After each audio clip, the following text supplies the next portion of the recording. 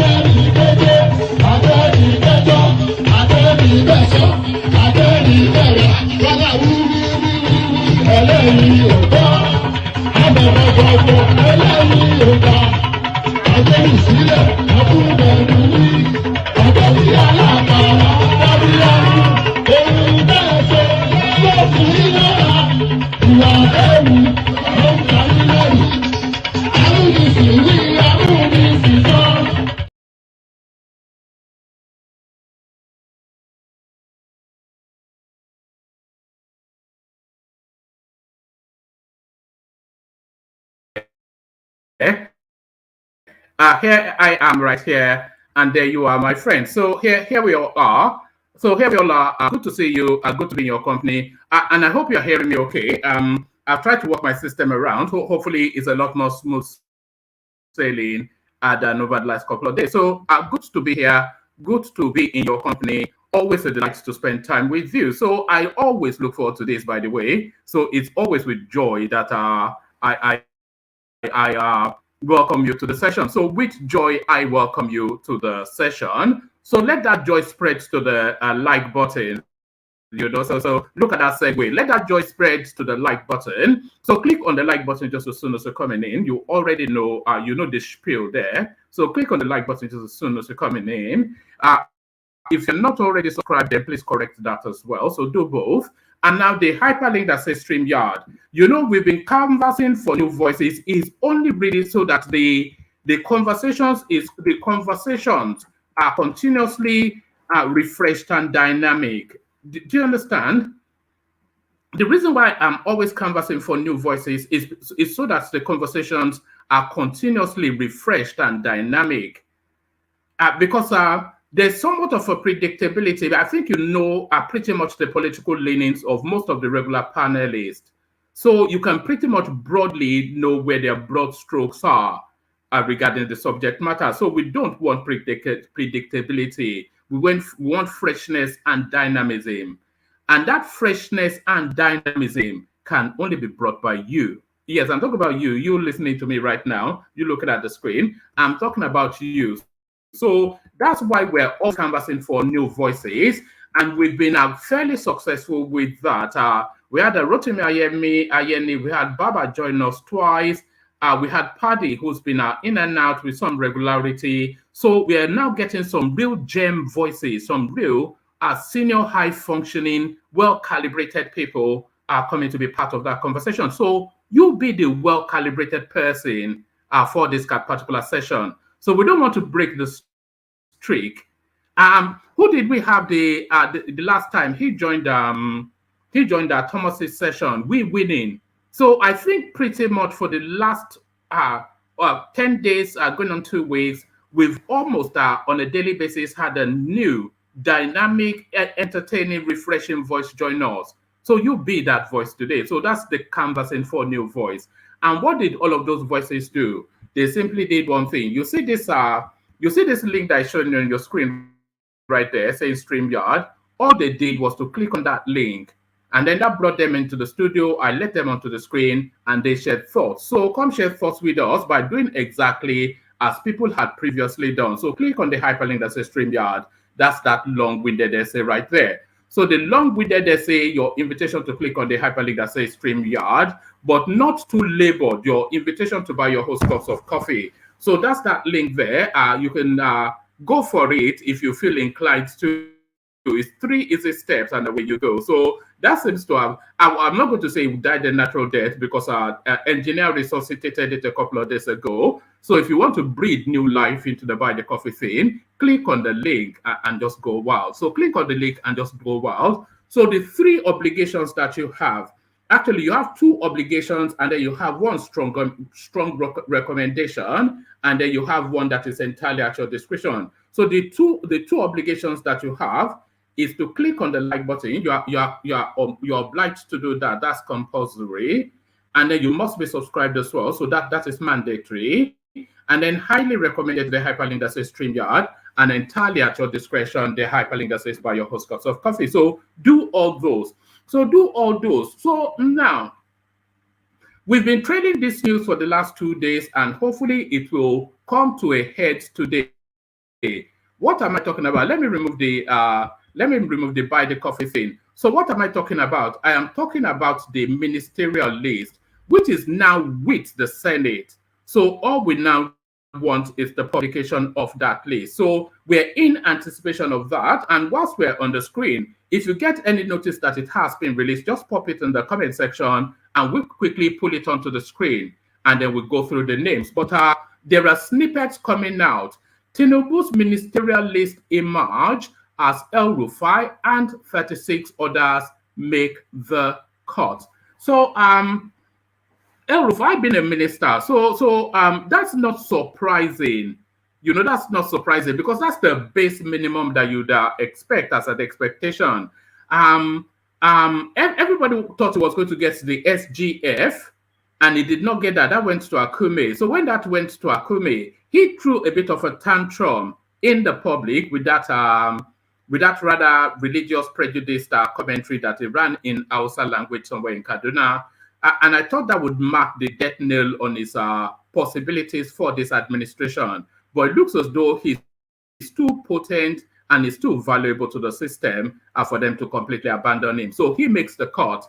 Tinubu's ministerial list emerges as El-Rufai, 36 others make the cut. So now, hopefully we get a list of names to start to weigh and configure. So to weigh and configure. So now we're talking about this, but there's only really one story going on within the Nigerian space.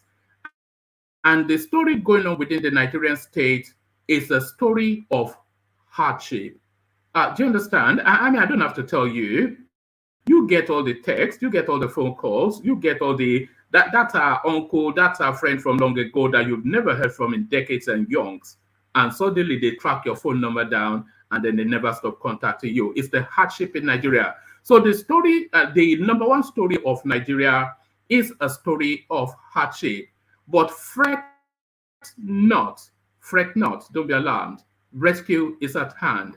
So rescue is at hand. So now rescue is at hand, and that rescue is coming in a multiplicity of dimensions. So the rescue at hand is coming from a multiplicity of dimensions. So what am I talking about? I'm talking about hold on.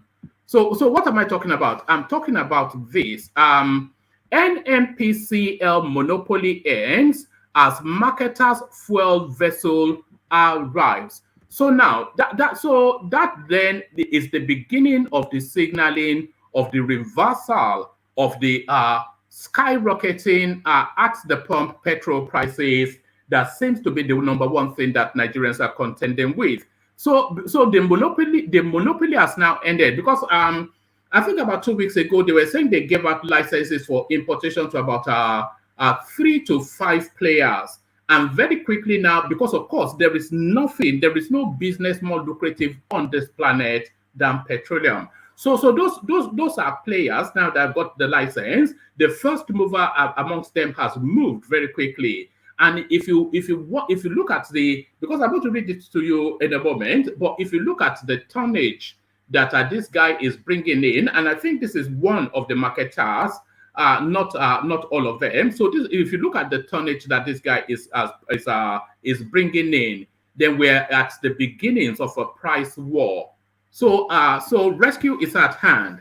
NNPCL monopoly ends as marketers' fuel vessel arrives. So rescue is at hand. Rescue is at hand. So rescue is at hand, and that rescue still comes, like I said, in a multiplicity of dimensions. So it comes in this dimension as well. Subsidy removal, huge relief as Tinubu's government moved to crash food prices, give fresh directive to NEMA CBN. So not to vaunt ourselves or anything, but it's somewhat of a curiosity that a lot of these things that we say here, they very quickly come into. We've always advocated that the price of food has been crushed, and it looks as though data signaling has got into the spaces that the signaling needs to. Sorry, I'm just trying to do something now. Yeah, so it looks as though that signaling has got into the spaces that the signaling needed to get to. Fuel subsidy removal, huge relief as Tinubu's government moved to crash food prices, give fresh directive to NEMA CBN. So what directives those are? and what results to expect from them. We discussed that shortly.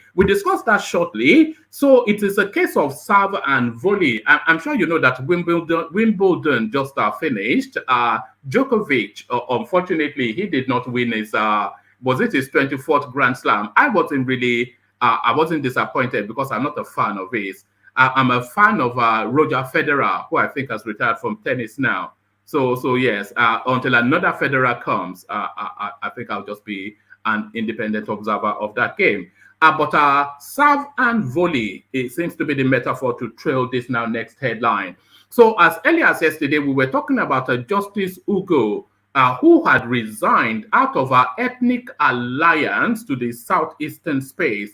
And we thought that was very unprofessional. And so unprofessional is it that it's turned out actually probably almost certainly not to be true. Tribunal, court dismisses Justice Ugo's reported resignation. So this seems as though one of those remember when we used to have those fantabulous storylines during the elections from the obedience space?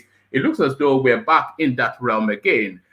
Tribunal court dismisses Justice Ugo's reported resignation. So we spend a bit of time there to find out exactly what's in play. So yes, this somewhat repeats. So this is from a different platform, actually. So this then adds somewhat to the veracity of this particular storyline. El-Rufai's ministerial portfolio emerges as President Tinubu set to name 37 cabinet ministers. So 37 cabinet ministers, but I wonder what the usual complement is. So 37. So that is to acknowledge then that one from each of the federating states, and then is there one from FCT as well? So we look at the name mix, and then we look at the state divisions, and then a lot of things to look through. We just want to see that list. So from that, we're back to that theme. Rescue is at hand. So the Tinubu journey is at a crossroad. So we've talked about the heavy weight of hardship that is vested on the people, but the rescue of the rescue of that situation is almost immediately to hand. In fact, it is immediately to hand. So the synergizing of it within the next 2 weeks, 3 weeks, all of these things that people are feasting fat on will become a thing of the past. We've already had the storyline of a ship berthing with a ton full of petrol to satiate the Nigerian market. So we've talked about that. We've talked about a food strategy, which the government is about to unfurl. And what pays for that? The money keeps rolling in. FIRS breaks in record 5.5 trillion in 6 months. So hopefully they start to remit these monies into their appropriate quarters, because we were having fantastical figures under the Buhari administration as well, but a lot of that never reflected in the bank account of the nation. Hopefully, it's more prudent management of resources by somebody that presents as an accountant. FIRS breaks in record 5.5 trillion in 6 months. So sometimes when you read these figures of how much the customs is breaking in, the FIRS in, the license, if you hear all of these figures that have been raked in, if you combine all of them and you marry them to the budget of the country, they over surplus the budget of the country. So you wonder sometimes where the hemorrhaging is that we're having to do all that heavy borrowing, especially under our brother from the north, Malam Buhari. So still with Malam Buhari, and following on from that theme of hemorrhaging money, this is one of the portals that all of that money was being frittered away from the Nigerian state. So this now next headline: NEC rejects Buhari's social register, adopts new method for cash transfer. So the social register, more vaunted by Sadiya Farouk, which all translates into her going around the Nigerian state with bullion vans, claiming to be giving 10,000 naira to the disenfranchised and the poor. So that doesn't seem like a system. But not only should they be abandoning this thing, they should be probing it as well. In fact, so alarming was it that Tinubu, even under the Buhari administration, was insisting that these monies had to be digitally transferred in order that there should be an audit trail. So if he, and that was one of the rare occasions that he actually was critical of the Buhari administration, the way they were just stealing money and claiming they were giving it to the disadvantaged. So that system, of course, is not even a system, it's just a theft. So it looks as though the abandonment of whatever it is, they couched that under. NEC rejects Buhari's social register, adopts new method of cash transfer. So that new method of cash transfer, very much debated, a lot of opinion wrapped around it, but what is in play there, we find that out shortly.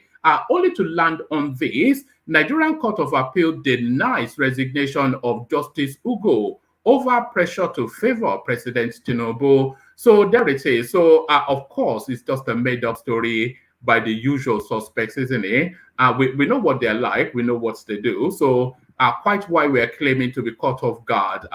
They say, fool me once, fool me once, more fool me. Fool me twice, more fool me once, more fool you. That's the phrase. But fool me twice, more fool me. So more fool me, more fool you. But is this feeling enough?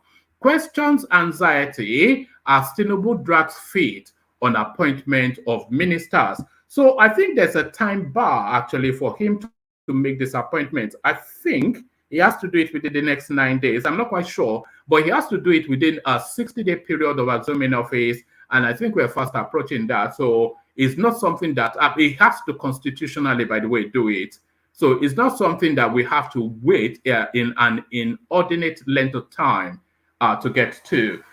Questions anxiety as Tinubu drags feet on appointment of ministers. So we wrap around that as well. We'll wrap around that, and only then to wrap around whatever storylines the panelists bring to us as well. Because of course, you know, it's a little bit here and a little bit there. That's how we do it. We take it from everywhere and we mix it all up. So we take it from everywhere and we mix it all up. So lean back, kick back, take it easy, relax into it. Do this, put your hands up and just surrender yourself to the space for however long the session lasts. Just give it up.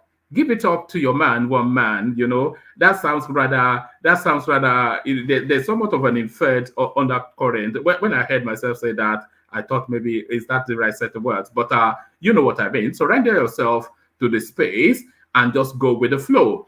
But before you put your hands up in surrenderment, that invitation again for you to click on the like button. We are not seeing that reflecting strongly enough. I know it's not from lack of willing, it's from lack of reaching to it. So make the effort to reach to the like button and click on it. Then you would have fulfilled your righteousness to the space. Then you can relax and enjoy the session in the full confidence that you have done your bit. So do your bit by clicking on the like button. And if you're not already subscribed, one swift motion there should correct that as well. Click on like and subscribe. The hyperlink that says StreamYard to come join. Your invitation to buy your host cups of coffee. Let me take a microsecond to recalibrate, and then when we come back, we launch into it. You know where we're going, of course. Egbe Elemu, the Kegite. Only water, where they see my water. Oh yes, water. Only water, where they see my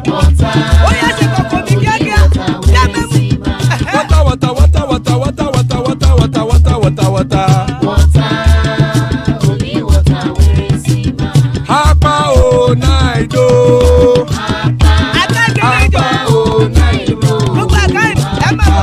Hapa you don't come oh.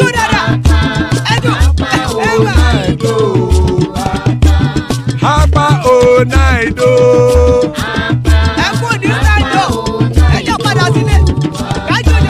Oro keke elemu ye o. Ide shodi ya keke elemu re o.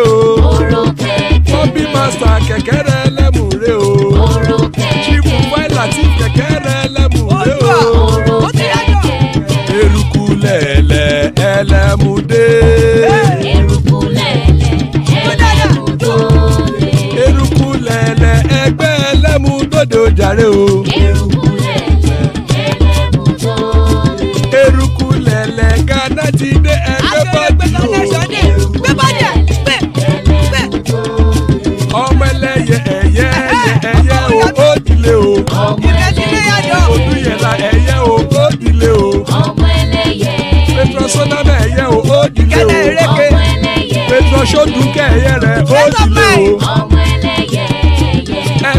ọ̀run mú ìní o.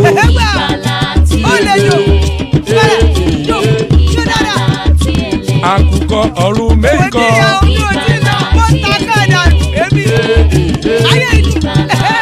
Ikú kò ní ríwà gbéṣe o.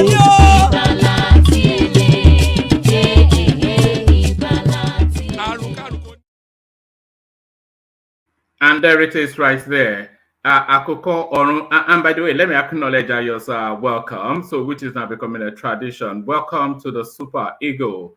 So I wonder if the Falconets, I wonder if they're in Australia now. Thomas will tell us when it comes on, and I wonder how they're doing. There's a female World Cup going on down under, which is what they call Australia, down under. So I wonder whether the Falconets are there and how they are doing. So Thomas to tell us that. But welcome to the Super Eagle. So rather handsome welcome note by Ayo right there. So the care guys, may death have nothing to do with us. So amen to that on behalf of myself and you, my friends. So amen to that on behalf of myself and you, my friends. So Iku Koni Riwagbeche, as guys, I bring you this. Tinubu'S ministerial list emerges as El-Rufai and 36 others make the cut. Even as the ministerial list from President Bola Tinubu is expected to be announced by the Senate, there are strong indications that former Kaduna State Governor Nasir El-Rufai will be appointed Minister of Power. So let's pause there for a moment. So this indication, this speculation, this projection, this assertion has been made over the last 3 days. You know, consistently people have been saying this, that this is the portfolio. That and by the way, the list exists, though, and people know the names there. So it's not just it's not in the realms of wild speculation. This is from a knowing speculation from somebody who would have dropped it. Maybe it was even El-Rufai himself that is putting it out there. Even as the ministerial list from President Bola Tinubu is expected to be announced by the Senate, there are strong indications that former Kaduna State Governor Nasir El-Rufai will be appointed Minister of Power. Correspondents report that multiple sources privy to the development have confirmed that the list is ready and has been submitted to the Senate for consideration.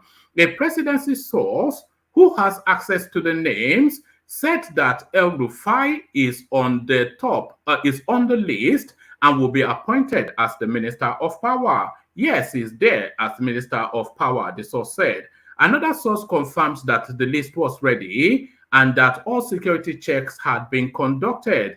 The list has been tinkered with several times by President Tinubu, owing to disagreement from states and stakeholders, as the source said. It is quite a thing, you know, that this list has not leaked to the public. It shows the strength of it shows the professionalism, a better phraseology. It shows the professionalism of information management by the team, or whoever the team is, that this list has not leaked to the public. The source also revealed that El-Rufai has begun to meet some experts he wants to work with to fix the power problem. It's a take home the Tinubu administration wants. It's a take home the Tinubu administration wants. So it's a take home the Tinubu administration wants. So that tells you then that is a marquee project. So that is one of the projects, because that is what that tells you anyway. It's a take home the Tinubu administration wants. And anybody that's able to solve the electricity problem in Nigeria will go down in the history of that country on the right side of history. In fact, it will go to the top of the list. That's just what will happen. So it's a take-home the Tinubu administration wants. The ministerial list is expected to be announced by the Senate today or on Tuesday, Wednesday, or Thursday of the following week, which are legislative days. So is all this waiting around that there is somewhat of an annoyance? It is understood that due to the modified constitution's 60-day deadline for the president and governors to form a cabinet, any presentation of the list to the Senate after these dates would be unlawful. So at the longest possible we cannot wait beyond next week, Thursday, because then it will become illegal. But then I wonder what the consequences will be.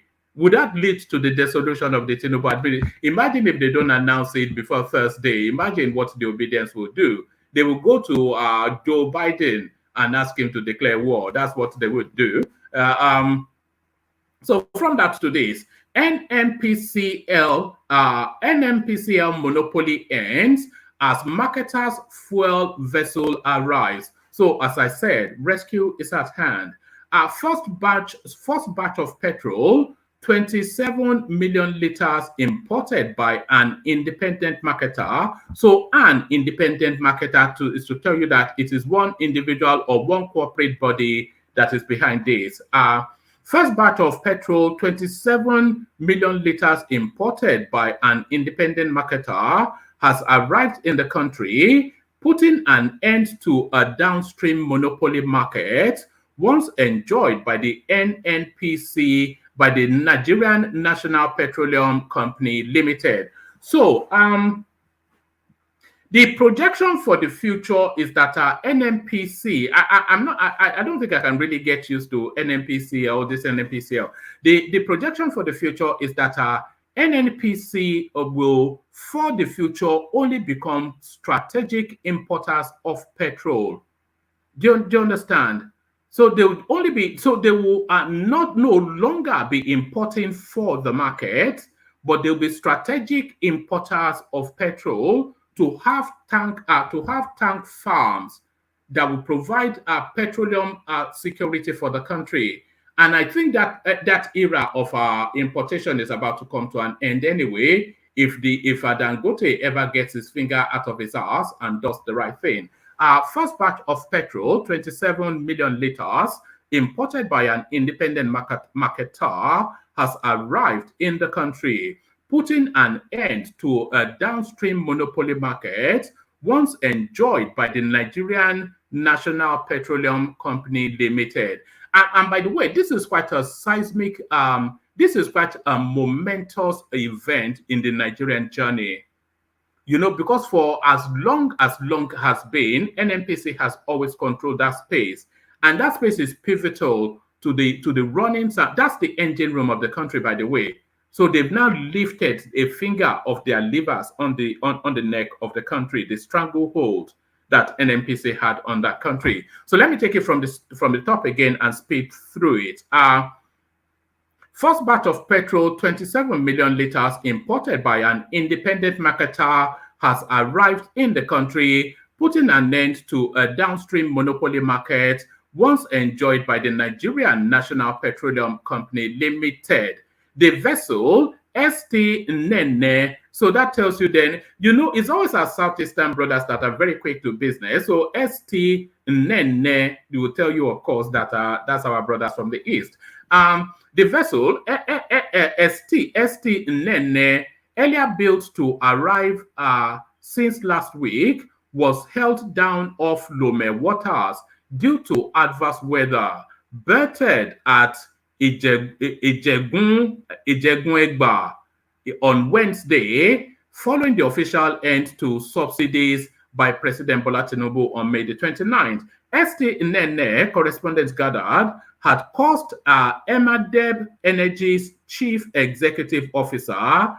So I take that back. It's not from the East. So Emadeb Energy's chief executive officer, Adebowale Olujimi, and its bank partners $17 million to hire. So to hire the when I saw the 17 million, I thought that was the value of the content, but to hire the vessel is 17 million.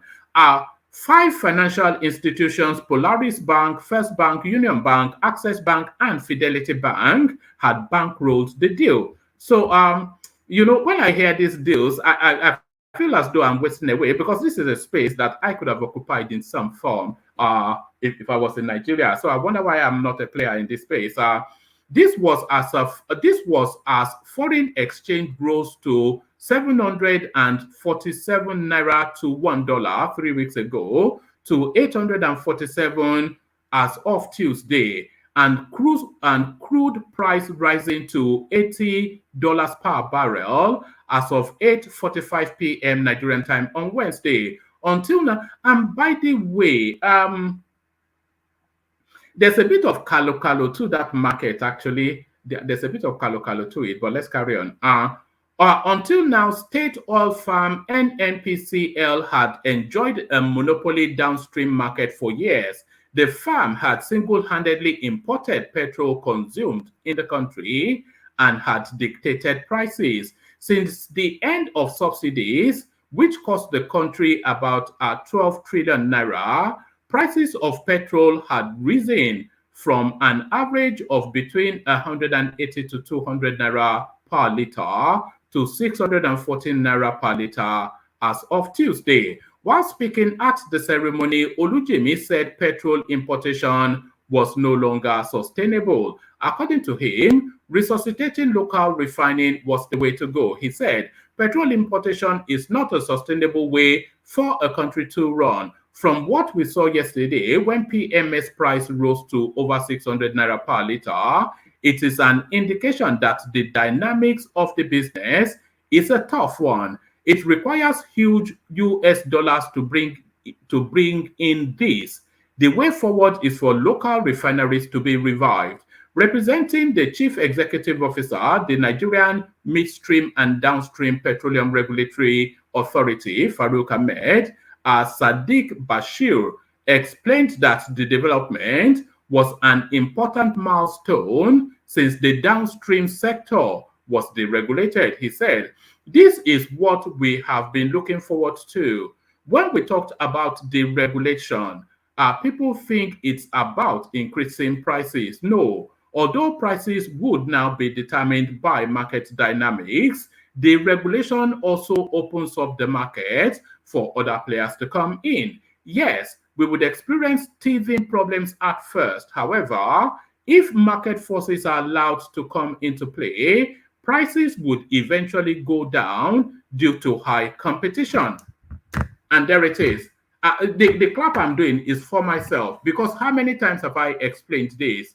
That free market forces will drive the prices of these things down. I've said that endlessly, and this is what the experts are saying as well. Okay, so yes, we would experience teething problems at first. However, if market forces are allowed to come into play, prices would eventually go down due to high competition. We are sure that NMDPRA, they love their acronyms in Nigeria. We are sure that NMDPRA would continue to ensure quality control of products being sold to the public. I wonder if the quality controlled the jet fuel that was brought in just last week, that is dropping the plane from the skies. General Secretary, the Natural Union of Petroleum and Natural Gas Workers, Afolabi Olawale, also canvassed for local refining. He said, if we want to go for deregulation, we should not go for importation. We should not submit our economy to be determined by foreign firms. But since we are now there, the government needs to speed up on palliatives because things are hard on everybody. We also enjoin marketers to shun excessive profiteering. The National Controller Operations, the independent, so there is anyway, rescue is at hand. So there it is, rescue is at hand. So rescue is at hand. So let's now go back to the ministerial list, because that's the sequencing of how I've listed it. Questions anxiety as Tinubu drags feet on appointment of ministers. So let's see now. Yes, it's taking too long. It's just the thing. He said he was ready for the job. He said he'd been preparing for 30 years. So now, why is he moving so slowly? The economic crisis in the country has continued to deepen with a spike in inflation as President Bola Tinubu delayed the composition of the Federal Executive Council 52 days after taking office. The Fifth Amendment to the Nigerian Constitution mandates the president and governors to submit the names of their ministerial and commissioner nominees within 60 days. So within 60 days, then he's 52 days in, so that gives him what? 8 days. The Fifth Amendment to the Nigerian Constitution mandates the president and governors to submit the names of their ministerial and commissioner nominees within 60 days of taking the oath of office for confirmation by the Senate or State House of Assembly. The cabinet gives a glimpse into the president's governance style, policy direction, and this has, in fact, I hate to blow my own vuvuzela, but these are, word for word, these are things that I say regularly on this platform, as a lot of you will bear me out, that the cabinet is so important because that will tell us the direction of travel for the next 4 years. So if it's a man here on business, or if it's a man here for a good time, that the cabinet composition will tell us that. If Tinubu is here on business, or is here on a good time, or here for a good time, just the names alone will tell us that. The cabinet gives a glimpse into the president's governance style, policy direction, and the team executing the administration's agenda. And by the way, let me bookmark you, everybody listening now. We have Prince, actually, yes. Let me bookmark you now. We have Prince Adewale Adebayo joining us on Sunday. So they have already put it out. So make sure you hook that up. So Prince Adewale Adebayo, the Social Democratic Party's presidential candidates for the just concluded election. He's joining us on Sunday. So bookmark that. Let me actually let me put it up as a flyer because yes. So it's a big deal, by the way. So he's joining us. Let me show you it. The thumbnail is already out. So if you're on the platform, then you should know. Let me put it there. All right, so this is what I'm talking about.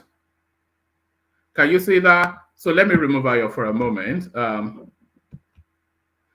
So there it is. So Prince Adewale Adebayo, the 2023 SDP presidential candidate. So he's coming to join us on Sunday to talk about the state of the nation, Tinubu so far, his journey in politics, the Obi Atiku saga, and the hardship of the Nigerian as a person. So all of that conversation is coming to have with us, and is going to take your questions as well. He has visited us before, as a lot of you would know. So he's coming back to catch up from what happened from the last time he was here to the situation the country finds itself in now, because a lot has happened since the prince last visited us. So bookmark that this Sunday.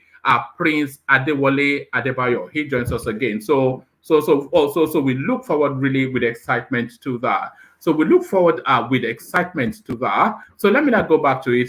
So I paused. So let me just think through it. The economic crisis in the country has continued to deepen with a spike in inflation as President Bola Tinubu delayed the composition of the Federal Executive Council 52 days after taking office. The Fifth Amendment to the Nigerian Constitution mandates the president and governors to submit the names of their ministerial and commissioner nominees within 60 days of taking the oath of office for confirmation by the Senate or the State House of Assembly.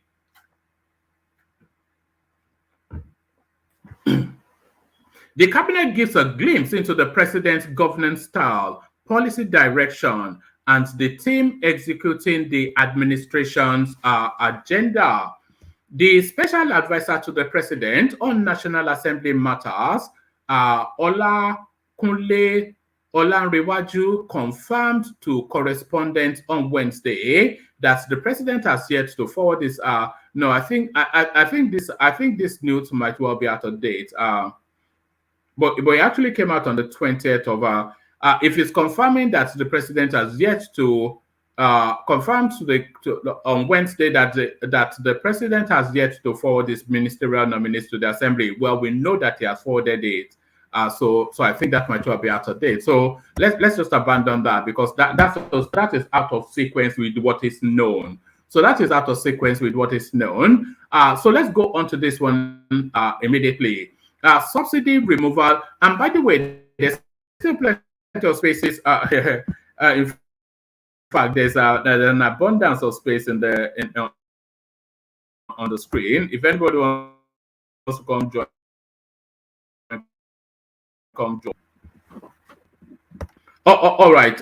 Subsidy removal, huge relief as Tinubu's government moved to crash food prices, gives fresh directive to NEMA-CBN. So let's see.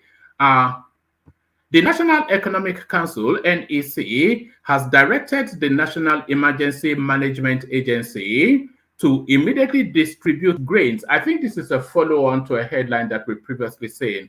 The National Economic Council, NEC, has directed the National Emergency Management Agency, NEMA, to immediately distribute grains to states within 1 or 2 weeks to bring down the price of food items across the country.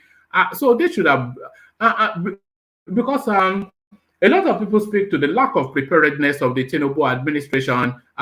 So this is something that they should have done, and not something that they are planning to do. The moment he was saying that fuel subsidy is gone, they should be rolling out these grains. Governor Bala Mohammed of Bauchi State made the disclosure whilst briefing newsmen on the outcome of the NEC meeting chaired by Vice President Kashim Shettima at the Presidential Villa Abuja on Thursday, July the 20th. The governor said that Shettima directed NEMA to release the grains immediately, adding that states would be involved in the mechanism.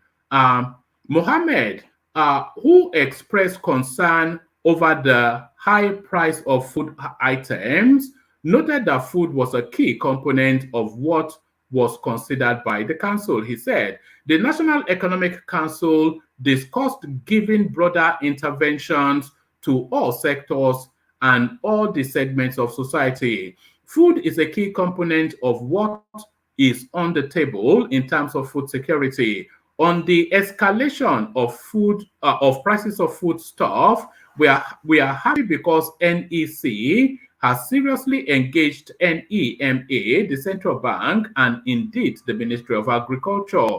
We have some buffer stock that is already there with NEMA. So council directed that the states will immediately be allocated substantial portions of food items, grains, and so on for distribution, so that the prices of foodstuff will come down. These grains will be given at subsidized rates or at the rate they were acquired. The CBN Anchor Borrower Program and its Agric program have ensured a large stock of rice and other grains. These will be made available within 1 week so that they will be distributed to the states. So it is with both relief and an annoyance that I'm reading that actually it is with both relief and annoyance that I'm reading that because. Oh, can you hear me still? I thought I dipped there. So I was saying it is both with relief and annoyance that I'm reading that, because it was available as an option. And why did it take them this long to present?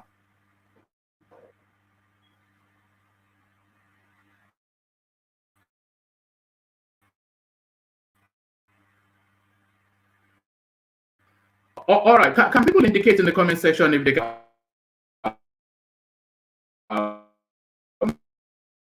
I guess my system is funking up a little bit.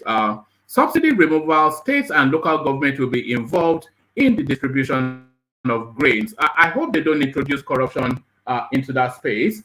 am I still doing anything?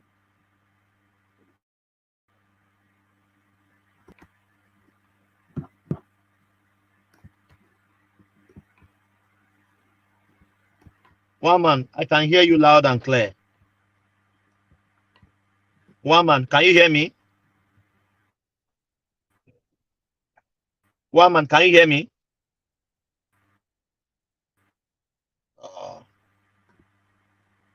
Sunday, Wednesday,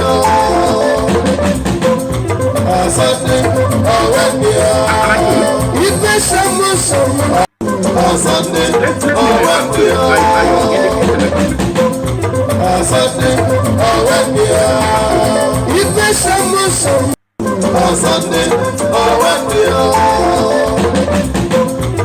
Sunday, Wednesday. If there's someone, Sunday, Wednesday. I can sell it, Sunday, Wednesday. And then if I don't go, Sunday, Wednesday. It's a journey, Sunday, Wednesday. It's a country, Sunday, Wednesday. It's a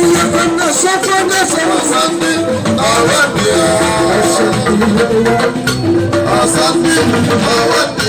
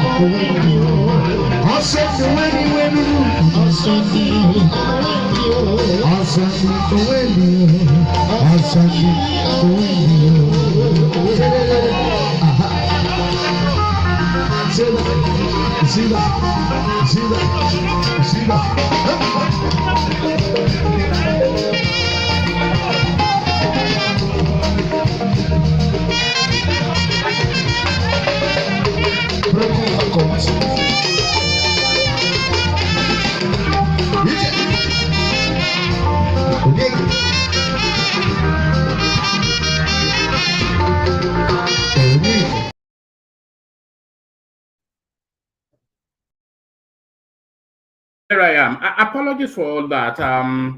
I have actually got myself a new system, which I tried to use yesterday, but I've not yet fully calibrated it. So that's why I'm still using the old one. So it's the old one that, but hopefully by tomorrow I'll have fully said, I've not calibrated it yet fully to my satisfaction. But so there it is. This is it. It's a one-man show, isn't it? It's a one-man system. So what do you expect? It's just me. It's just me literally in my conservatory talking to you guys. So that's the expectation. But no. Yes. So let's get back to it. I think this is where we were. We were talking about when we were talking about. Hopefully it's a lot smoother now. So indicate to me in the comment section if it is a lot smoother. Lot smoother.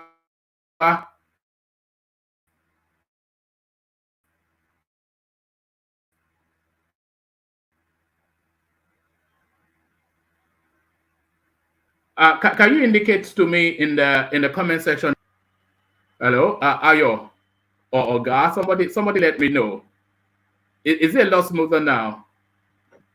Let me bring Thomas on. Thomas, is it a lot smoother now? Can you hear me better?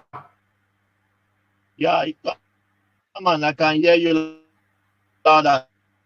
Oh, all right, brilliant. Oh, all right, brilliant. So thank you, Thomas. So let me press on and but hopefully, apologies. I promise this will be the last time. Like I said, you've seen my new system. I just need to set it up to my satisfaction, so that I switch over to that. It's also a subsidy removal. State and local governments will be involved in the distribution of grains. The government revealed that the NEC has established a robust agreement that state and local governments will be involved in the distribution of grains. So it's just another opportunity. Hopefully, they don't turn it into another looting thing, which almost certainly they will do. So they'll be holding it as well. Remember when they gave out palliatives during the C-19 thing, and a lot of these senators were holding it to the point that they broke into the warehouse and the food was molding as people were starving. As a subsidy removal, President Tinubu's federal government finally decided on palliative measures for Nigerians. Following the removal of the petrol subsidy and the recent hike in petrol prices to up to 617 naira per liter, the National Executive Council has finally agreed on palliative measures for Nigerians. The decision was reached on Thursday, July the 20th, at a meeting held at the council chambers of the State House in Abuja. The meeting, which was chaired by Vice President Kashim Shettima, has in attendance governors of the 36 states of the Federation, the Director General of Nigerian Governors Forum, as well as stakeholders from the World Bank and other agencies of government. NEC also considered integrity test on state social security register. Cash transfer would be done via state social security register, subject to state peculiarities. So yes, we'll get to that in a moment. All right. So those are the palliatives coming in for the fuel subsidy thing. So hopefully that works out.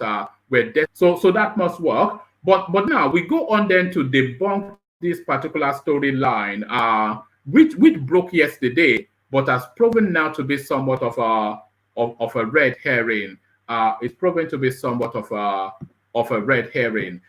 Tribunal court dismisses Justice Ugo's reported resignation. So let's have a look at that. I remember when we used to do that thing, there was this particular newspaper that we used to go to have jokes. The Court of Appeal on Thursday reacted to the widespread news on the purported resignation of a member of the Presidential Election Petition Court, Justice Ugo. The court has refuted the news, describing it as false and misleading. Whilst dismissing the report, the Chief Registrar of the court, Umar Bangari, appealed to the general public to ignore the fake news. Bangari spoke to journalists via a telephone conversation in Abuja. The news of the purported resignation of Justice Ugo from the bench, citing demands to kneecap democracy, broke on Thursday on the internet. The online report stated that Justice Ugo resigned from the bench, citing demands from the executive arm that he believes will destroy the country's democracy. In a statement, as reported by the online platform, Justice Ugo said that siding with the government on the petition challenging the election of Bola Ahmed Tinubu will be the death of Nigeria's democracy, and that he could not, in good conscience, remain silent. I think with the benefit of hindsight, we should have known, we should have known that this was fake news from the get-go, because justices speak in a particular sort of language. There's a tonality of English that the legalists use, and it's not this sort of pedestrian language that we find in this statement. So we should have picked that up. The language, it doesn't fit with the space, especially a senior bencher who would not be speaking in this sort of ludicrous, pedestrian, somewhat obedient sort of use of language. In a statement as reported by the online platform, Justice Ugo said that siding with the government on the petition challenging the election of Bola Ahmed Tinubu will be the death of Nigeria's democracy, and that he could not in good conscience remain silent. According to Justice Ugo's purported statement, he was asked to cripple the independence of the judiciary by ruling in favor of a certain political candidate. In addition, he was asked to suppress evidence and dismiss cases that could have an impact on the election. So the language, hold on.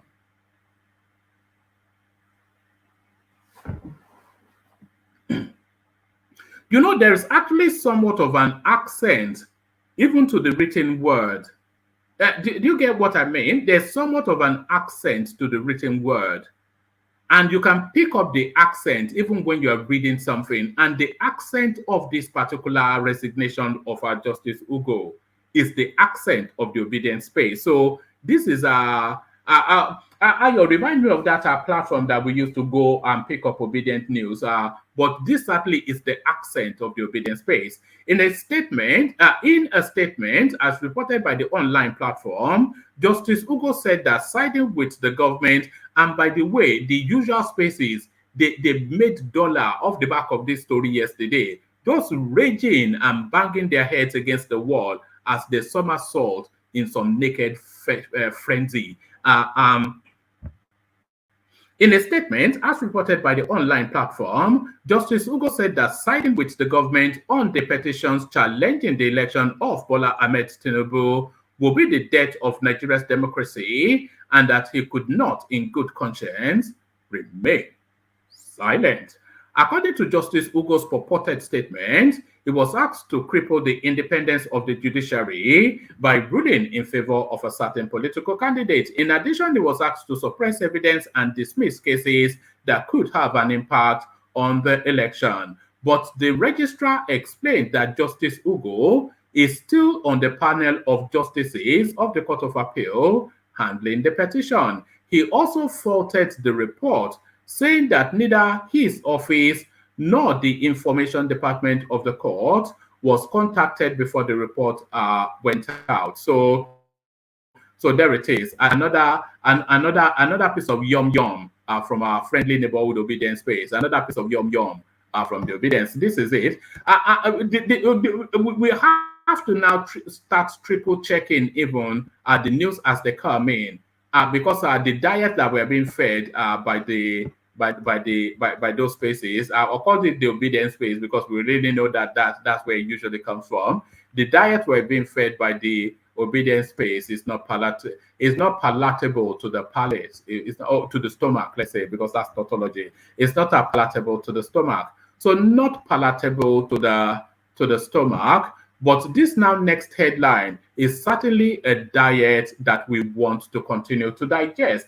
So this now next headline is certainly a diet that we want to continuously till eternity digest.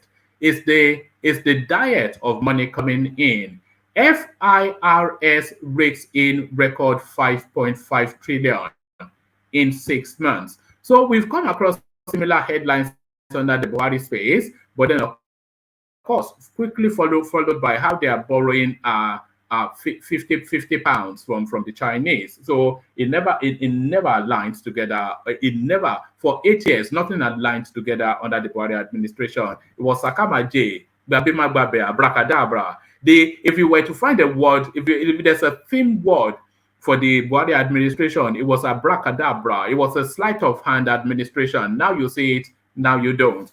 The Federal Inland Revenue Service, FIRS, has announced a total revenue collection of 5.5 trillion for the first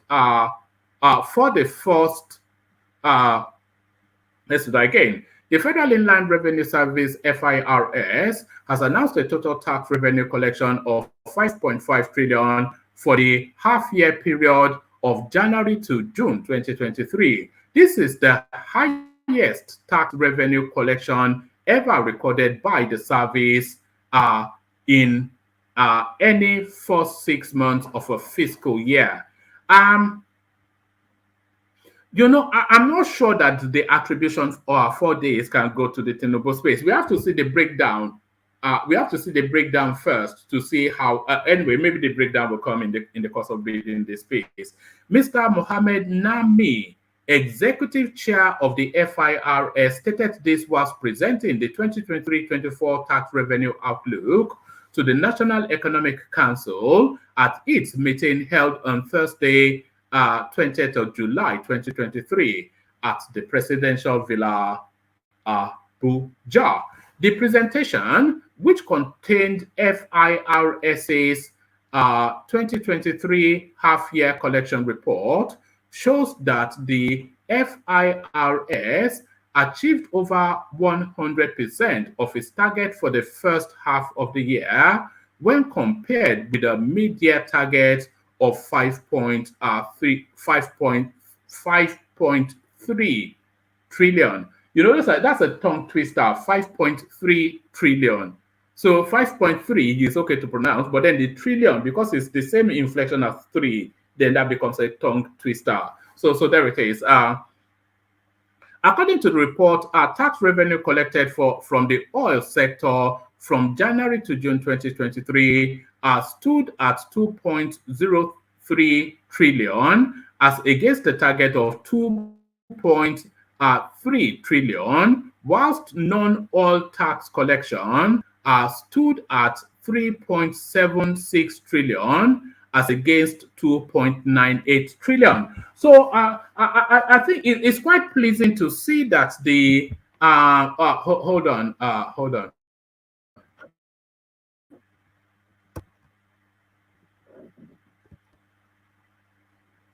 Hold on.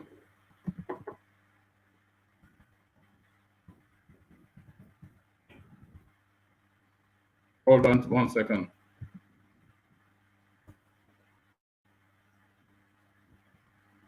Just 1 microsecond.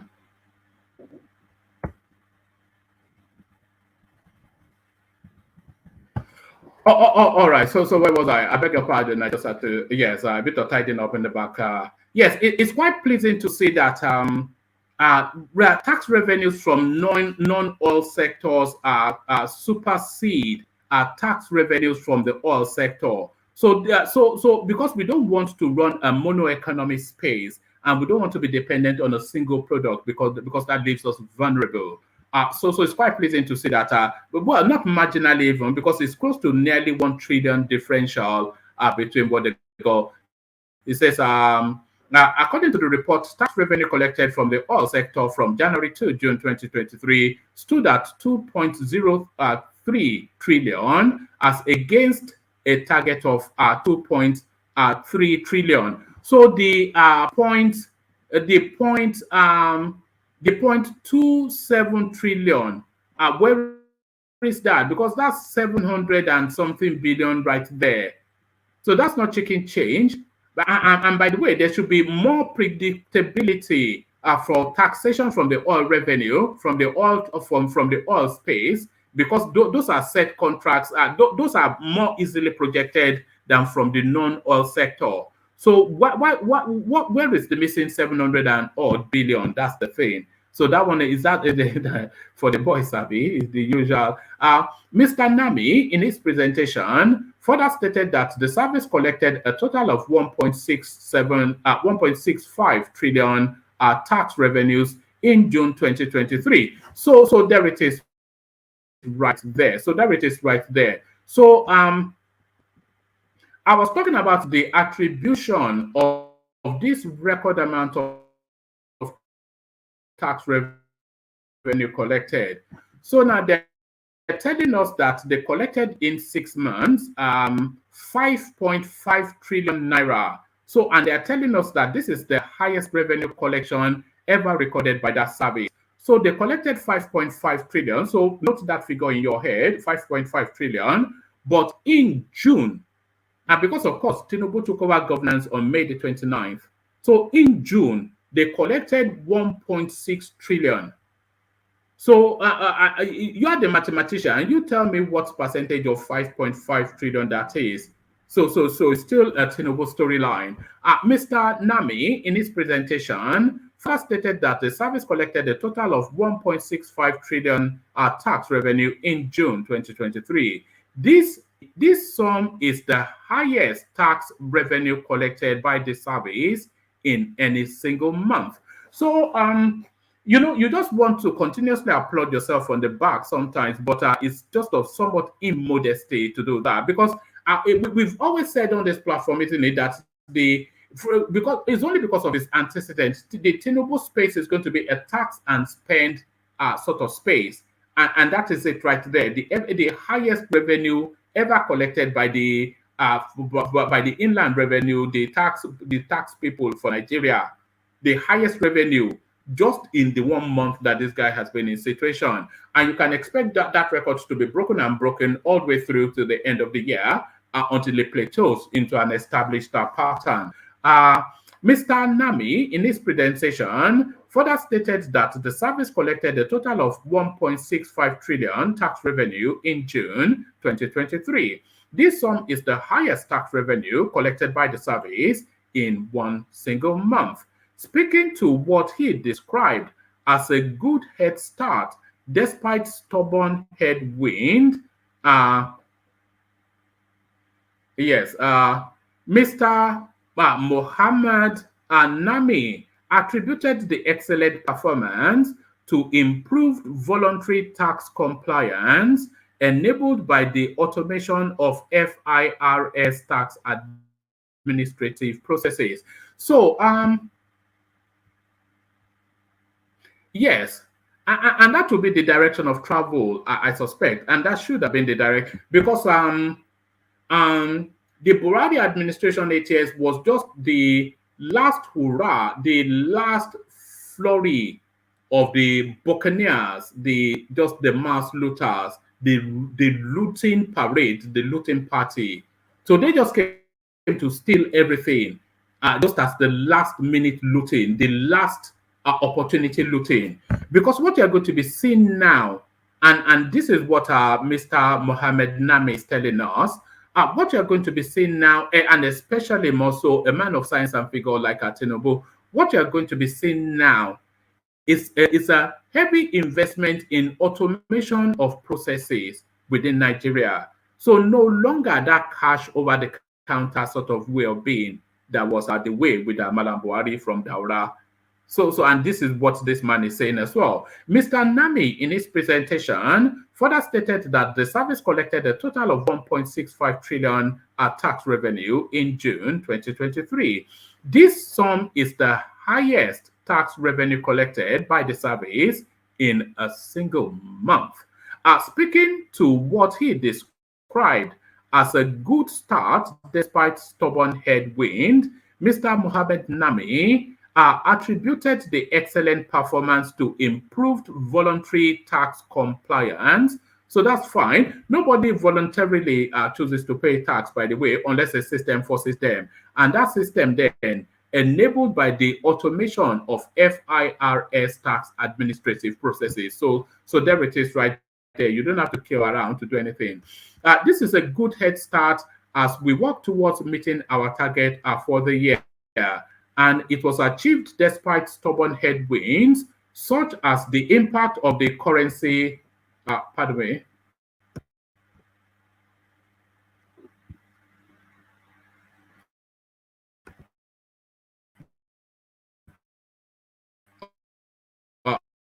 All right.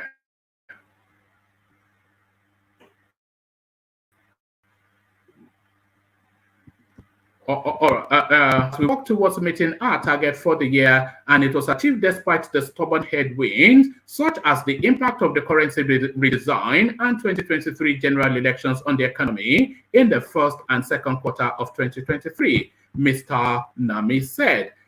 This half-year performance was achieved as a result of improved voluntary tax compliance by taxpayers, the continued improvement of automation of our tax administration processes, including the updated VAT filing processes, as well as our dogged engagement with stakeholders in both the formal and informal sectors of the economy. He concluded, commenting on the outlook for the remainder of the year, the FIRS executive chairman gave assurances that the country should expect better days ahead in terms of tax revenue collection. We believe that the performance in the second half of the year will be better considering the continuing improvements to our tax administration processes and positive impact of our current government policies on the economy, the executive chairman said. It will be recalled that the service achieved a total collection of 10.1 trillion in the year 2022, being the highest tax collection ever made by FIRS in a single year. So yes, this is it. With automation ends corruption. That's just what we're hearing. With automation, because of course, you can sit in your bedroom, file your tax, whatever, print it out at your local cyber cafe, and you don't have to have any interaction with any rascally civil servant looking for a feed. So let's go from that to this. NEC rejects Buhari's social register, adopts new method for cash transfer. So not only should they reject it, they should probe it. That the amount of looting that Sadiya Farouk did there, and her husband now, the former naval czar. The National Economic Council, NEC, has decided not to use the social register from the previous administration led by Muhammadu Buhari for the implementation of its conditional cash transfer program due to credibility issues. Instead, the council suggested a cash transfer program for states using their social register and a 6-month cash reward system for public servants.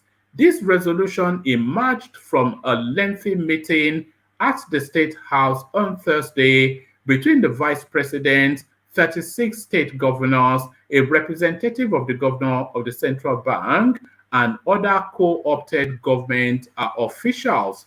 Top on the agenda of the council's meeting today was to fashion out a way to provide palliatives for the poor to cushion the effect of fuel subsidy removal. So yes, how that money is still to get into the hands of the people that need it the most. So that still remains the magic trick that we're looking to see from Tinubu. But really, not using Buhari's list is a good start. But like I said, plenty of room on the studio, but we do have a smattering of our panelists. Kumi joins us. Thomas, of course, as a matter of resuming duty. Rational Mind makes an appearance, and Solomon in Abuja. So whoever wants to join, and then Darati joins us at the last minute. So whoever wants to join us can join us, and especially that new voice. If you want to be the new voice for the day, remember we had Baba yesterday, who was so elegant in his presentation. So if you want to be the new voice of the day, if you're a new voice, and if you're from the north and you're female, you know we're looking for you. But we're looking at in this instance in the direction of Solomon, who joins us. So Solomon, you kick it off. So are you ready to go, Solomon? Yeah, I'm ready to go. Good morning, one man. Can you hear me? I hope. Yeah, I can hear you. Why do you always rush? Calm down, settle down. I hope your connection is good today. So yes, settle down, settle in. So let's make a conversation. How we telling you settle down when he's conscious of the data? This old man, no, it's not data. It is old man. It's not data. I just like boy. People like Solomon. Oh man, I'm very good. I just please. You like to go at speed. I don't speed with the girls. No, oh man, this period is not for the girls. It's to focus. Let me quickly move on before I say I shouldn't have. Yeah. Hello, can you hear me, let me woman? even ask as an aside. Can young men still afford to? Yeah, I can hear you. Can you hear me? Yeah, I can hear you. I can hear you. Can you hear me? Yes, I can hear you. I can hear you. Oh, all right. I think Brilliant. Just as an aside. I think your Yeah. yeah. Go on. Am I dropping again? Yeah, you're good now. You're good now. We can hear you. Hello, are you there? All right. I was just going to ask, just as an I am here. Can you not hear me? We can hear you. We can hear you. Can you hear me? Yes. We can all hear right. you. So then we carry on. All right. So yes. So I got that. So yes, I was just going to ask, just as an aside, are young men still able to afford to have girlfriends? Can you still afford a girlfriend under this economic climate? If you are not making like at least 6 digits, I don't want to just go straight to 7 digits. 6 digits, that is not from 100k, not 100k, like 100k. No, like let me say from 200k up. You can have a girlfriend if you, depending on the kind of girl. Except it's dirty, you want to be following. But if you want to follow correct girl, like maybe to me, Shaz, I feel like people I call correct girl. If you want to follow this kind of girl, yeah, you need to make 6 digits, like from that 200k up. It's not like you'll be spending money, but you'll be spending too much. But you need to be very alright, to be honest, because most girls now in Nigeria now, you kind of eyes like the way they tear their eyes now is very, very crazy, to be honest with you. Well, what's the expectation of the girls now? What are they expecting? What they're expecting, you should live on your own. Make sure you have your own apartment, you have a ride, you like, and now maybe because I'm in Abuja, yeah, you have no locations. You must always take them to locations, that kind of thing. So that's why you see, it's very difficult to have a girlfriend in this Abuja. Inside all this wahala, they see they make out. They see the girls. I didn't tell you. If you have anybody, just ask the person to confirm this thing. I don't think the girls can have that demand though, because the boys don't have the budget. Do the boys have the budget for those demands? Yeah, maybe that is why the street is there. So you will not blame them, Sha. That is why. So the boys, the girls have this demand. I'm telling you the truth. I did tell you the truth.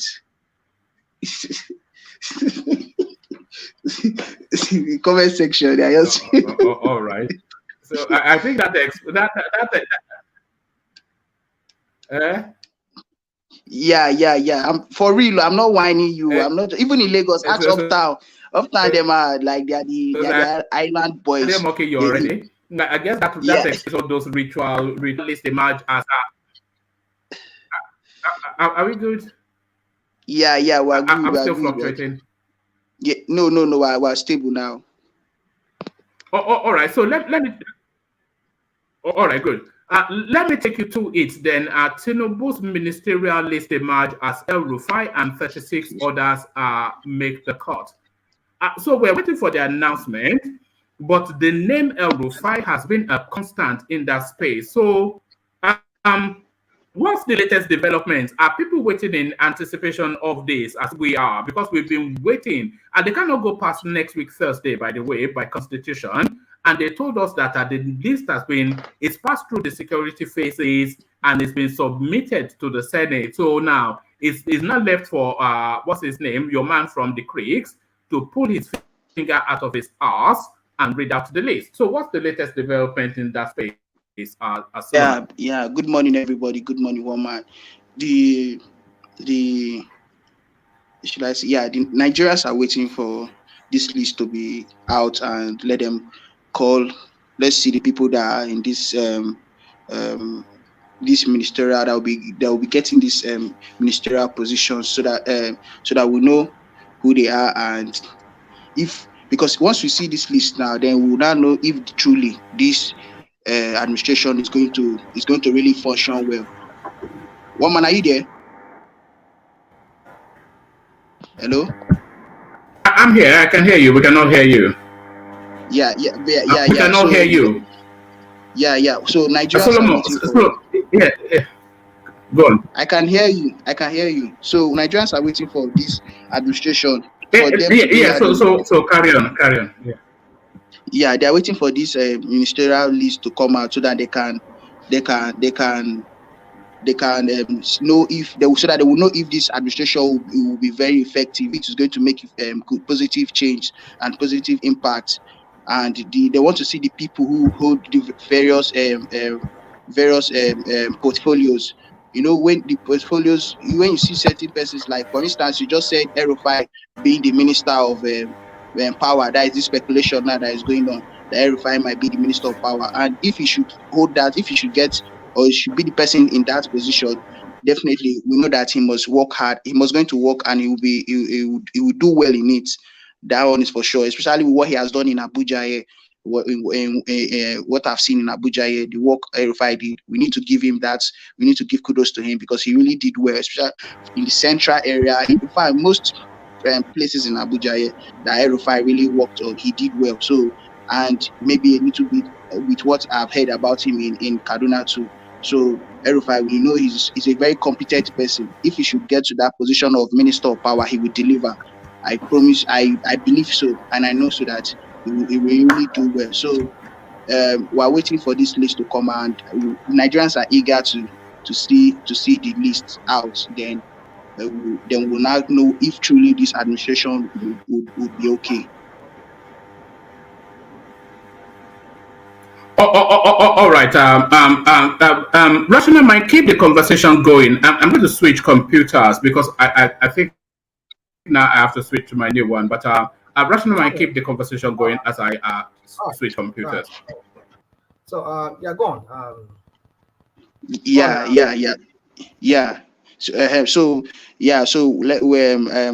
But I think like according to, are you saying that the position that each of them would they will take it's been released? There's a leakage.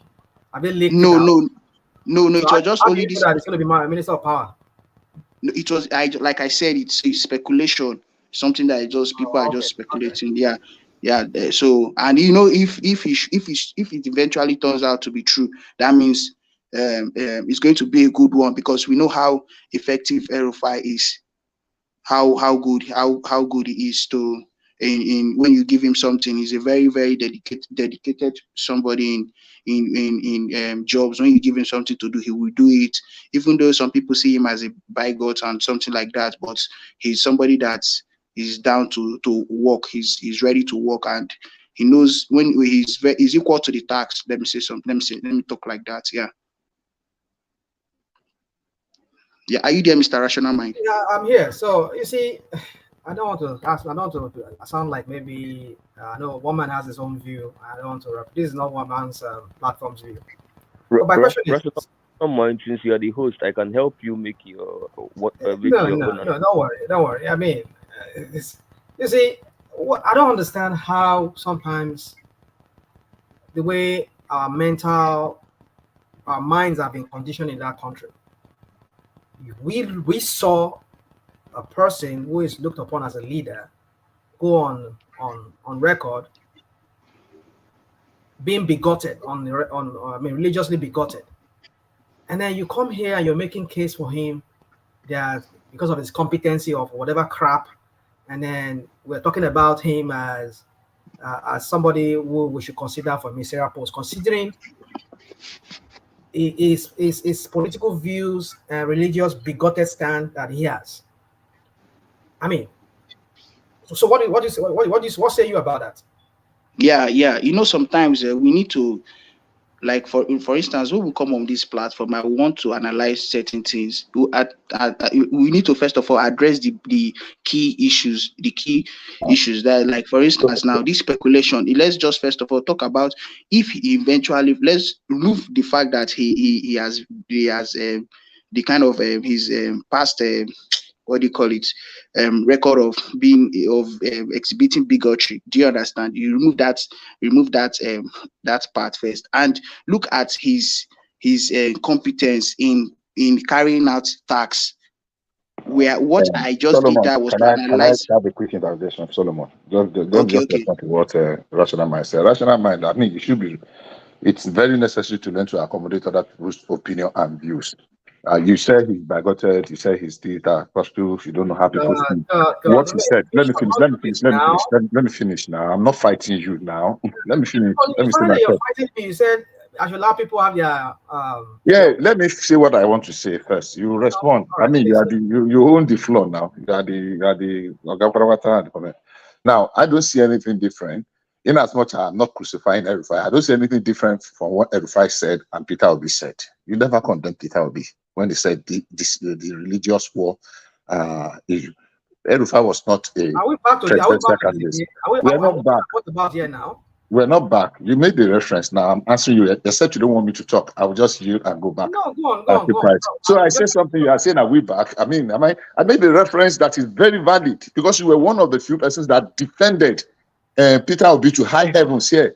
But you just condemn somebody that is going. Hold on. Oh my God. Okay, go ahead. No problem. If you don't want me to talk, that's no. Go on. I'm just. Peter Obi did not push for Christianization of Nigeria. Hold on. Let us have order in this something. I mean, Bishop, can you land your point? Just land up. I'm just interjecting you. Go on, please. If you want me to land my thought, I'm not fighting. There is nothing different from somebody is saying Peter Obi did not call.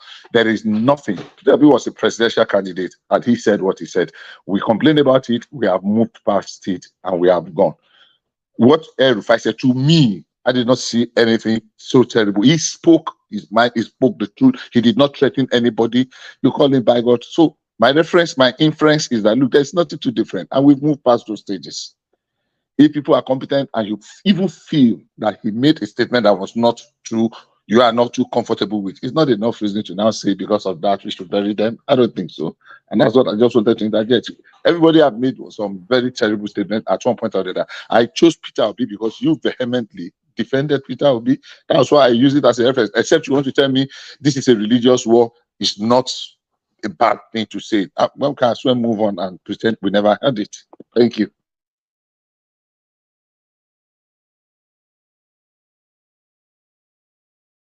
Allow me.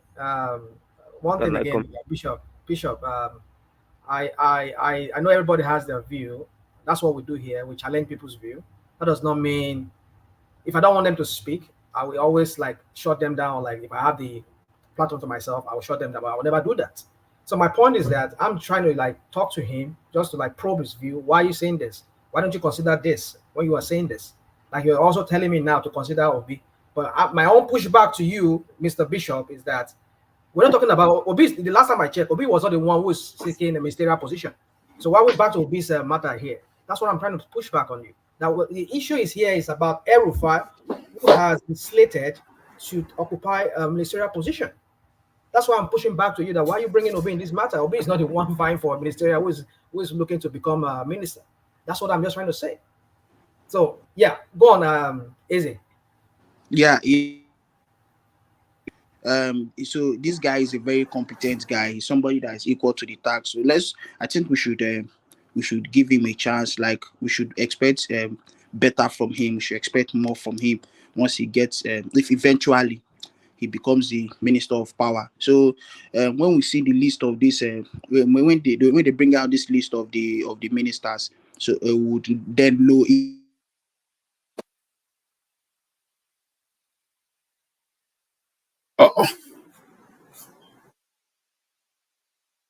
All right. Can you hear me now? We can hear you. We can see you. But is that better? Is that better around? Better. Yes, this is my new system. So I've not really been able to calibrate it fully, but I wasn't really. I wasn't going to let you. Sounds different. Sounds new. Sounds different. Yes. So So this is my new system. Yes.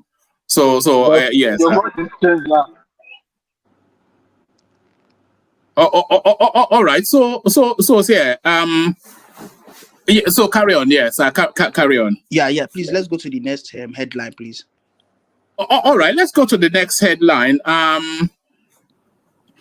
Tribunal court dismisses Justice Ugo's reported resignation. So remember we discussed this at some length yesterday about this so-called justice that resigned for reasons that he was claiming that he couldn't compromise his ethics.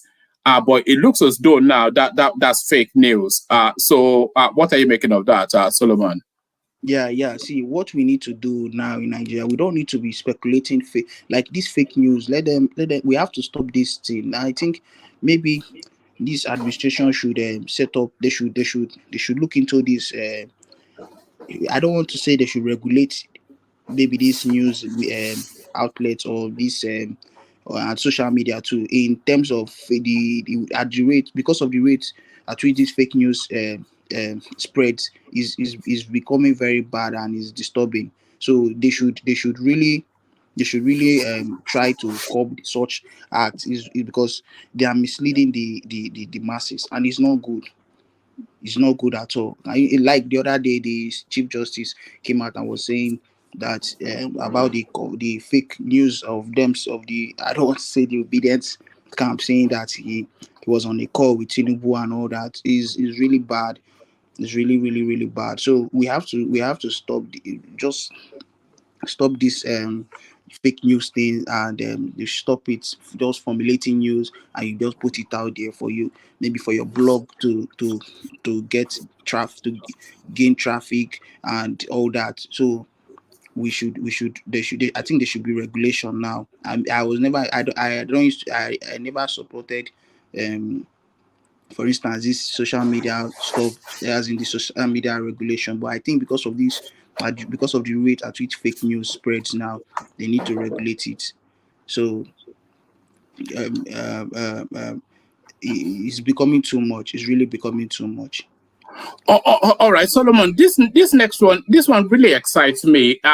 Federal Inland Revenue Service rakes in record 5.5 trillion in 6 months. So I mean, we've always anticipated that the Tinubu administration is going to be a tax and spend administration, and because of course when they said in 6 months, then you think that's a carryover from the Buhari administration.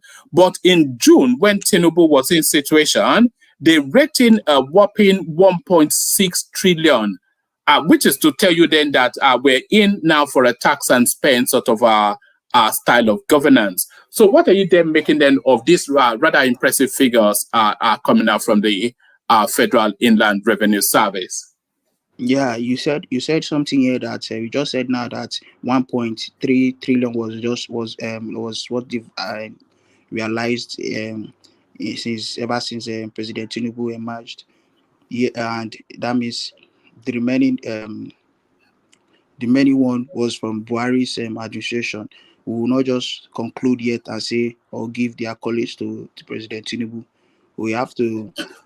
No, 1.65 trillion out of 5.5 trillion in 1 month. It says Mr. Nami in his presentation further stated that the service collected a total of 1.65 trillion tax revenue in June. This sum is the highest tax revenue collected by the service in any single month. I get the point now, that the time frame at which this money was realized, this 1.6 trillion. Yeah, we have to give it to him because it shows now that, before the election, during the campaign, people were here saying this man is an accountant, he worked in ExxonMobil and the rest. So I think Come on, what man? You see, sometimes there are certain things I cannot stand. I can't even stomach sometimes. Let me talk now. I'm trying to make a point. See. I know you don't like Tinubu, but you have to give it to him. Oh my goodness! Come on. With this don't do all this sycophancies here. I mean, I don't understand what we're doing here. This is short period of time he was able to realize. Hold on. You are talking like this now. He came in. What has he done? Did he reform FRS? Was it that he did something, or was it because everybody feared him? That was why they now rake up that money. What are you talking about? If he came in, he had put in place some policy, or he has. But at least some loopholes have been closed. for them to generate, for them to be able to, you just said something that they fear him, and that is why you guys, I mean, some when is my loopholes has been closed that for this revenue to get to this amount it has gotten to within this short period of time. Do you know what is going on in the taxing of imported vehicles and a lot of things that's going on with? Do you know how much it costs? Okay, so what about the money of yesterday that the allocation of yesterday that he signed for, and that was the highest, because yesterday was the highest allocation that Nigerian state governments, like the state government, has received removal of subsidy since the history of the country. So why are we just going to be bashing? Hold on, Bishop. Yeah. So why go on, land your point, sir. Yeah. So why are we just bashing this man just because of this thing? We need to, at this short period of time, they've realized such amount of money, and now we're here trying to just, it's not making sense. Now let's open our hearts. What did you do to realize it? What did you do? You please, who wants to let the person talk, please? One man, can I quickly have my all right, come in, Bishop. Let Bishop come in. Yeah. I will not attribute exceptionally the result to anything Tinubu did. What simply happened was that some of the income were generated. Give me a second. The incomes were generated in dollars. Before, they used to, some people will go and exchange it and they will use the official rate to calculate it. Now, they don't do that anymore. That is a massive gain. From using 445 or 450 to using 770 something. So it is not directly as a result of any ingenuity. The removal of that arbitrage alone has saved us a lot of things. So the increase in that 1 month is a consequent effect of, you get $1 million before and they just use 445, but now it's almost double. If not, it's not double, but it's almost double. So that makes a lot of difference in the revenue generation. So the attribution does not go to Tinubu, is what you're saying? Not totally. Yeah, because he made that policy to remove the arbitrage. One, but it's not as a result of any ingenuity. Everybody knows that if they remove it, a lot of things are going to shape up. So that's why I say it is neither here nor there. Yes, he removed the arbitrage, so we can actually give him some of the credit. How does the arbitrage contribute to the revenue? That's the question. How did he do that? There are lots of revenue that people pay. Some of these tax, they are charged in dollars, and we make income from them. What are you talking? The arbitrage, before, those money are calculated and translated to Naira at the official rate. That's what they use to calculate it. Now they are not using that official rate anymore. That's been eliminated. That's one of the things people are clamoring for, except they are saying, why are you laughing? If you don't have an understanding of somebody, see, look, rational mind, honestly speaking, let me leave you. If you don't understand something, it's not everything that you know. Come on, hold on, Bishop. Let rational mind have an alternative view. Yeah. If it disagrees, it disagrees. Okay, it's okay for Bishop. Bishop, you see, when I do what I do, does not mean I'm attacking your person. It's just that sometimes when we say certain things, I find it very ridiculous to. When I say ridiculous, does not mean I'm attacking the person. But sometimes I just feel like it's just too good to be true to believe in some of the things we are hearing here. So it's not on your own person. I hope you understand that. So please, just let us understand that. So you see, you're talking about arbitrage. FIRC, they only collect they collect revenue, they collect tax. Last time I checked. So they tax people. They're not in charge of, they're not Minister of Finance that gets all the money from custom and everything. Whatever custom makes, whatever these people make, any private individual, even civil servants, they tax their income. That's what FRSC should be. So I don't know the one you're talking about, because if they're collecting tax, the last time I know, any revenue collecting body, tax collecting body of any country, they collect revenue in their local currencies. So I don't know if they're collecting in dollars, like you're making us believe now that they collect money in dollars. Rational mind. That's for they collect in dollars. If you don't know, you don't know. I have worked in the upstream sector of the petroleum industry. So they collect they in dollars. Of course, they collect. Hold on, they pay FRS in dollars. Really? Look, can we move on? I mean, I don't want to go into this argument. No. Hold on. It's a conversation. So now we cannot be stuck on this. I say they pay in dollars. That are aspect of the revenue that is generated in dollars. Yeah, but he's skeptical of what you're saying, so he's entitled to that skepticism. That's why I've accepted that now, and I say, okay, if he doesn't believe that, that's fine. Let's move on. What else do you want me to say? All right. All right. I'll come to you in a moment, Rational Mind, because of course you always, as ever, have alternative views on but let me take you, Solomon, to this space. Let me take you. Oh, hold on. I'm by figuring out this my new system with you guys together. So a bit of yeah. So let me take you to this space, Solomon. So this is the narrative of this cash giveaway, the parachute payments to the vulnerable. NEC rejects Buhari's social register, adopts new method of cash transfer. Actually, let me reread this just to refresh. It's a very short read. It says the National Economic Council has decided not to use the social register from the previous administration led by Muhammadu Buhari for the implementation of its conditional cash transfer program due to, and I want you to note these words, due to credibility issues. So if you've ever wondered what an allegation of corruption means, that's an allegation of corruption right there. So that's the first strike allegation of corruption against Buhari by the Tinubu space, as far as I can document.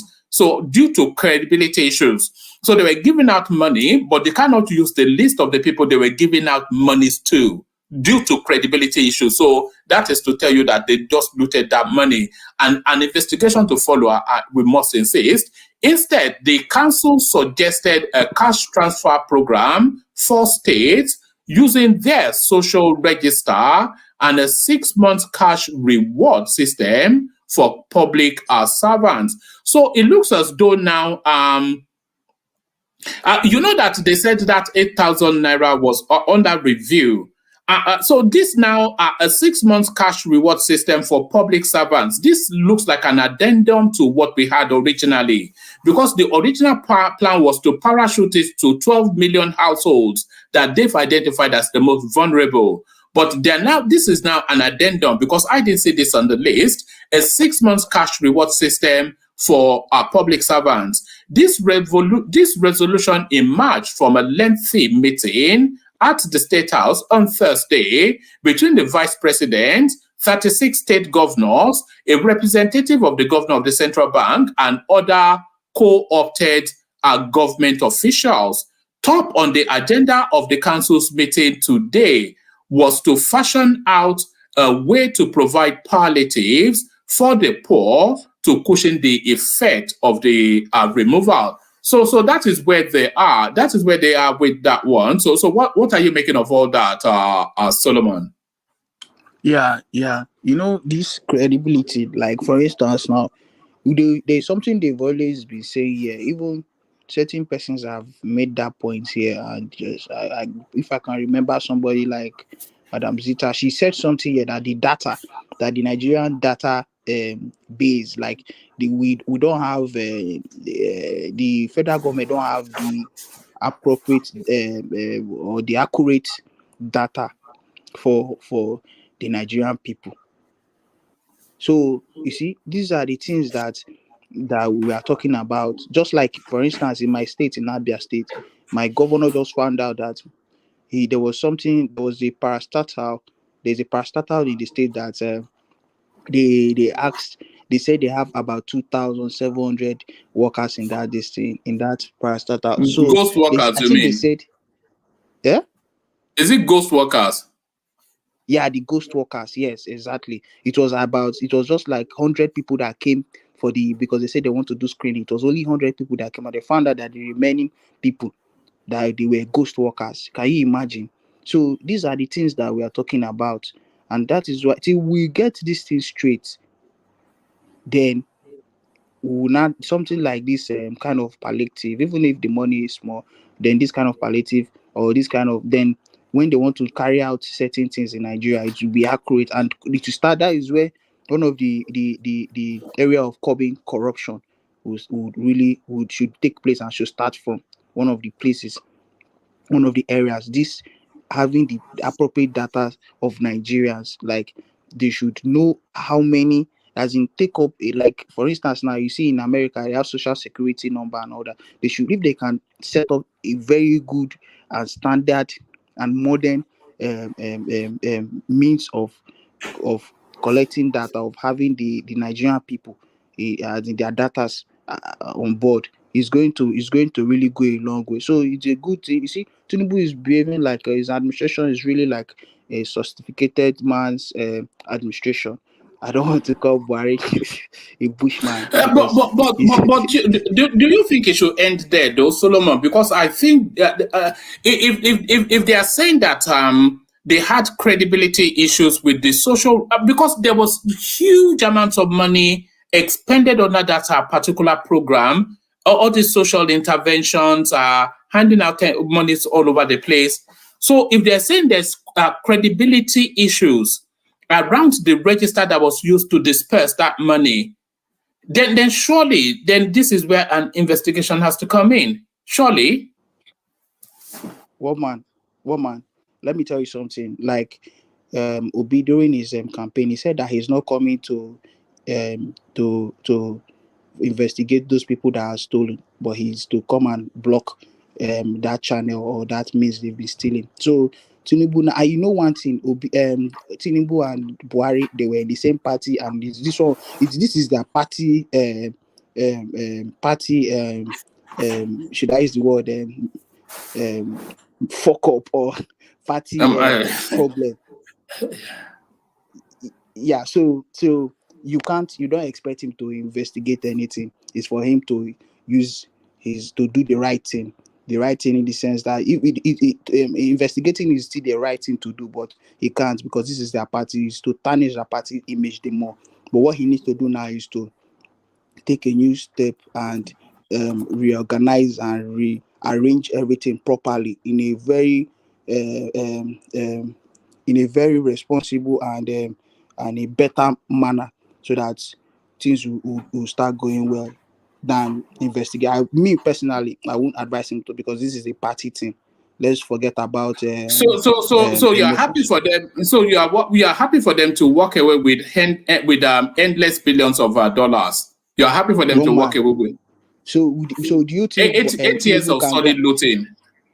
Do you think Tinubu now can, if those people now that are doing those things, under whose administration did they do? It was Buhari, and I don't think you can't, if you arrest them, you will not, because it will be unjust if he should investigate those people, and he doesn't investigate somebody like Buhari's wife or Buhari's close allies, and he just leave just these ones that have no now. It's that one, we are not being honest, and we're not being um, um, straight in doing in talking like this. So let's just follow that obese. You see, these two things now. He talked about cutting cost of governance and even though I did not support him, but I would want, because in life you take from here and you take from there, so that is how you learn things. It's not just nobody has is So money for you so to so knowledge. so so we continue with the crime without punishment sort of system that we've always run. He called see, is this like what I just said now? This is starting up, like he's going to set a template now of rearranging everything, in the sense that from this it should be strict on we should use this one as a stepping stone. This is administration, this early days of his administration, as a stepping stone to set the stuff, to set a template that that if anybody loots, you would be questioned and you will be jailed if possible. So in this one, let's forget, let bygone be bygone. I know it has really done a lot of harm to Nigerians and to the Nigeria economy, but we can't just keep dwelling and saying we want to go back and start investigating. No, it should move on and set up. It should set up a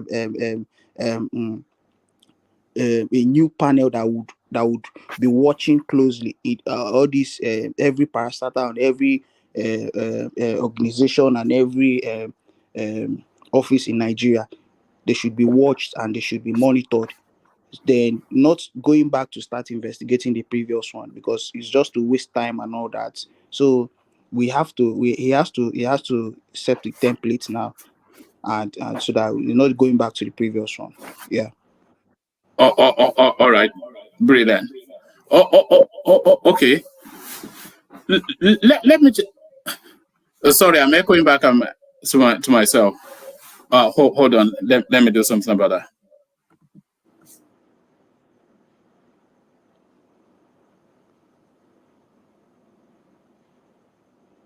All right. So let me take you to.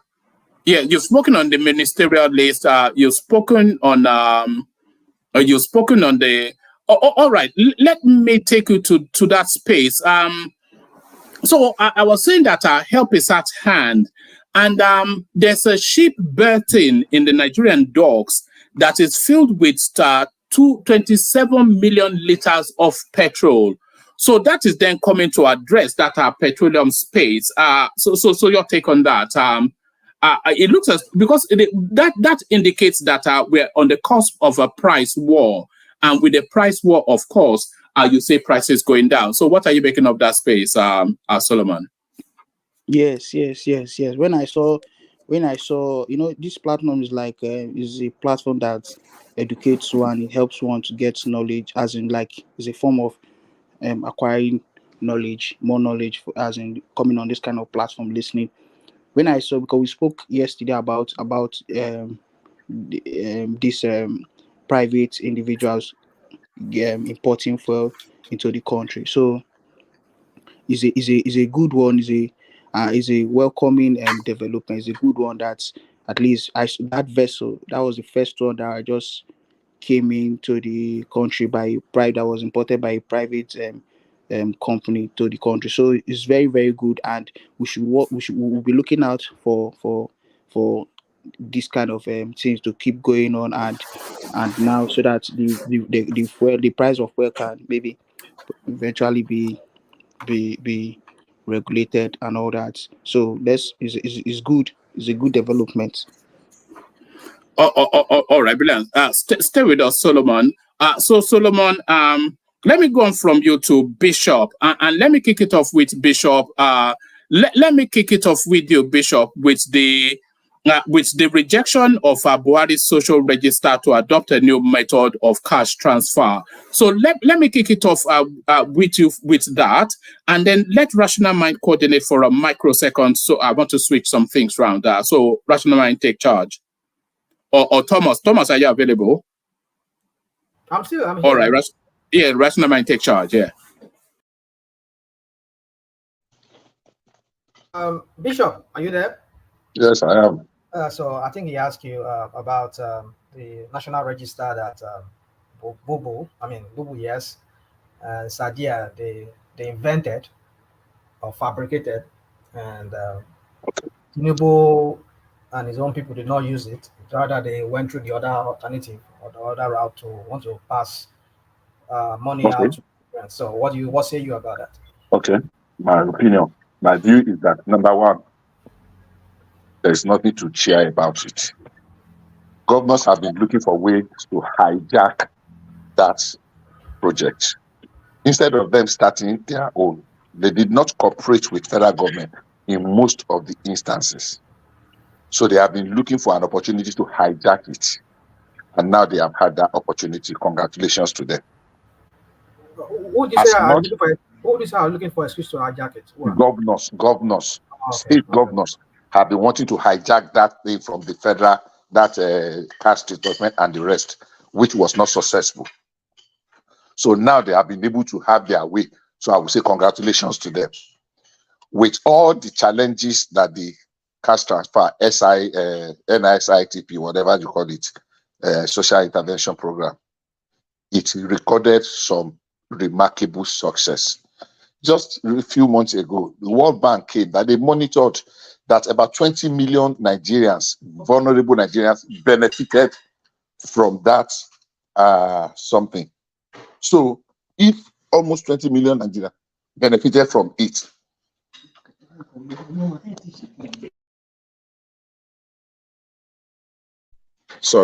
if almost 20 million, World Bank said by their own monitoring, 20 million people. So we can only just look for areas to tinker it left and right and improve upon it. But because if the governors, and nobody is speaking for the something anyhow at now, so if the governor have been able to kill it and go back to status quo, and we start planning of how to start gathering, because whether you like it or not, we have a social register now. This one that people are saying that there is no social, they are verified by auditors that were involved. So congratulations to the governors. I mean, they've always wanted to hijack it. Let's see how they will run it. Because ordinarily, they are the state governors and local government are closer to, they are supposed to develop their own social register and do some intervention with the people. They were so fixated and focused on the amount the federal government is actually spending, even though they have collected their own share of the money from the beginning. So if they have said that they are jettisoning it, good luck to them. Let's see, but we cannot say that program was a total failure. I can look for the report and send it in. When World Bank said about 19.7 million or 19, almost 20 million benefited, which was verified by them. And other people have come to ask, how are they doing it? Oh, is it perfect? Far from it. But to say every time we say, oh, they just stole the money, I don't think I agree with it. But the concluding matter is that, look, state governors have had their way. They have won. So congratulations.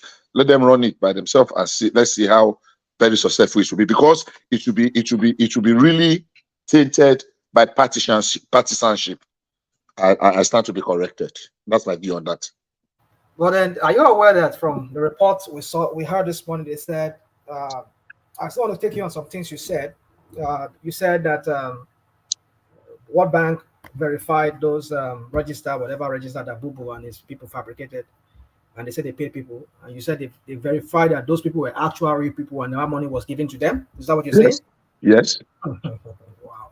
Well, I don't know of anybody, because I've asked many people, not even my dad, by the standard there, he should be given anything. No, my other people, I've had nobody I know in Lagos that I've heard that got any cash transfer given to them. So I don't know. There are 4 projects. I mean, there are 4 or 5 programs that were involved in that social. It was there inside. We have the Empower. It was there. We have conditional cash transfer. It was there. We have the school feeding program. So it's not just one basket. It's not just like everything is in one. It was when it was enlarged. I know people that are involved in the feeding program because they are involved in the cooking in the villages where I know in Oyo State, where they recruited people and they were cooking and they were supplying those foods, and they testified that they feed children in schools. Bishop. Wait, let me finish, please. Let me finish. Whatever it is, I stated a caveat. I said it might not be perfect, but some things were done that can be improved upon. So if you have gone to investigate and say there is no school in your state or in your village that is benefiting from it, you can lay it on the table. And on the one that I said about World Bank, it was not a hidden something. I'm sure you have Google. Google is where you are now. The report of the World Bank on the conditional cash transfer in Nigeria. Google it and read the results to us. So it's not like I fabricated it. It is something that is out there in the public space. If you have anything contrary to that, that is verifiable, same way I have said, but bring it up. Let's have a constructive debate. Nigeria tire me. That country tire me. I mean, But it's okay. Oga Bishop, can I interject? Go on, please. Go on. Go ahead. Good morning. Yeah. You did break. Everything's okay. I'm not hearing you. Sorry, yeah, I'm inside. Sorry. Can you hear me now? Can you hear me now? We can hear you. Yeah, I was inside elevator. Sorry. Yeah, sorry. Yeah, in Nigeria, everything is okay on paper. You know, on paper, everything is perfectly perfect. Nothing is wrong. But when it comes to practical, physically, you won't see any of those things. Yes, like you said, Bishop, I agree with you. They did make a little move, but that move was for the optics. Yeah, for Empower, which Chamu was in charge, it was a slot. They arranged it for, they shared among themselves. One things that some commercial, some like 50 people in their slot. What does that mean? Empower was 15,000 naira, something like that. They'll bring about 20 people that they know that they are slot. Then, if they receive that 15,000 naira, the people will withdraw it and return 10,000 to whoever slot they belong to. So it was a scam. The feeding, I don't know any school that fed people in Nigeria. But for the optics, for the media, they will show they're cooking. But what happened for the really 6 months, they say they're going to feed people? No food. And they were getting the money. So all these things that say they're feeding people Empower, they're all scam. There's no need for it at all. They should scrap it. I don't know which one. Maybe what piece, right? It's me, what piece? Maybe I think maybe you've forgotten about one prison director. Sorry. Go on, what piece? Yeah. Maybe you forgot about one prison director during Buhari regime, just during this feeding. They were saying that he was feeding prisoners. His cost of feeding a prisoner a day was 14,000 naira. And you imagine how many prisoners we have in. Hold on. Do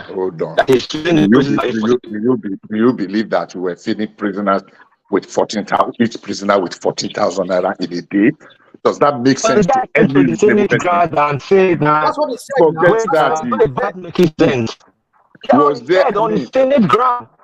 Oh God. Unfortunately, I'm not hearing you very well. You are breaking very heavily. But I had something you said at the beginning, and that is the misinformation. That Keyamo was in charge of the Empower. Keyamo was never in charge of the Empower. So just go and check your facts. I said he was fully in section. What piece? Hold on. Maybe let me help you out. Maybe he meant the under the Minister of Labor. You know, he had one program under him as Minister of State for Labor. Keyamo had one, if you remember that, whereby he will be giving wheelbarrow. Hold on. We were not giving wheelbarrow. They said, let them employ 1,000 people. Hold on now. I want to correct you. Hold on. Would you allow me to speak? Please, allow me to speak.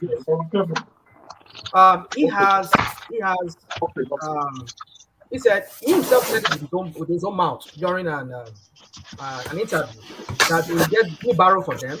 They will go and be picking stuff. They'll be picking whatever. We'll be paying them. Woman, if you can bring us, you can dig out that interview you had with Shewa Kibaloye. Who did? Who? Keyamo. What happened with Keyamo? That project was the 1,000 youth in the 774 local government for social services. That became very controversial between himself and the National Assembly.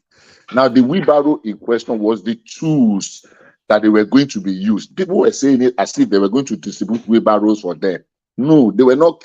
They were just going to be employed on a temporary basis to clean, just take a few numbers. It's just going to be like a drop in the ocean. So, one, if that's what he was referring to, that is completely different from the Empower. What he said was in charge of Empower, and that was what I corrected. So, I mean, I'm not taking anything away from what he said. I just said Keyamo was not in charge. So I believe it was a mistake, or he did not get that information right. That's one. Now, secondly, I never said it was perfect, that the program or the distribution was perfect. I've only stated my opinion. You can debunk it or corroborate it. Governors have always wanted to take over this conditional cash transfer. They have seen an opportunity to do that now, and they have done it. Congratulations to them. Under this social whatever, we have 4 programs. I just mentioned Empower on the Pathway. We have. Sorry, Bishop. Hold on 1 second. I don't think it's the program itself. I think it's the recipient that is that's in question. They are saying they have no confidence in the social register yeah. While you were away, I did say, and I want you to search it and bring it out, the World Bank report on that conditional cash transfer. It just came out a few months ago, a few weeks ago, maybe 2 months or thereabout, during the election period or something, that 19.3 or 19.7 people benefited. World Bank certified it. They said so. And I'm not sure they plucked that figure from on top of the tree. Are there challenges? Are there areas that can be improved upon? Hold on. No, hold on. Before you go to are there challenges, you know, those two statements can coexist. The World Bank or whoever you say can corroborate some recipients, but the register itself might not be fit for purpose, which is what the government is telling us. I don't know the register they're talking about. This register is being generated from the grand level. Look, we will come back here and have this debate. The state governments, the state governors and the local government are actually supposed to be the one that will have this social register in the first instance, because it is supposed to generate from them. But they were not doing anything. Local governments were not doing anything. And I know there was a stiff competition for them to take over the distribution of that money. You say there is no, why don't you go to the federal government and ask them? The register we have might not be comprehensive enough, but I think it is completely disingenuous for anybody to say we don't have this register today. That is not correct. That is not correct. One by we can do some research on this, and I can actually let me add that. It might not be the perfect register we want. No, it's not fit for purpose. Is what do you mean not fit for purpose? What's the definition of not fit for purpose? Hold on. Let me just give you this again. It says the National Economic Council has decided not to use the social register from the previous administration led by Buhari for the implementation of its conditional cash transfer program due to credibility issues. Those are weighty words. Those are their words. That means it's rubbish. That means the whole of the thing. I disagree with you. I disagree with you, woman. Try and not be biased. Try and be open-minded. Biased? I'm going by what I'm because reading. You have already listen. You have only heard from one person that condemned what another person did. You have the not heard from the Executive Council. It's not me. It's not federal executive. No, it's not federal executive council. Hold on, not the federal. Hold on. It is National Economic Council. I know what you're talking about. Economic. Don't worry about that. That was just hold on. That's what I'm saying now. Yeah, but hold on. The resolution emerged from a lengthy meeting at the State House on Thursday between the Vice President, 36 state governors, representative of the governor of the central bank, and other co-opted government officials. So that's essentially it's the government. There has been a debate between the governors. There has been a battle over this thing between the governors. Governors want that money to be given to them, and they will now go and give it to those people. And experience have shown that that is a recipe for failure and disaster. But now they have won. Let them give the money to the governors as they want. Let them go and generate their own register as they want. God will spare our life. It's just that sometimes when things pass, it's difficult to make reference to it. If we are going to have this debate again, after they have run that one, we will be able to compare notes. Because governors at that level will use it for patronage of their own party men. The school feeding is irrespective of which party the state belongs to, or which local government, or which party they don't belong to. Most of the conditional transfer was devoid of party affiliations. The one by the governors is going to be completely dictated and will be premised on party affiliations. I know I'm alone now, but you can just move. But I'm telling you that the governors wanted to hijack this program long before now. Now, we have called a meeting of chickens to judge cockroaches. And they were even judging the cockroaches in absentia. Or let's say you have called the chicken, a meeting of cockroaches to judge the chicken, and you are even judging the kitchen in absentia. And we want to go with the narrative that they have fed us with. The social register is not perfect. It can be worked on. But I wait to see what the governors by themselves will come up with. That's my submission on that. A lot of people would just say that it should be jettisoned because the way it was handled by Sadiq Farouk, it wasn't really, there was no science behind it. She was just lumping money into bullion vans and hopping around the country, throwing money at people that she thought that looked like they needed feeding. It was just a bizarre sort a few days ago, one man, we were saying something and people condemned the 8,000. And I told you there are people in Nigeria today that 8,000 will mean a lot to them. A member of the Federal House of Representatives in Imo State, in Abia State, posted something today that one old man begged him for money, so he sent him 3,000 naira. That the way the old man called him and was praying for him and was almost crying, that he himself was shedding tears.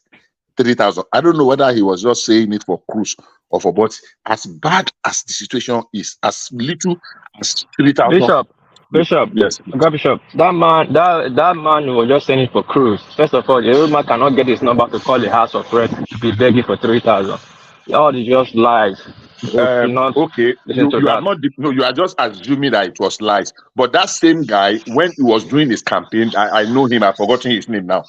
He was a real grassroots person when he was doing his campaign. He's not my man. No, I think it's for Labour Party or something. I think it's Labour Party. So it's not like but I know he did campaign in the grassroots very, very well. I mean, you will see him. He was prominent on the social media. So I'm not debunking. I'm not debunking. I'm debunking because I have a friend. I have a friend. In this level, they will say I have a friend that contributed to his campaign. He was in jail. He won the House of Rep in Delta. For me to even get in this, they have to speak through his PA. What is guy talking about? That means maybe he's not your friend. Maybe he's not your friend. Anyhow, don't let me the man is lying. Why are you gonna say he's lying? I did not say he's lying. Because he's promoting that. Listen. This is why. Because they are the people. Hold on, let me laugh now. You can't ask me why. Sorry, the connection is very poor and the conversation is not really. But make that point. Let me say this. Before you are saying that someone is lying. We in America, we give people 5,000, 10,000. They appreciate it. They pray for us. That is you in America. That is you in America. Don't say that the man is lying. People will appreciate the money. Yes, he's lying. Everybody are not good. Everybody are not you can woman. If for the fact your voice, for the fact your voice is loud, it doesn't make you are making your what you're saying. The fact. Listen, those people that are separated for the 8,000 are the people that want to happen. It's just like I'm trying to let you know that it's like you are. You should not let me know. We are speaking here. It's communication. We don't have to lecture me. No. Hold on. What Akumi is saying to you is that he's disagreeing with your stance. So he can and he has not even let me land before he disagrees with my stance because these are people that are wrong with whatever they hear in the news. If it's coming from the people they support, it's okay. If Tinubu that's bringing the program is reviewing the program, do you have more information, better information than him? There's already a loophole that this money will be looted, and people tempering it in the house are people that are going to benefit from it. In any system, there are people that are going to take advantage of the loopholes. So for the fact some people are voting for it to happen, and people doesn't mean there's no a loophole in it. I think we should stop all this. Is it Ekene I'm talking to? It's World Peace. Okay, Okay, what is? I think we have digressed. I just made an example of I just made a reference, sorry, by that slip, of our conversation here a few days ago when people condemned the issue. And I said, look, except for the corruption, 8,000 can make a lot of difference to some people. Let me not say a lot. It can make some impact on some people. As little as we think. There are restaurants you go to in Lagos that their meal is 10,000 naira in some hotels, restaurants. You know, you could say you want to go and have buffet. There are some for 13,700 of sorry about in Lagos, 8,000 naira, I mean 12,000 naira. And there are places you will go 1,200, you will eat very well. Do you know there are places you will go in Nigeria today, you will eat 400 naira food and your belly go full. 400 naira. Which kind of food would be that one now? Dude, My why are you God. saying this? Okay, give us where are those places you can go? I mean, Bishop, sometimes it's okay. I just don't want to sound like maybe. One man. I mean, Rational man, let me say this. You see, when you say there are places you will eat 400 naira food in Nigeria. If I can just if I can lend an opinion, then I would lend that opinion in the direction of Bishop and Kumi, because I think the way we condemn this 8,000 naira, I think it's elitism, and by the way, it's unwitting elitism. If you go to the lowest rungs of society, 8,000 people can cook a pot of soup for 400 naira. When they go and get the scraps of the scraps and they match it together, it's not everybody that eats at Quaglinos like Ovie, who I'm sure is in all of the big restaurants. Some of us, we are happy with McDonald's. A real life experience, something that happened to me a few months ago. For the food or the gas or the kerosene or let me. You know, people still use firewood. They still go to the bush, go to villages in AK, in Opiro, in Look at Kulata, he's saying 400 naira for a pot. Look at this. These are the people we're talking about, or the elites. See, let me tell you something. Let me give you an experience a few months ago, woman, and this one I say it on my honor. My friend was in Port Harcourt at a car wash. Those boys that used to wash car on the, near Stadium Road by the roadside there. So we were on phone, and she was talking to the guy. He was ordering the guy up. So obviously, a food vendor had come and was selling food. So he left the car to go and buy the food, and so the woman was raking on her. Say, are you going the only one that will eat all this? Obviously, he bought rice, spaghetti, yam, and something. So what kind of combination is did this? He buy agbado? Did he buy No, agbado? there was not agbado. There was not agbado. Please let me finish. No, Rational man, come on, hold on. Now the patient is not. Let him land. Let him land so that we have some order. Yeah. And I was curious. I know they used to buy food like that. I mean, when we were young, you know, you buy yam, you buy rice, I don't like spaghetti, but sometimes you add spaghetti and the rest. So only you are going to eat this, obviously, and they put mama for him. So out of just curiosity because of this issue, I asked how much is all that food that he asked the woman. He said 460 naira, everything. I said she should take a picture of it. She took a picture of it and sent to me. Average adult just to stay in that space, because I'm somewhat getting irate with the elitism that I'm seeing, especially in the comment section. People like Kulata and Dewale. If you buy, you can buy Ata Rodo about 100 naira worth, about 4 for about 100 naira thereabouts, and then you can buy tomatoes of about 100 naira. You can buy a sachet of vegetable oil for about 50 naira, and then you can buy eggs for about 100 naira. Why are you getting this What from? are you talking about? Let's say elitist people at the very low, one can cook what you are saying with 2,000 naira. Oh God. 500 Okay, naira, you hold on. can cook a pot of soup for a Please, week please. for 500 naira Please, with one man. protein and everything and vegetables. Oh yeah. Thank you. Okay, now, One Eze, man, are you there? one people Hold on now, here hold on. right Listen, now in listen. Madrid. Eze, are you there? Eze, we said Eze. Let us ask Eze. People on ground. Eze is an elite now. Eze No, is an no. elite. Oh no.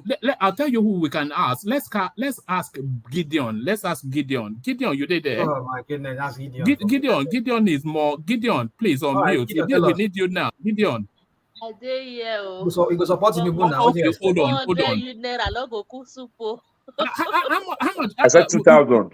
Hold on. How much we cook pot of soup, Gideon? How much we cook? Depends on the For a dough, no be for my Lagos, or for a dough. For my house, for one cook soup, I not get 50,000 naira. No dey cook. How much? 15,000. Yes. That's your who? That's you now. My God. Are you killing a cow every time you want to cook? Are you killing a cow? One man, can you now return to us that you are accused of being elitist? No. Hold on. 15,000 naira for a pot of soup. I don't know how much. Are you putting foie gras? I don't know how much Gideon spends. Are you a French? I don't know how much Gideon spends on data every week or every month. What I said is not because I will go there and eat. I said there are places you go to, those places that bricklayers are building houses in local area, probably not any of our major cities, that you will buy 400 naira. That was in the past. You need to know that was in the I past. say you can still buy last 1 year. So invariably, what we are saying now is that 4,000 in America. You go to gas stations sometimes to buy something. Some men accost you from corner and plead with you. Can I get a quarter or 2 quarters there? Can I get $1 because I've not eaten anything? And they beg you. They are there. They are everywhere. There are some capitals that you go to. You'll be shocked. Is this America? People still scavenge from beings. So, Bishop, but I'm not. can I quickly interject, please? Bishop, can I quickly interject? Okay. The people we are talking about. Hold on, have that intervention, and then from there we'll move it on. But what I am going to do, because this is now somewhat is I'm going to get in touch with Nigeria and get in touch with somebody rural and establish how much cooks a pot of soup, because I thought Gideon would know, but she doesn't know. Woman, the people we are talking about, they can't. Yeah, the people we are talking about, they cannot buy data and come online. These people who you are asking, do you know how much they are spending on data? They are not the one for the 8,000. We are talking about the poor, the people that you will give 500, 1,000, you will put smile on their face. That's the people we are talking about. We are not talking about the people that have data that spend 20, 30,000 on data every month. Do you think those one will appreciate 8,000? No. That's my interjection. All right. Pansat, can 1,000 naira cook a pot of soup? I don't suspect you would know, Pansat. Pansat, can 1,000 naira cook a pot of soup? I wouldn't know that. You're right. Yes, you wouldn't know, would you? I'll pass on that. One man, I want to tell you one thing. Fish, only one fish for Nigeria now. Only one fish. If you want to buy 1,000, 1,200. Okay. Maybe we just cook the soup now and then we move on. I'm not quite sure why we're still on this topic, but maybe we cook the soup now. Maybe we move on. If you want to buy 3 pieces of tomato, how much that one go cost you? The one we don't spoil small, but it still get body. How much that one go cost you? Hold on. Give your nose. Roti tomatoes. Now that what they call roti tomatoes. They shade that 200, 500 depends. For how many? That's what they say. Shade down. It plenty now. It plenty. Or tomatoes. Now what they call them roti tomatoes. Okay. If you want to buy pepper, how much that one could cost you? Just small one to just cook small pepper, 200 naira. All right, so that's 400 naira already. All right, if you want, say as market they want close, where things they want spoil. If you go market last minute, say you want just buy small meat or something, how much that one will cost you? Where market they don't end or they want just sell and go. How much that one will cost you? I don't know that one, bro. One man, I know they go market that. I don't know. I beg one man make you ask him, say, if somebody plant tomato for him backyard, plant pepper, right? Raise a couple of chickens.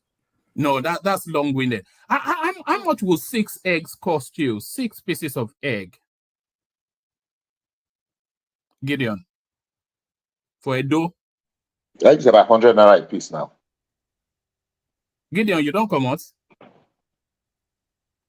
Woman, because can you hear me? I tell them to I'm farm telling you now. that 1,000 naira cooks a pot of Woman, soup. woman, For a family woman, of 4 woman, for 2 woman, days. can you hear me? 1,000 naira. Yes. Woman, can you hear me? Yes. Please remove that notion from your mind that 1,000 naira cook soup. Please. No, Gideon just said so. In Now, any, 1,000 naira no. Even in Oyo, it cannot. It cannot. You know how much things are more expensive in the village now than in the city. Do you know that? Tomatoes cannot get in a village. Just 3 pieces of tomatoes is 1,500. I know they feel sorry for them, okay? People should. No. Well, hold on. Not the bad story. Hold on, please, Pastor. Please hold on, Pastor. Wait. Now, hold on, please. I just No, we are not talking about the to. politics just yet, Pansat. No, Yeah. I'm talking about. Hold on now, Pastor. Please. Hold on, Pastor. One voice. Hold on. Hold on. Just one voice. I've already said too many times. One voice. Yes. Yeah. Go on. I just sent 65,000 naira to one of my mother's cousin. I call uncle. He's in the village. He has a broken leg. Now to even buy oil, like oil, fish, those things that we get from city, we cannot get to the village. It's more expensive in the village than in city. You cannot buy beef in the village. Okay, make I add to what you're saying now. You don't make that point. That is obvious, right? But why are we feeling sorry for anybody who's okay, Pansat? Okay, let me tell you now. Let me tell you in this point right now. In this section right now, we don't need your conversation. We don't need your opinion. We're not talking about government here or talking about Obi here. Stop that. Settle down. Well, please. Everybody. No. When I say settle down, please do that. Settle down. Yes, Pansat, we're not talking about the politics yet. Politics. No, you were going to say this is the decision they made and that's the consequence. So that that's not where we are. We're just talking about the practicalities of cooking a pot of soup. Hear me out first, because this is very, very embarrassing for all of us, right? Why would these people be crying about going to buy tomato and buying pepper? Even in my garage, I could grow pepper and grow tomatoes. I don't even want the ones they have in the market, right? I agree with that. Yeah, in the village, people. I'm listening to that young lady. See, this is a wrong narrative. Tomatoes cannot be grown in the south. Please don't do that. One voice now. Let him land. Sorry, Pansat, carry on. Thank you very much. And in those days when America used to have some respect, this boy in Japan is just. No. I'm in the United States now. All right. Man, Pastor, you don't talk to me in Japan. You don't dare. Both of you to the back. If you let me break the ice. Don't break any. Everybody stop. Can everybody stop, please? Everybody stop. Everybody. Rational minds to you. Let me go to rational mind. Let's not do. This rowdy sessions is not. Let me land. I was making a good point. Can you? When I say everybody, hold on. Let me just say this. You know, when we have these rowdy sessions, it's not a good listening experience for our audience. And if it's not a good listening experience for our audience, then we're not really doing anything. We're just shouting over each other. They're not entertained or amused or gaining anything. So what's the purpose? So just one voice now. So if somebody wants to really assert a point, let them assert that point, and then you come in after them. Then there's a natural flow to it. If there's no natural flow, then we're not doing anything. So with gentlemen rules, I've always said, so gentlemen rules. So land that point, because I think I somewhat concur with where you are going. That and by the way, I agree that everybody should have a garden in their backyard, which I think is the point you are making. Right. Yeah. Especially the news that just no, I said one voice. Did you not just who's talking? Did you even hear anything that I said?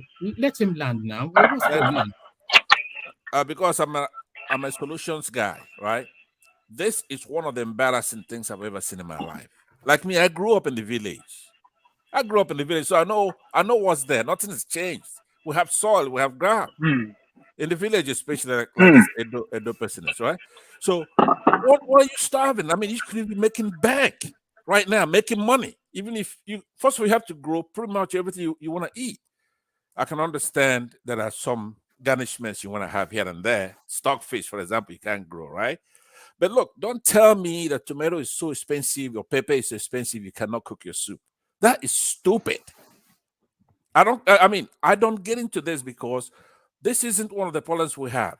Starve if you cannot grow the basic stuff. Sell it in the village, make some money. As a matter of fact, you're supposed to. These things, some of them are perennial. Every day, every of the year, they grow. So shame on anybody who comes here complaining about pepper, tomato, and all that. I don't pay attention to anything like that. So that's my point on that.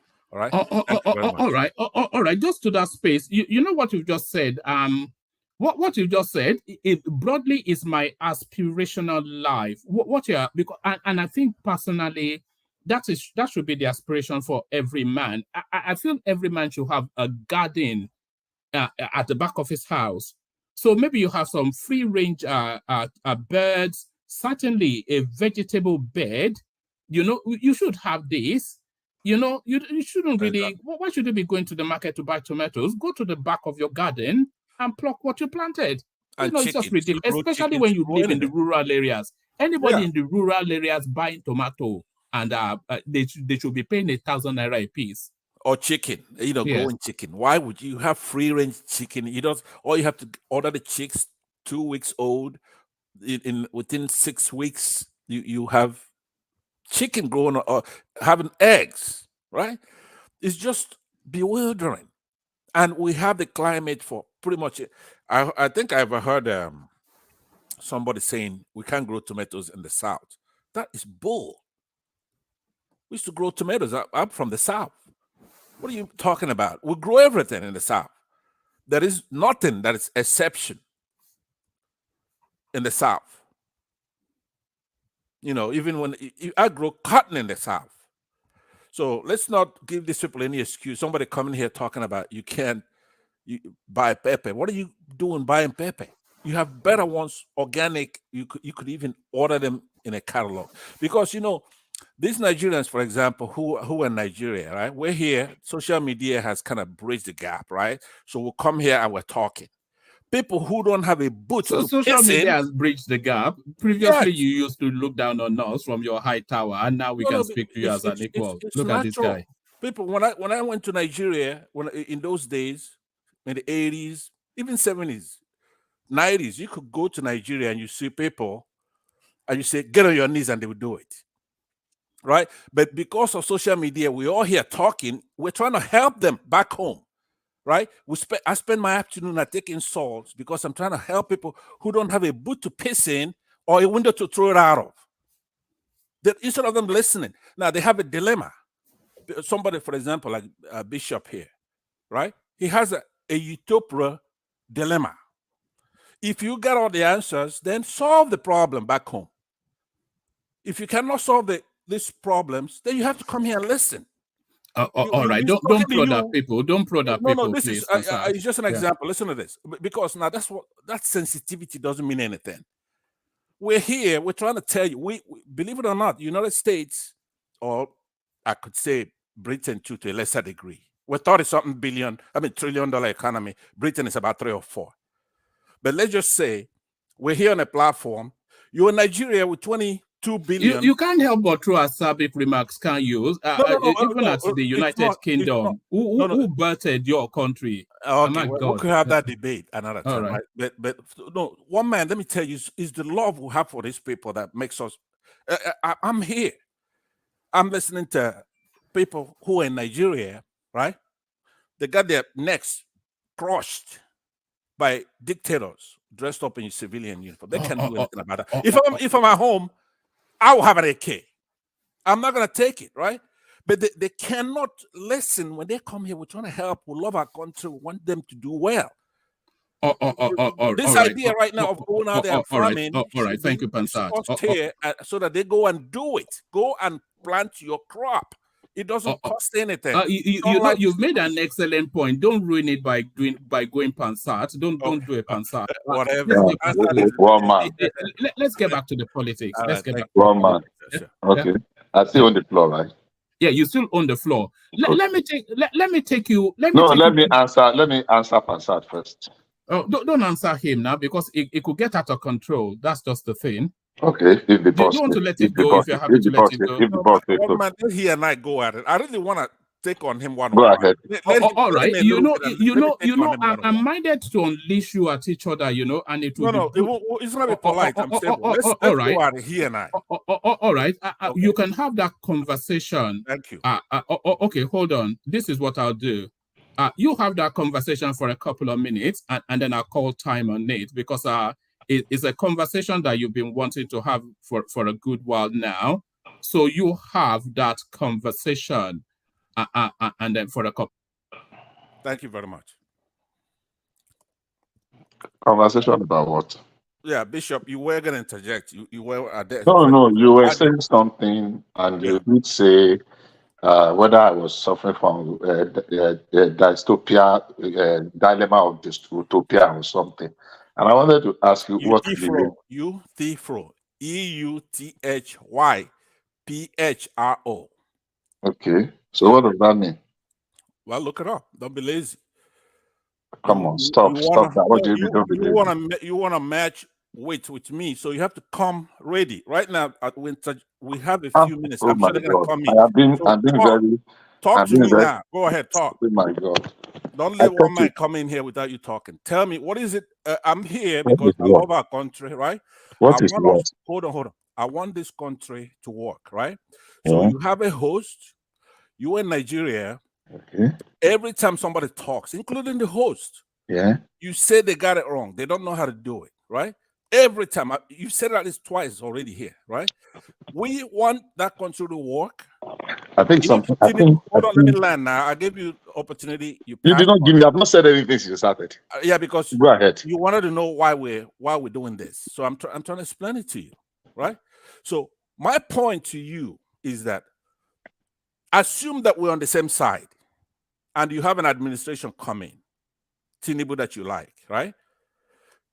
It isn't the responsibility of a critic to come here to sing praises.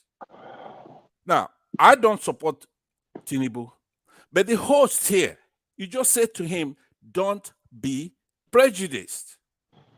How could you accuse one man of being prejudiced towards the Tinubu administration?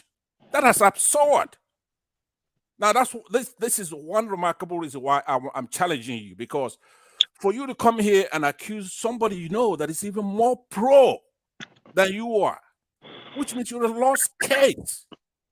Do you know what? Yeah, go ahead. I won't dignify any of your nonsense with a response. You don't deserve it.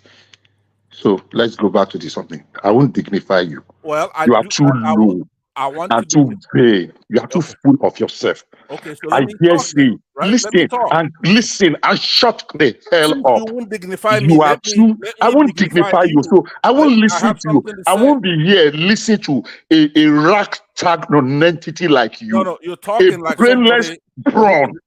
You want to bully me? Are you kidding me? Are you for real? You think that look? Hold on. One man, if you don't come up, I'm going to leave. I'm not going to dignify this irritant, this non-entity. I'm not going to dignify you with any response. You don't deserve it. Okay, good. You are a low-life non-entity. Don't dignify me. Let me. You are a low-life, lousy lout. Well, you come to talk here like you are bigger than that doesn't mean anything. That's ad hominem, right? One man, I think he left. No, it's not left. I set the two of you to the back for a moment. So when I'm cautioning that take it easy, that's the direction that I could go. So when I say let's move on, I do know what I'm talking about. When I say let's move on, it is only because it almost starting to spiral in that direction. And if I'd let it go, it would have gone even more wild. So when I say settle down, just gentlemen cooperate with me. So I'll bring you both back, but I'm not going to demand any apologies from anyone, but I'd just like us to move on back to the politics of it, which is really what our audience is after. But when I say let's move on, just humor me. It's only because I know the direction it could go. But there it is. It's just a palaver, a palaver. A palaver, but he owes me an apology because he was insultive and abusive. I wasn't. If he doesn't apologize to me. Apologize to who? I didn't use any ad hominem. Are you kidding me? No, guys, are you joking? Guys. No. Okay, everybody stay muted. Bishop, you still have the floor, but just to cool things off, I'm going to put a topic to Ovie and then take his response and then come back to you just to move away from that space. Because that's a space we've been trying to avoid, but you guys have been pushing for it for so long. But Ovie, good to have you. So it looks as though rescue is at hand for the Nigerians. I was just saying in the opening phase that there's about to be a convergence and then a handing over from the heavy suffering that the Nigerian people are going through to the rescue that is at hand. So now they've removed the subsidy on fuel, which which of course we've seen the resultant effect of, but then they've liberalized that energy space and they've brought in new actors into the energy field. So now this headline is hope is on the way, is help is on the way. NNPC monopoly ends as marketers' fuel arrive. So let me give you just a few paragraphs just to reacquaint. A few paragraphs to read. So by the way, I'm using a new system, so I'm still trying to fumble my way through it. So a few paragraphs just to reacquaint. First batch of petrol, 27 million liters, imported by independent marketer, has arrived in the country, putting an end to a downstream monopoly market once enjoyed by the NNPC. The vessel ST Nene, earlier built to arrive since last week, was held off Lome waters due to adverse weather. Berthed on Wednesday, following the official end to subsidies by President Tinubu. ST Nene, correspondents gathered, had cost whatever energy executive officer and its bank partners $17 million to hire. 5 financial institutions, Polaris Bank, First Bank, Union Bank, Access Bank, and Fidelity Bank had bankrolled the deal. This was as foreign exchange rose, and then it goes on and on. But the main theme of it, there's several things happening at once here. So the berthing of that ship on the Nigerian shores marks the official end of the monopoly of NNPC being the sole importer of petrol. So that's one. The second thing is that there are 27 million liters of petrol in that space. That's 2. And then the main important thing is that actors giving licenses to import petrol now are now berthing those petrols at the shores of Nigeria, ready for the market. And this then, of course, they follow on a price war, which should then spiral a reversal in that petrol price. So what are you then making of this headline of VA? Rescue is here. Oh man, I'm nervous. You're nervous? Why? You read the box. You know they've been at it for so long. I was thinking one of these days I'll just leave the two of them in the room and see how it goes, and that's how we went. You know. Oh my gosh. Those guys, you know. Yeah. I don't know. I'm nervous. I don't know if it's the question you are asking or what happened before now. So you say rescue is here. Who is rescuing who? The privateers are rescuing the market. Who is the market? Who is the privateer? Well, I'm sure you're aware that after the deregulation of the petroleum industry, licenses were handed out to about 3 to 5 marketers for fuel importation. So one of those marketers now is now berthing ships full of petroleum products on the Nigerian shores, ready for the market. Yeah. And that, of course, you know, they're not going to. They're going to try to undercut the NNPC price in order to have a quick turnover. But then other actors that were licensed also are on the shores bringing in products. So it's essentially going to be a price war. and of course the consumer, the benefactor. Is that what is responsible for this drastic shift in the pump price that we are experiencing within 1 month? We have about that's tripled. Is that the benefit of this new entrance to the market? No, that's market forces now. So I'm sure you. That means what I'm getting at. That means it doesn't matter if it's one person that is importing it or if it's 100% that is exporting it. The determining factor is the market forces, not necessarily the amount of people who are bringing in and out, right? Because at the end of the day, you still have to go and buy it with dollars, right? Bring it in. So does it really matter how many people are doing it? That's why I say who is helping who, because the average man, the average Nigerian, just as I always say, the average Nigerian, the buying power of an average Nigerian is, shrinking by the day. He or she can see why, but it doesn't make sense. You understand? They can understand, the subsidy is good and everything. They can understand, they can even feel it, touch it, but it doesn't just make sense. So that's why I asked you that question: who is bailing who is helping who? The market has, right? If you say, I bet you, out of the 10 people that they say they give these lances, you can still trace them around the NNPP. They've been around there for a while, but it doesn't really matter, right? What it matters is everything is even still being imported anyway. So by the time Dangote enters the market, is that going to have any effect? Obvious. Sorry to add to what you just said. I think the people that just imported the one was talking about. Somebody was saying this evening on TV that it's still an affiliate sort of to NNP PC, right? The NNPC have invested a lot of millions into the company. Yeah, but what does that matter though? What's the wider point being made? What's the wider point?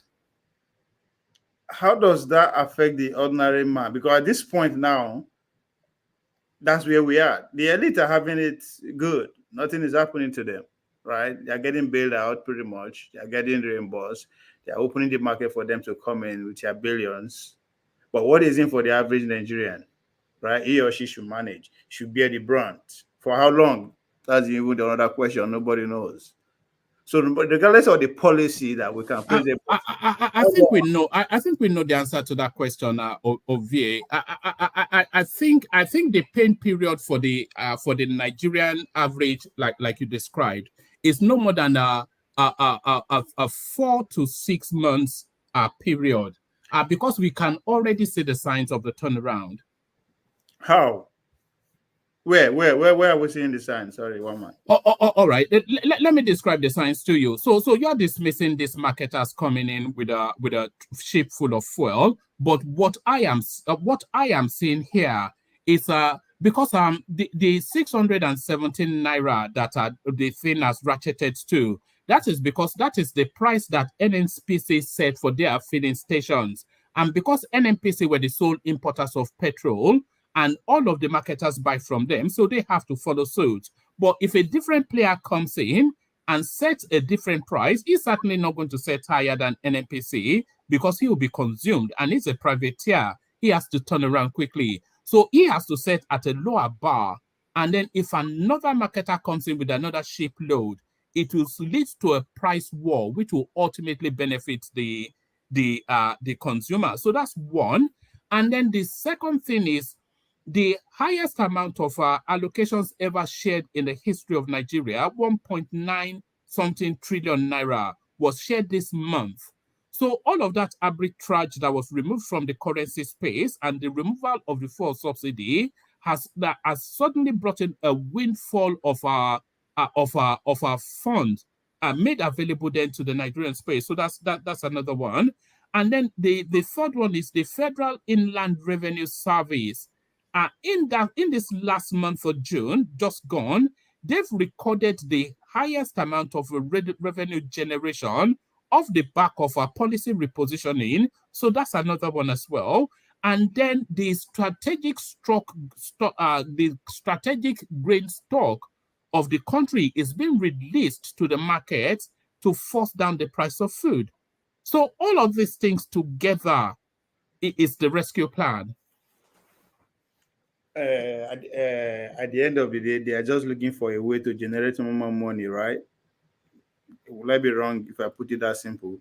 Well, is that not the plan? That's the whole objective now, to run a government here. You need money. Yes.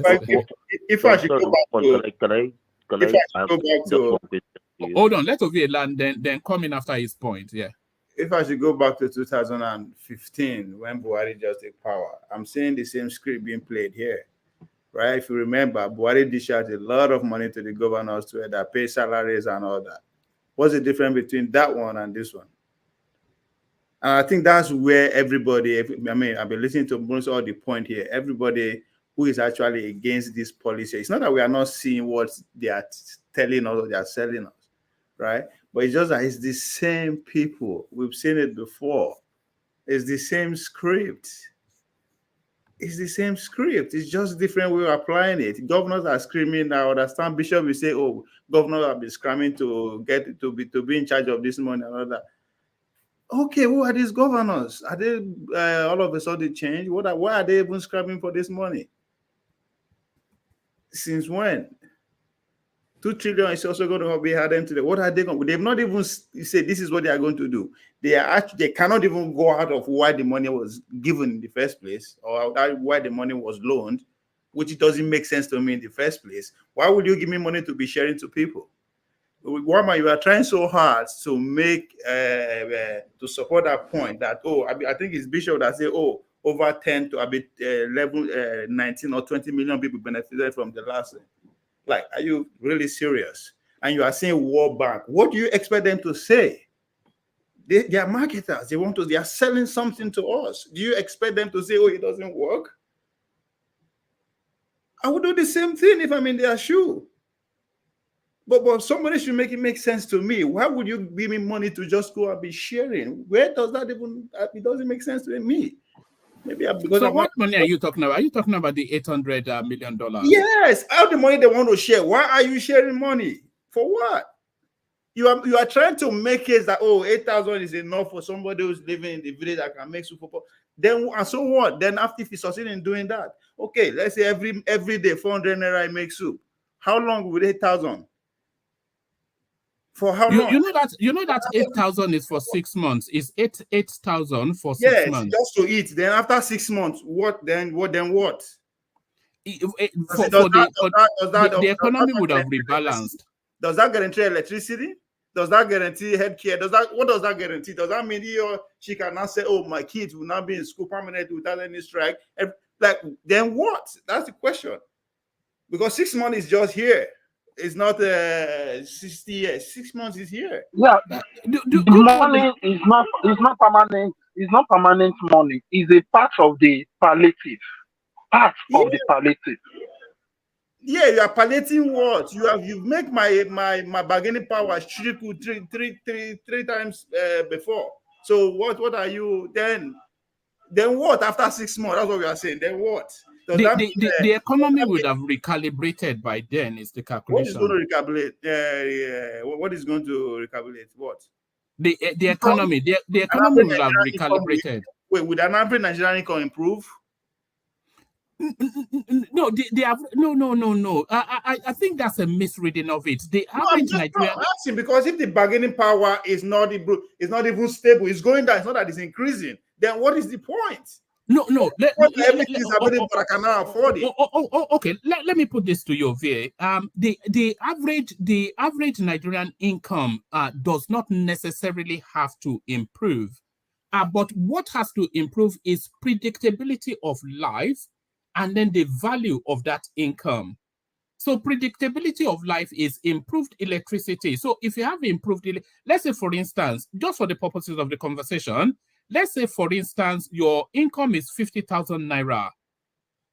But then with that 50,000 naira, you buy what? 5,000 naira into your generator, and then you buy food for the X amount of time, and then you buy again. If you had reasonable electricity, then that removes that 5,000 naira for the generator. That's one. But then you can also plan ahead. You can bulk buy and store. So your income remains the same, but there's a predictability to life that helps you manage that income, which gives it a greater value. Do you see what I mean? No, I see what you mean, but see what you are missing there, right? Now, let's say, okay, as it is today, my income is 50,000, as you rightly put it, right? And a loaf of bread is 200 naira, right? The way we are saying in the next 3 months, the loaf of bread will be 250.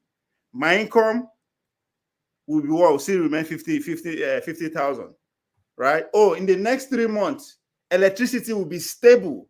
Guess what? It's not free, right? That means I'm going to carve extra budget out of that 50,000 to be paying for electricity. The income has not changed. More responsibility is coming. So the problem we are having here is that everything, why the fuel subsidy is so crucial, everything is anchored on that, right? If you go to other countries, they are alternative. They have option. If there is no fuel, there's electricity, there's gas, there are other options where you can insure. But in Nigeria, everything is insured fuel. So that's why it's so crucial. So as soon as the bargaining power of Nigeria cannot be sustainable, there's a problem. It doesn't matter what you do within now and 6 months. If the average Nigerian buying power is not up to par, I'm sorry, it's not going to work. Are you going to provide subsidy when we finally have the electricity? Are we going to provide subsidy when you finally have the transportation, when the roads? I mean, there's so much there you have to put in place for it to say, oh, if you give me 8,000, that's good enough. It's not good enough, because at this point, small business are dying just because they cannot afford to power their business. A lot of things is dying. That's the reality. No, but you have to go through a pain period, though. Ovie, I was on a platform earlier on today. I wish Mike was here. He goes to that platform as well. It's called Kaisorian Empire. Is this guy from Kenya? He's a very intellectual guy, so sometimes I like to go and hang out there. And what he was describing in Kenya mirrors just verbatim the Nigerian situation. In fact, they were rioting. They were showing us clips of protesting in Kenya off the back of subsidy removal. So there is. And by the way, do you agree that the subsidy needs? Let's even start from a baseline. Do you agree that the subsidy necessarily needed to have been removed? To have been removed? Yes. It's not about that. I mean, you are subsidizing the only thing that is holding everything together in Nigeria. As I said, everything is each on fuel, everything, literally everything. Just like in America, if they take light, we no go feature, you can't literally do nothing. That's exactly how it is. If you cannot afford fuel, then everything is down. Even if you are not even doing business, because it will affect you indirectly. As I said, the other man that actually you okay now, let's say the economy is good, right? As we are project, let the economy is good. If I cannot even afford money to invest to open the barber shop in my street, what is the point? Guess what? The likes of Dangote, which before you know, we will begin to see Dangote barber shop. That's exactly where we are. That's the society we are inching to. A situation whereby a few people will own and control everything. Because guess what? Tinubu is going to run free market economy, which is great. Me and you I don't know about you, but every Nigerian doesn't have money to actually invest in this free economy. Only him and his friends, home and abroad, will have money to actually monopolize this economy as time goes on. And that's what we are seeing. Yes, in the next... Are you objecting to people making money? No, I'm not objecting. I'm at the expense of what? Of who? That's the question. Make money as you want, but at what expense? Nobody says don't make your money. Nobody says you should not talk as you want. Don't do whatever you want, but at what expense? At the expense of 200 million Nigerian people? If that's okay, fine. Let's do it. I'm just pointing out the obvious. In every society known to mankind, there's the proletariat and the bourgeoisie. I agree. There's the proletariat and the bourgeoisie. And the bourgeoisie, they will always override the proletariat. So it's no different in Nigeria. So what are you expecting? I totally agree, but this is where we are going with that, right? And that is where the state governors say, I want this, because guess what? Even within the mix of the elites, right? is expanding. There's a need for you to keep creating offices, to keep occupying every one of them, and it will get to a point whereby it will be so elastic that there's no space for them again. And guess what? They will revolt, and it will trickle down. If the masses don't get it together, the top will not hold on for long. The way things are going, because their children are getting educated, they are coming back. A lot of people say, I think you've been spending too much time with the obedience. I'm just analyzing your point. You were not like this. What's happened? When did you become? In every society, when did you become kumbaya? When did you become kumbaya? I'm just using your point. You say in every society, they are ruling class, and I agree. And I'm just telling you that ruling class is expanding. Guess what? You have one man is making good points. I mean, why are you discouraging him? He's a young man and he's making good points. No. This is Ovie now. We always have this back and forth. Encourage him, please. No, Ovie, I don't. Ovie doesn't. Ovie is a full-blooded. Ovie can hold his own now. The elite should keep feeding themselves at the expense of the poor. Let them keep going. As I said, as you produce, the more they produce because they are producing, right? They are graduating all over the world. We know the rest know they go school. They are graduating. Just keep providing opportunity for them, because it will get to a point that opportunity no go there again. Because now state the scramble now free money happy. It will come to a point will not come again. One is they will now go revolt against ourselves at the top. And guess what? We are always ready to join. And that is what this government is pushing us to, as far as I'm concerned, with all this policy. Yes, after 6 months, what next? Everything will be good. But can I afford it if everything is good? Okay. Let's just stay with that analogy, because I'm not. I don't understand why I'm not penetrating. But let's stay with that analogy. So Nigeria, there's a raft of. Let's start from the beginning and then follow through. There's a raft of policy repositioning that has vested a lot of hardship on the country. But those policy repositioning are necessary positions because the country could not afford otherwise. We're talking about removing the fuel subsidy, which is a cesspool of corruption, and it is never served any purpose.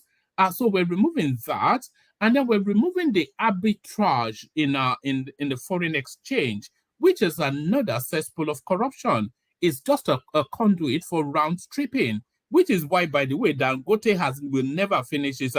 You will see how quickly we finish that refinery now, when it's not getting easy dollars from central bank to turn around. So those spaces had to be removed. So as a result of those spaces being removed, the price of living has spiked up for the average Nigerian. So now, what is the plan?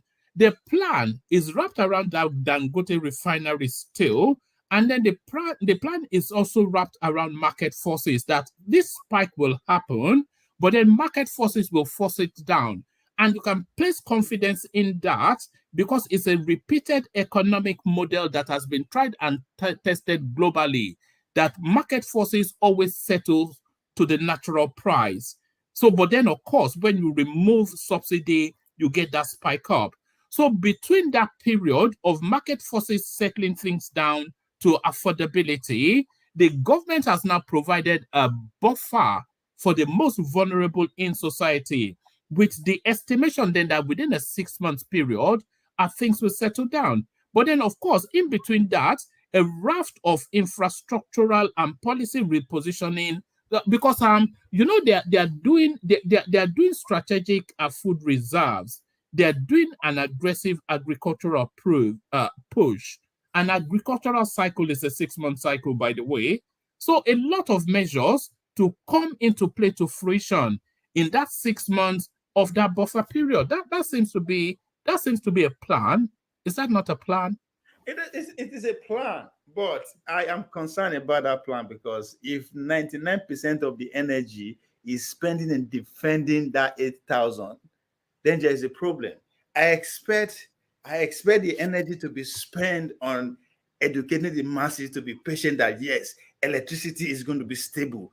There is also X amount of weeks or month. Why? Because this is the infrastructure we are putting in place. This is how we are devising that kind of place. I expect the energy to be spent on, say, okay, security is going to be okay. Don't worry, you can able to go back to your barber in the next 2 weeks. I expect energy to be spent on that. If they actually have anything in their slave that they are going to put it that we are going to all enjoy after this 6 months of Pada Christmas. Because that's the goal, right? After 6 months, everybody should be up and doing. Kulata say we should get off our houses and get going. Get going with what? You understand? So I'm not it's a great plan, right? I'm not saying it's not a plan, but it is about can't you just loopholes, this plan that is so obvious to the blind. Everybody can see it. Don't tell me, you are giving me free money in the first place. Why do you even spend time to convince me? It's free money. Why should you convince me? Anybody will take free money.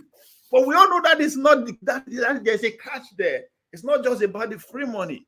We are saying after the free money, what? If you say my life is going to get better, then spend time to tell me how. Right? Tell me this is what you are putting in place. Let me be seeing it, because actually I'm seeing my life getting worse. I can't drive to work no more, which is a good. You can say, oh, it's a good thing. Yeah, one should be disciplined, but for how long? We had Folly B here just a couple of days ago. It was nearly in tears. Just the level of hardship that it was nearly in tears.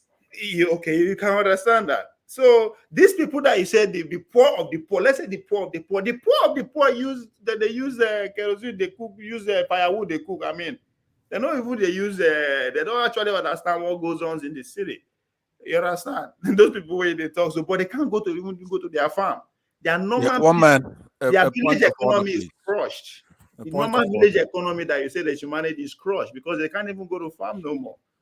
Right? The normal Baba will be saying in the Bible like 10 head, 20 head to come give him children a bath, eat 2 times a day. He can't do that no more. So there a lot is happening.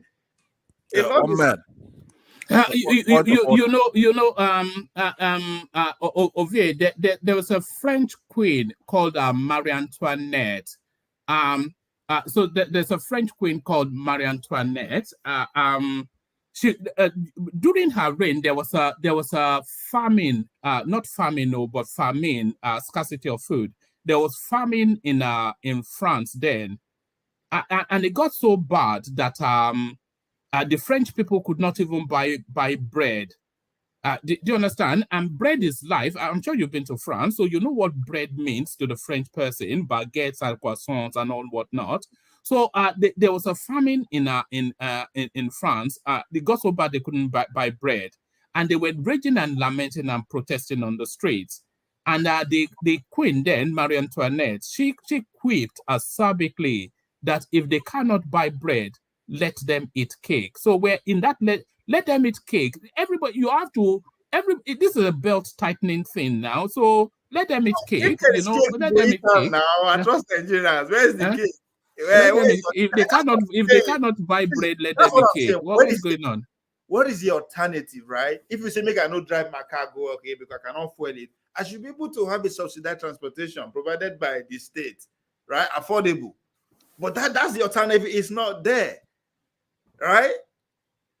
So if you make a no chop bread again, that's fine. Let me manage the chop this one bit then. But even that alternative is not there, and that's where the problem is.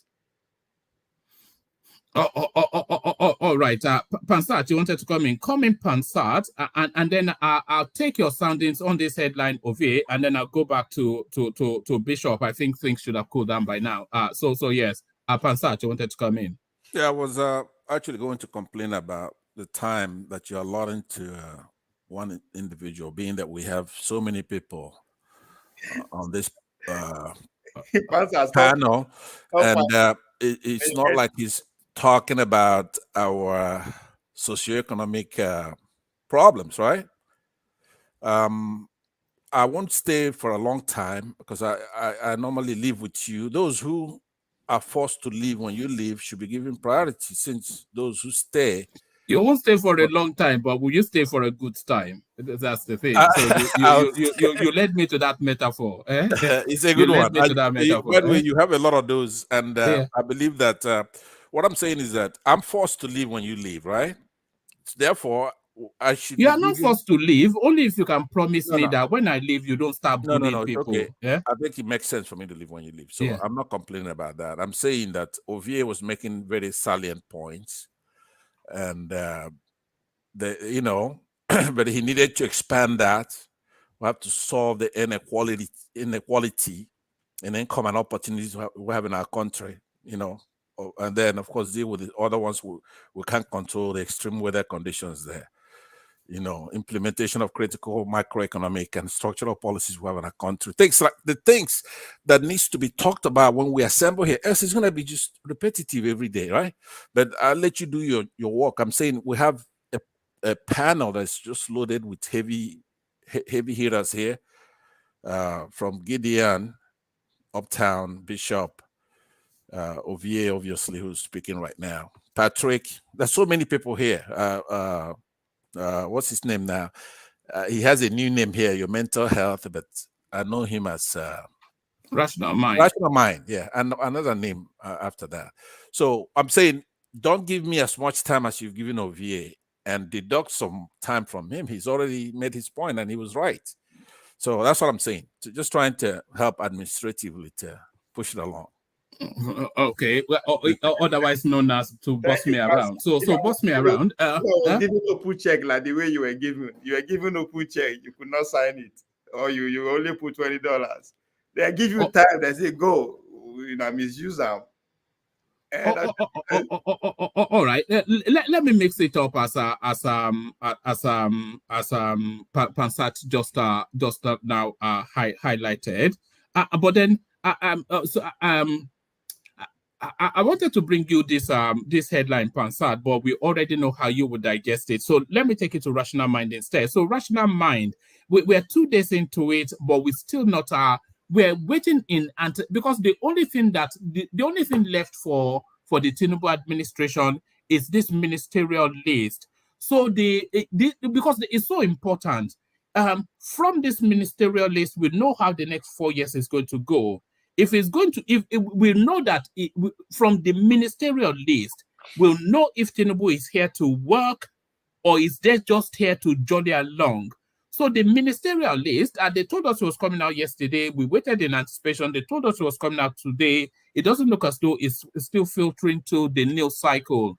But what has filtered through the news cycle, Rational Mind, Tinubu's ministerial list emerged as El-Rufai and 36 others make the cut.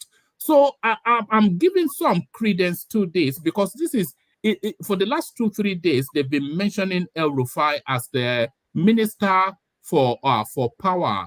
It says even as the ministerial list from President Bola Tinubu is expected to be announced by the Senate, there are strong indications that former Kaduna State Governor Nasir El-Rufai will be appointed Minister of Power.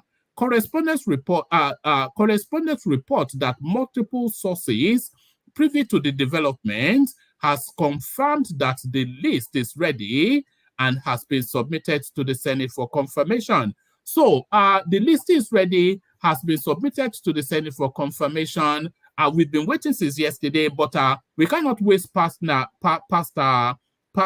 next week Thursday, by the way, by Constitution, 60 days. But this idea of El-Rufai as the Minister for Power, it excites me. Does it you, Rational Mind? After all that build-up, Rational Mind, what's going on? All right, Patrick, do you want to pick that up? All right, who wants to pick that up? Let me take that. Okay, let me just do my greetings before, so I don't need to. I can interject without greeting anyone. Thank you for having me. This is a woman, and greetings to everyone on the panel, the chat, and to the viewers. Now you can go. So that I don't have to greet when I interject next time. All right. All right. To you, Patrick, and then I'll come to you. To Niger. We've waited for that list for some time now, but hopefully it's coming out. El-Rufai making the list as Minister of Power. I don't want to sound funny. I know some people say, "Oh, look at you." I think El-Rufai is going to perform very well. The man has been known to do well in any task he's given. You may not like him, you understand. I don't think he's also running for a popularity contest. He wants the work done. And when you have serious work, you give it to very serious people. Power is a major problem in Nigeria. If that man is able to meet up, he's going to write his name in gold. That's just the truth. He's going to be seen as the minister that eventually solved the problem that has befallen us, or bedeviled us rather, all this while. So I see El-Rufai being there as a minister. I see it as something that is good. He's also a businessman. Before he was a businessman, I think he's still a businessman. Yeah, could I interject you, Patrick? So I see him. He's going to be able to close. Could I interject you? You can, but let me just finish. I know he's going to be able to close deals, because now we need to be closing deals around that space. El-Rufai is someone that should be able to close deals and make something meaningful out of every opportunity. Did you say I could interject you, Patrick? Yeah. Okay. Hold on. Let him land. So you can interject. Let him interject. Okay. So you do know, obviously, that this is El-Rufai's kind of tricks. If you go back, I guess, even in Obasanjo's book, you know that he likes to float things like that to the press to make him inevitable to be there. But you also do know that he was caught on an open mic. Actually, he wasn't hiding it. He was making a speech, and he was talking about Islamization agenda in Nigeria. You also do know his performance when he was over there in the capital, Federal Capital Territory, Abuja, how he sold homes to his family and also demolished people's homes without regard to the law. And no, why were those homes demolished? Well, you could think that it's probably people who didn't have the right to place their homes somewhere, but that's a judicial process for that, right? You're supposed to go to court. If a government does not just come out arbitrarily and start doing anything, the minister has no power aside from the ones allotted to him by law, right? But more importantly, his performance as governor, right, where a lot of people were slaughtered in that place. This man should be heading to the Hague. No. Right? Okay. One man, hold on. This is no. Sorry, Fansad. I don't want to. I have a question for him. Can you hold on? Everybody hold on. Everybody hold on. Everybody, you are part of everybody. You are a buddy. I don't want to go in that direction. We're talking about El-Rufai as an administrator. Right. So we know all of his baggages. We're talking about him as an administrator. That's what I'm talking about. One of the people that came out with verifiable achievements, that guy transformed the Kaduna state. Everybody reports that. Right. You know, his capacity as an administrator. I'm not talking about whatever he said about Islamization, and so that's where because he's going there as an administrator. So that's where the conversation is. That, listen. Woman, please. Do you know? Hold on. No, don't do that now. Hold on. One man, even at that limited area, he's not genius. He has no administrative capacity whatsoever. It's just a soft bigotry of what do you call it? To because a northerner, at least he's able to breathe and do a couple of things, right? Anybody from the south does what he does. I've just told you, if you go and read Obasanjo's book, he would tell you that he's the kind of person that float this kind of information, that he's made a cut, right? But look at his human rights record. No, right? We're not talking about his human rights record, but thank you. Back to you, Patrick. All right. Thank you, Passat.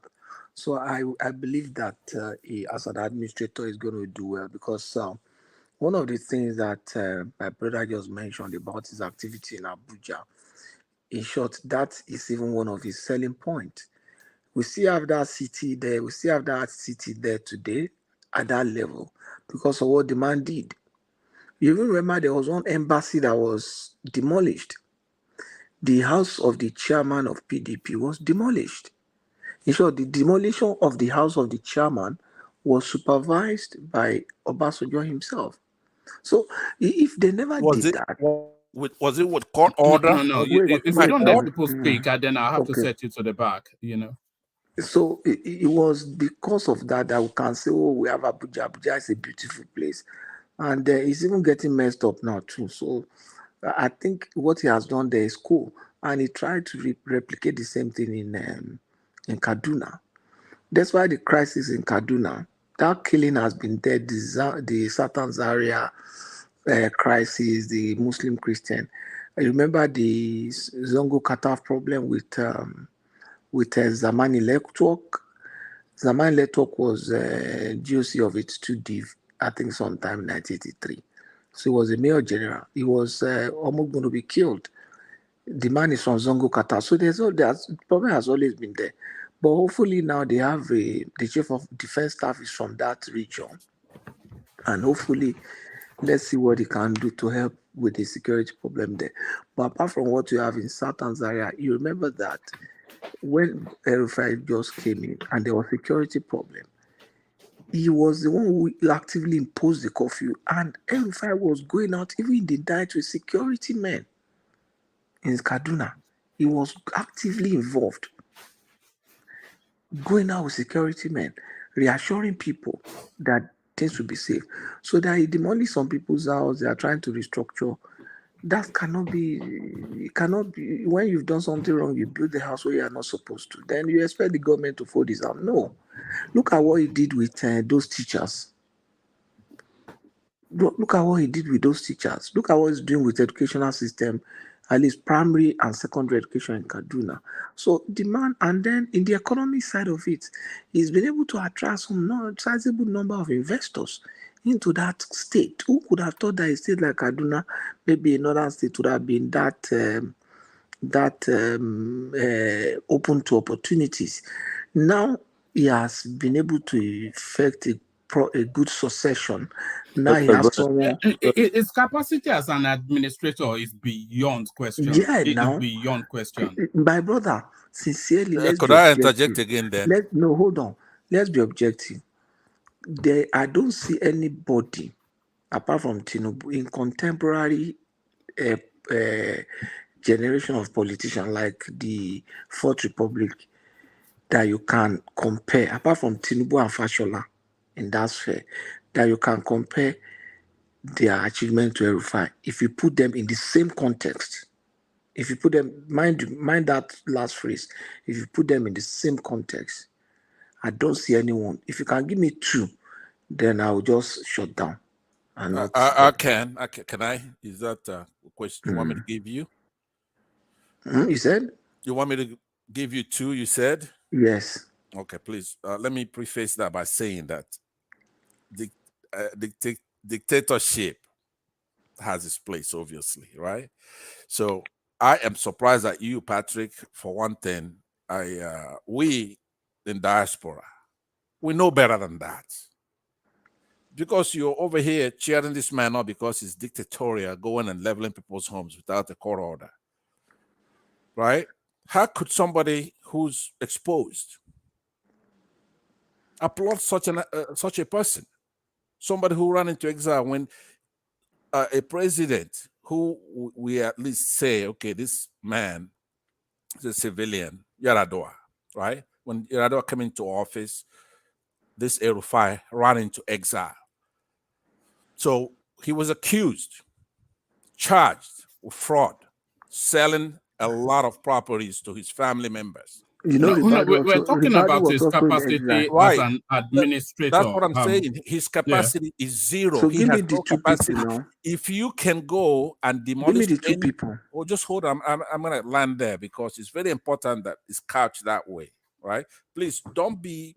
This is just my opinion. When I give you those two names, I could give you anybody, and they will beat him. As far as a Democrat is concerned, we have to be comparing apples to oranges. Believe it or not, more harm is done by dictators. You couldn't be serious as a capitalist, as a Democrat, if you are vouching for a mass murderer. Somebody who should be, I want to arrest him myself. No, hold on. So One minute. Oh, come on. Hold on. I can only participate in a good conversation. Give us the two people. I'm going to give you. Number one,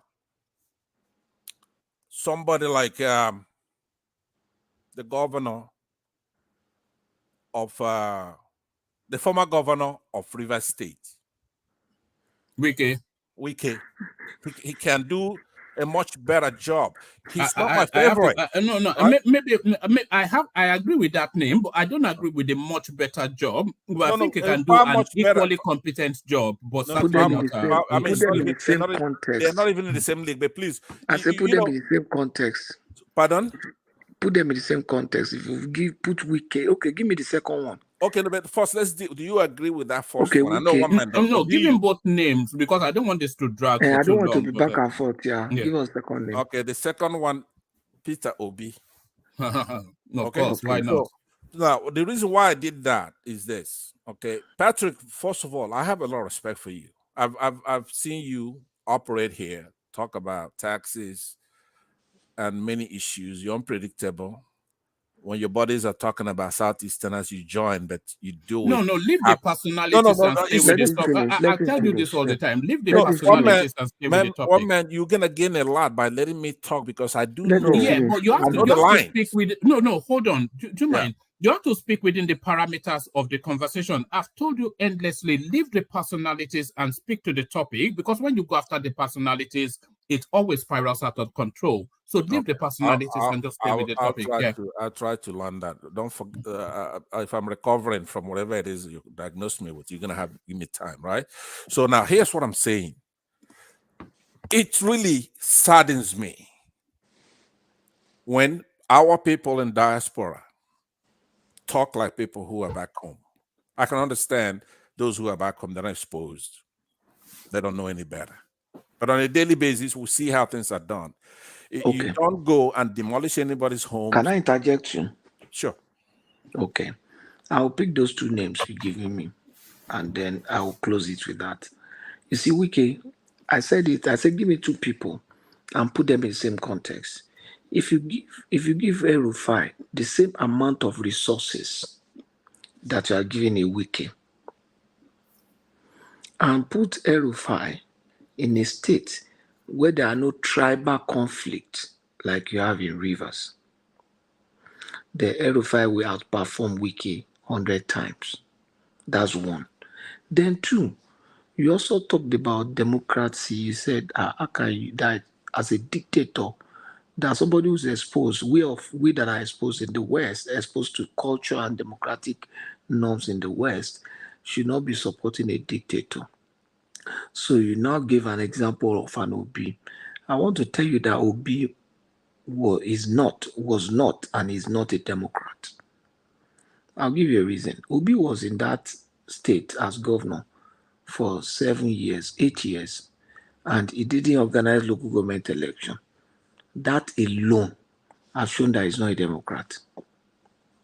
That alone has shown. Yeah, I've heard that. Let me finish now. Yeah. El-Rufai organized a local government election.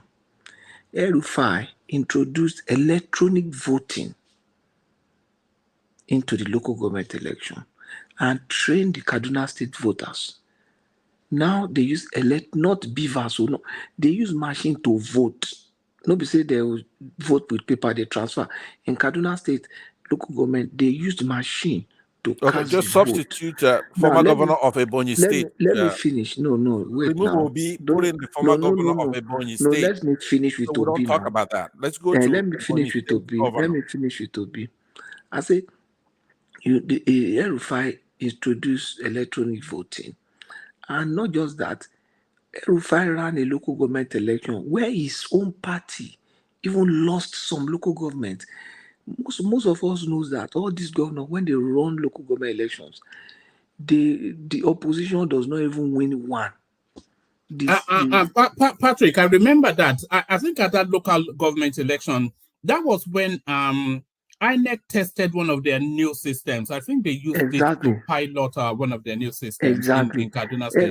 El-Rufai was saying, all of the governors were saying, you are a mumu. He told them, he said, if they are not going to vote for them, let them not vote. Eventually, they won more local government, but they lost almost close to half. Over 1/3 of local government was lost to the other parties.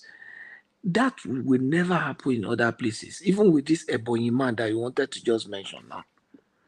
Can you say that El-Rufai was a Democrat, a man who ran in presidency and they did Ururu to restore his Senate ticket? So you cannot compare them. This was a man that was a governor and never even bothered to say he wants to go to Senate. The man was even saying he wants to retire, that younger people should come in, that he feels that he's old. His own son took on the mandate to run and contest. The man didn't support the boy. The boy ran on the wing of the current governor of Kaduna State. But are you comparing the bona fides that you were talking about earlier? I am now telling you that even Ebonyi that you brought in, the man is not even a Democrat too. Look at the way he intimidated that woman for that Senate ticket that he got and is now there. Look at the controversy that surrounded his Senate ticket after he had gotten a presidential ticket. So you give me another one. You can't find in contemporary time, apart from Fashola and Tinubu, somebody who is a Democrat and who is committed to his people like you have with El-Rufai. They say he's a religious bigot. What's the difference between what El-Rufai said and what we had in the Yes Daddy tape? Okay, hold on, please. There was no difference. I want that comment. I want that to be the last comment on that space because I want to move on to. I don't want to hold people for too long. I lived in Kaduna. Yeah. I lived in Kaduna. All of you didn't live in Kaduna. All right, Mazi, I'm going to come to you next. Yeah, can you stay muted until I call you, Mazi? I will come to you next, but let Patrick round off his thoughts. I was going to go to Niger next, but you're a new voice to this space, so we want to document you quickly. So I'll come to you, Mazi, but I'll let Patrick land. So I feel that the man has a lot of, he has reputation to protect, his reputation of performance, which everybody sees that he performs. So he probably wouldn't want to mess it up now. And I'm seeing that that's why Tinubu is giving him that kind of responsibility. He feels that, look, this man is going to do it. And Tinubu, we know, has eyes for good things. If there's anything, if Tinubu wants to do paddy, he has a lot of paddy now that I would have given that portfolio to. That's going to be the biggest portfolio in this coming government. Because if we solve power problem and energy problem, we have solved almost 70% of our problems. Power, energy, and security. Patrick, in the readout of that piece, when I was reading it out, they said that that Tinubu administration, they have identified the power sector as the marquee project of their administration. And I didn't even know that. Yeah, that's the point. If you're able to solve power, they're beginning to work on energy now, even though there are some energy crises, petroleum, and if you're able to solve power, energy, and security, food will resolve itself. Education will fall in place. Every other thing, productivity will improve. We will move from consumption to production automatically. That's the model. Well, man, I feel like I'm not getting enough time to talk here. You have been talking, even before they called me Pansat. I'm not getting enough time to talk here. Okay, I raise my case, one man. Pansat, are you claiming that the Southeasterners are being marginalized? Is that your assertion? Are you being marginalized? Pretty much. It's a miniature of it. But try to come to me, especially when you have people like, not when everybody talks that I want to talk. When somebody like Patrick talks, I do want to talk. And that's it. The rest of them can talk, but when Patrick makes those assertions and just have no regard whatsoever for the mores, for the norms of democracy, of our Nigerianness, Africanness, and lives. Yes, but you're good. Yes, all right. Thank you, Pansat. You understand what I mean? No, that's a wider ideological, philosophical conversation. But we were going to the narrowness of his capacity as an administrator. Okay. But let's welcome Mazi to the platform. So, Mazi, you are a new voice of the day. So you kept our record going. For the last 10 days thereabout, we've been getting new voices. and I'm sure you'll be up to the quality of the voices that we have been getting previously. So you couldn't hold back. So you came into the conversation. So come into it at whatever entry point excites you. Mazi, good to meet you. Thank you very much. I know this man. I've lived in Kaduna. I'm also living in UK here. I don't want to go too deep. Goningora, he didn't do nothing there. Southern Kaduna. Kudende, zero. He didn't do anything there. Trikania, zero.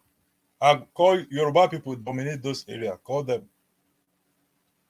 Kabbalah West to Naria Road, just grading for 8 years. He can't even do the tarmac.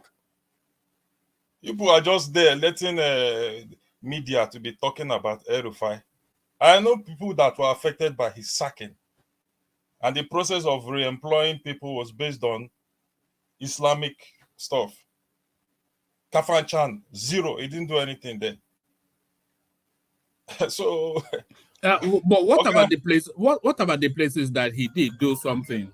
He just normal building road like every other governor, but he focused on northern side of the metropolis, northern Kaduna. There is nothing special about this man. Only Olam. He brought these Olam people to come and build where they will be making a chicken feed, and what do you call it? In a chicken. No be same person. I live for Kudende power plant, second gate side. Bandits, they come that place, they shoot. Now it make me come out there. They live for UK. I don't expose. No be say grammar. The place where they stay, Yoruba people dominate that place. And the KJ people are saying Yoruba people are dominating them. This thing they are saying Igbo people are doing them. And they are not dominating anybody. It's just they are productive in those places. They are in Kudingura, they are in Kudende, they are in Trigania, they are in Kabbalah West, they are in Area. So, El-Rufai, I don't know this one. I don't want to. You know what you're saying, Mazi. I actually know, but I'll speak on my time. I don't want to expose myself, but what you're saying, it runs contrary to what a lot of people, because there's a lot of physical structures, policy positions, and you are talking about him being an ethnophobe. But a lot of his senior advisors, even in his administration as a Kaduna State governor, a lot of his senior advisors were Yoruba men. So I'm not sure. You say you've lived there, but we've not lived there. But, you can't make up stuff, Mazi. Me make up. Me, I live there. I'm not going to expose myself because we're on the internet. I live there. I lived in that place. He slapped his deputy, but the man is dead now. What's his name again? Did the deputy deserve a slap? That's the greater question. He slapped his Christian. He now used Muslim to do second term. One more, how can deputy deserve slap? He's just the man is just like a normal person. He just knows how to present himself and be blowing grammar on TV. But he's as ruthless as any other typical Nigerian. He just knows how to come and talk and present himself like he's a sharp guy and all this. But he's just a normal Nigerian. The same way they do administrator, the same way they run the state. There's nothing. This person where sorry to interject. I think to further buttress what you're saying, I think everybody needs to go and read Soludo's letter on El-Rufai. I think it's 2000. Don't be say person they tell me. I'm not making things up. I take train from Idu to this train station, Krigasa. Me, I dey stay for UK, no be say anything, but I dey stay for Kaduna. Make I no bring myself come out. Me, I know political family for Kaduna. We say now they are deputy people. So I know people, from my own where I marry, the people where he sack as teacher. So I know what's going on inside there. Forget all this outside. Do you know why he sacked those teachers? Then he came and the schools. What did he even build? You people don't know what's going on. Hold on, Mercy. Can you hold on, Mercy? Do you know why he sacked those teachers? He said he wants to reform the educational sector. He audited their skills, and a lot of them, they were not up to the purpose of being able to teach those students. Which is true. Yes. So yes, they were not up to the. He audited their skills now, and he had to sack them. And then the people he brought on board, uncle. Yes, they would have been better than the one he sacked, surely. The process. One man, answer that. Answer the that. process. No, you don't know about the process now. me, we help them. May I not talk myself. See, Nigeria, the guy, the guy is not too special like that. Trust me, I know what I talk. Not true. And let me just say, one thing to be accusing. I don't want to digress. Go to Naria, Kabbalah West is dominated by Yoruba. The Koro people there, the what they call these people there, the Baggy people there, they say Yoruba people are dominating them. They are the same thing they are compared of Igbos. And me, I know they are not dominating anybody. They are not dominating anybody. They are just being productive. But they say they are dominating them. They are taking their land. They are me, they see everything there. So when they talk of Igbos in Lagos, I'll be laughing. I'll be laughing. Call you people in Kaduna. Yoruba people have population there. The same thing they are accusing us, they are doing it there. They are being productive, but people they are saying they are dominating them. So. All right. It looks as though we found Pansat's long lost twin brother. So welcome, Pansat Mark II. Pansat Mark that guy and II. I has nothing. I agree with his points. He's dropping names, unlike Patrick, right? He's made salient points, but for me, those are misdemeanors compared to El-Rufai's crimes. In any country that's working. All right, we don't want to go into El-Rufai's crimes, but thank you. Thank you, Mazi. Stay with us. So stay with us, Mazi. I quickly want to go to... One man. Can I say something? Yeah. Why is that you always you're quick to shut us down when we want to talk about some people that are people that are part of Tinubu's team? APC. I'm not shutting you down. No, not me. I mean, when we want to talk about El-Rufai and his shenanigans and maybe other people who are also APC members, why is it that we always? It's okay. I'm just making that observation. It's just an observation. No. That's not an observation. That's a false accusation. But you see, I'm one man. No, I'm accusing you falsely. You just did it now. No. You know why I did that. I don't want to go into El-Rufai's Islamophobe, this, that, and the other, because the conversation was really just his quality as an administrator. Because if we open that other foibles, then it will lead to a wider, bigger conversation, which would then make it difficult for me to get through to everybody. So I'm saying, as an administrator, is he good enough? Which Patrick seems to agree that he is. Which is what's the so I wanted to leave it to the narrowness of it. That's just all. Hold on, one man. I remember some discussions we had many months ago, many weeks ago. I was praising El-Rufai here on this platform. That is one of the brains. I mean, the way he handled the Federal Capital Territory when he was Minister of Federal Capital Territory under Obasanjo. He did a great job. I mean, Federal Capital Territory. I mean, Abuja had the look of a federal capital city during that guy's. I mean, I praised him for that. I allowed him for so many reforms he brought into the federal FCT. He was sticking to that master plan. So every time you often hear, whenever they are breaking down homes, they'll tell you master plan. Everybody just talk about master plan. That's the word that was being thrown around when homes are being demolished or some illegal structures on pipeline or near some drainage system or whatever. It's just, you talk about FCDA, you talk about Kubwa area there where I used to live, you talk about Gariki and all those places. This guy brought sanity into that place. Even some areas over that are even not designated Zuba area there. You see some demolition going on there on pipelines or whatever. So this guy did a very good job. But where he lost me is the way he handled Kaduna. Even after he left there, I was still talking about him. But what climaxed it for me was that comment he made. So for me, in the absence of anything, I even no matter how skilled he is, but by that singular act of what he did, not singular, I mean, it has been pluralized in many ways. We've seen it written all over the world, all over the world, but we just denied it because the way he was handling the situation in Kaduna, we all thought maybe we just like maybe we just have a erroneous view of him.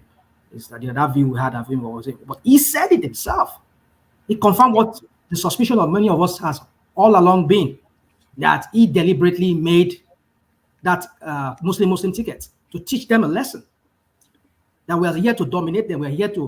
We all heard what he said, and we're going to remain that way in a very pluralistic society, whereby even if not even to look at it very well, I think even the Christians are more, but we're able to find a way of subjugating them. We heard this guy said all of this. So no matter what skill he has had in the past, by that singular, well, not singular, that plural act, or that has climaxed in what it said, for me, has killed it all for me. Because I would never, if I were to be Tinubu, but I understand Tinubu, I would never want to do that because no.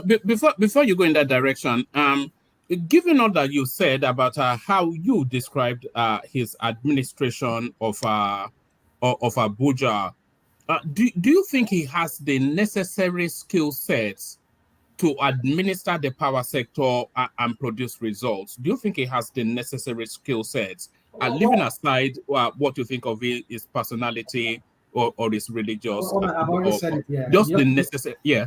You just want me to repeat, just to like make it look as if no, because we're examining him for a portfolio now. So do you think he has the skill sets that fits? You see, he's been able to bring about what I said in FCT, but because by his training, he's an architect, he's an urban,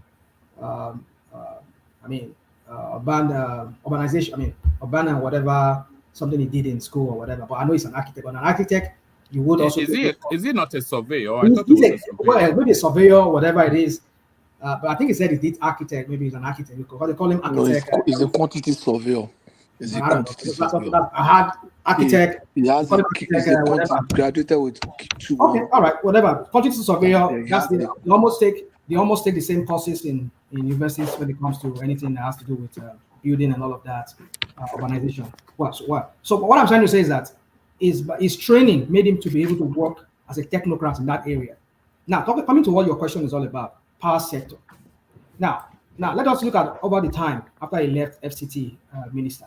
He became a governor. He managed a state, even though he did a very woeful, he did a very bad job in the way he manages that state. Of course, people might say he delivered on some projects.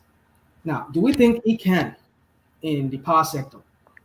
Well, you see, one thing I understand over time is that sometimes people's training does not really translate into competency in that very field where they are meant to work. Some people that don't even have competency in that field, when they are asked, or they are not trained in that field, when they ask to come and do, they deliver a very good job. We know of Batonage, when he was asked to come and do power, despite his American training and all of that, even being a professor here in America, we saw how, even though he would tell his own story that he was frustrated out of the whole place because of cabals, they frustrated him, and his own what's it called, conflict of interest that brought in, because he brought his own company too. They were also having, so he had to resign. So for me, which are so many people, even engineer, Fashola was also power sector, power, whatever, he did not deliver anything there. Despite his loud mouth he was making during the time of, what's his name? Jonathan, where he talks about Jonathan squandering and not managing the X sector. See what I did in Lagos. Let me ask you a question, rational mind. Seeing that you've now considered that he does have the No. I've not considered one man. Let me go on this my long time. I know everybody will say it, so let me just conclude it now. For me, I don't think he has the competency to administer the power sector. Yeah, I don't think he has. I think that's what I would say.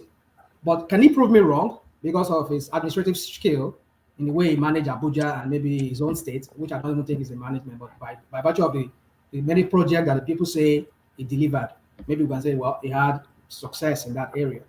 So can that translate in me? Because I've told you about Batnaj, who was a trained, I mean, what was it considered, a nuclear physics scientist or whatever he was. He could not even manage the power sector. So can he do it? But I think it's grit. He has this grit.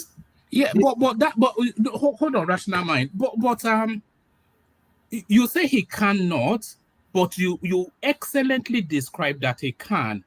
So you've told us that you've told us that he did an exceptional job as the administrator in Abuja.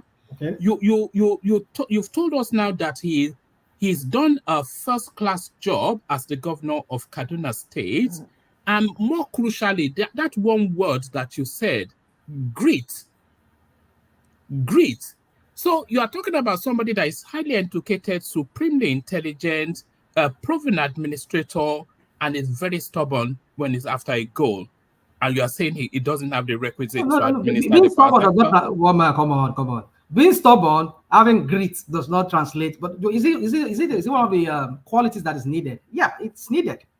Because as a leader, somebody who wants to lead a very powerful portfolio, and you know that there are some unseen forces, let me use the word unseen forces, there that they will frustrate you. We've seen even like I gave you an example of Patnaji and other people who tried but never did anything. That's why they are fumbling of mouth, they don't fumble mouth, they don't talk saying they did abysmally. But is great. Is it enough? I don't think it's enough. But is it something that is required? Yes, absolutely. It's something that it needs to be able to function and be able to. It is grit plus the other. No, it is grit plus the other qualities that you've just described to us that he has. Is it enough?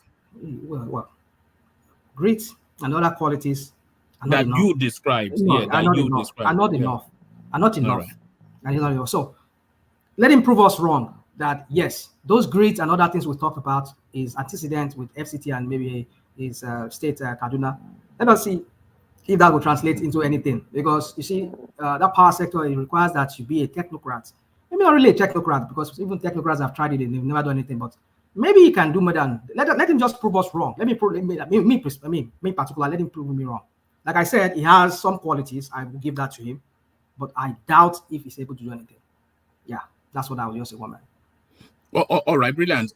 Let me come to you next to Niger, and I could lead you, or I could have you free flow. So you decide on how you want to approach it.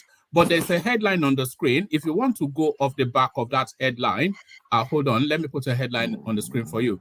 So there's a headline on the screen. If you want to go off the back of that headline, you can. But if you want to free flow, you can. Good to see you, Niger.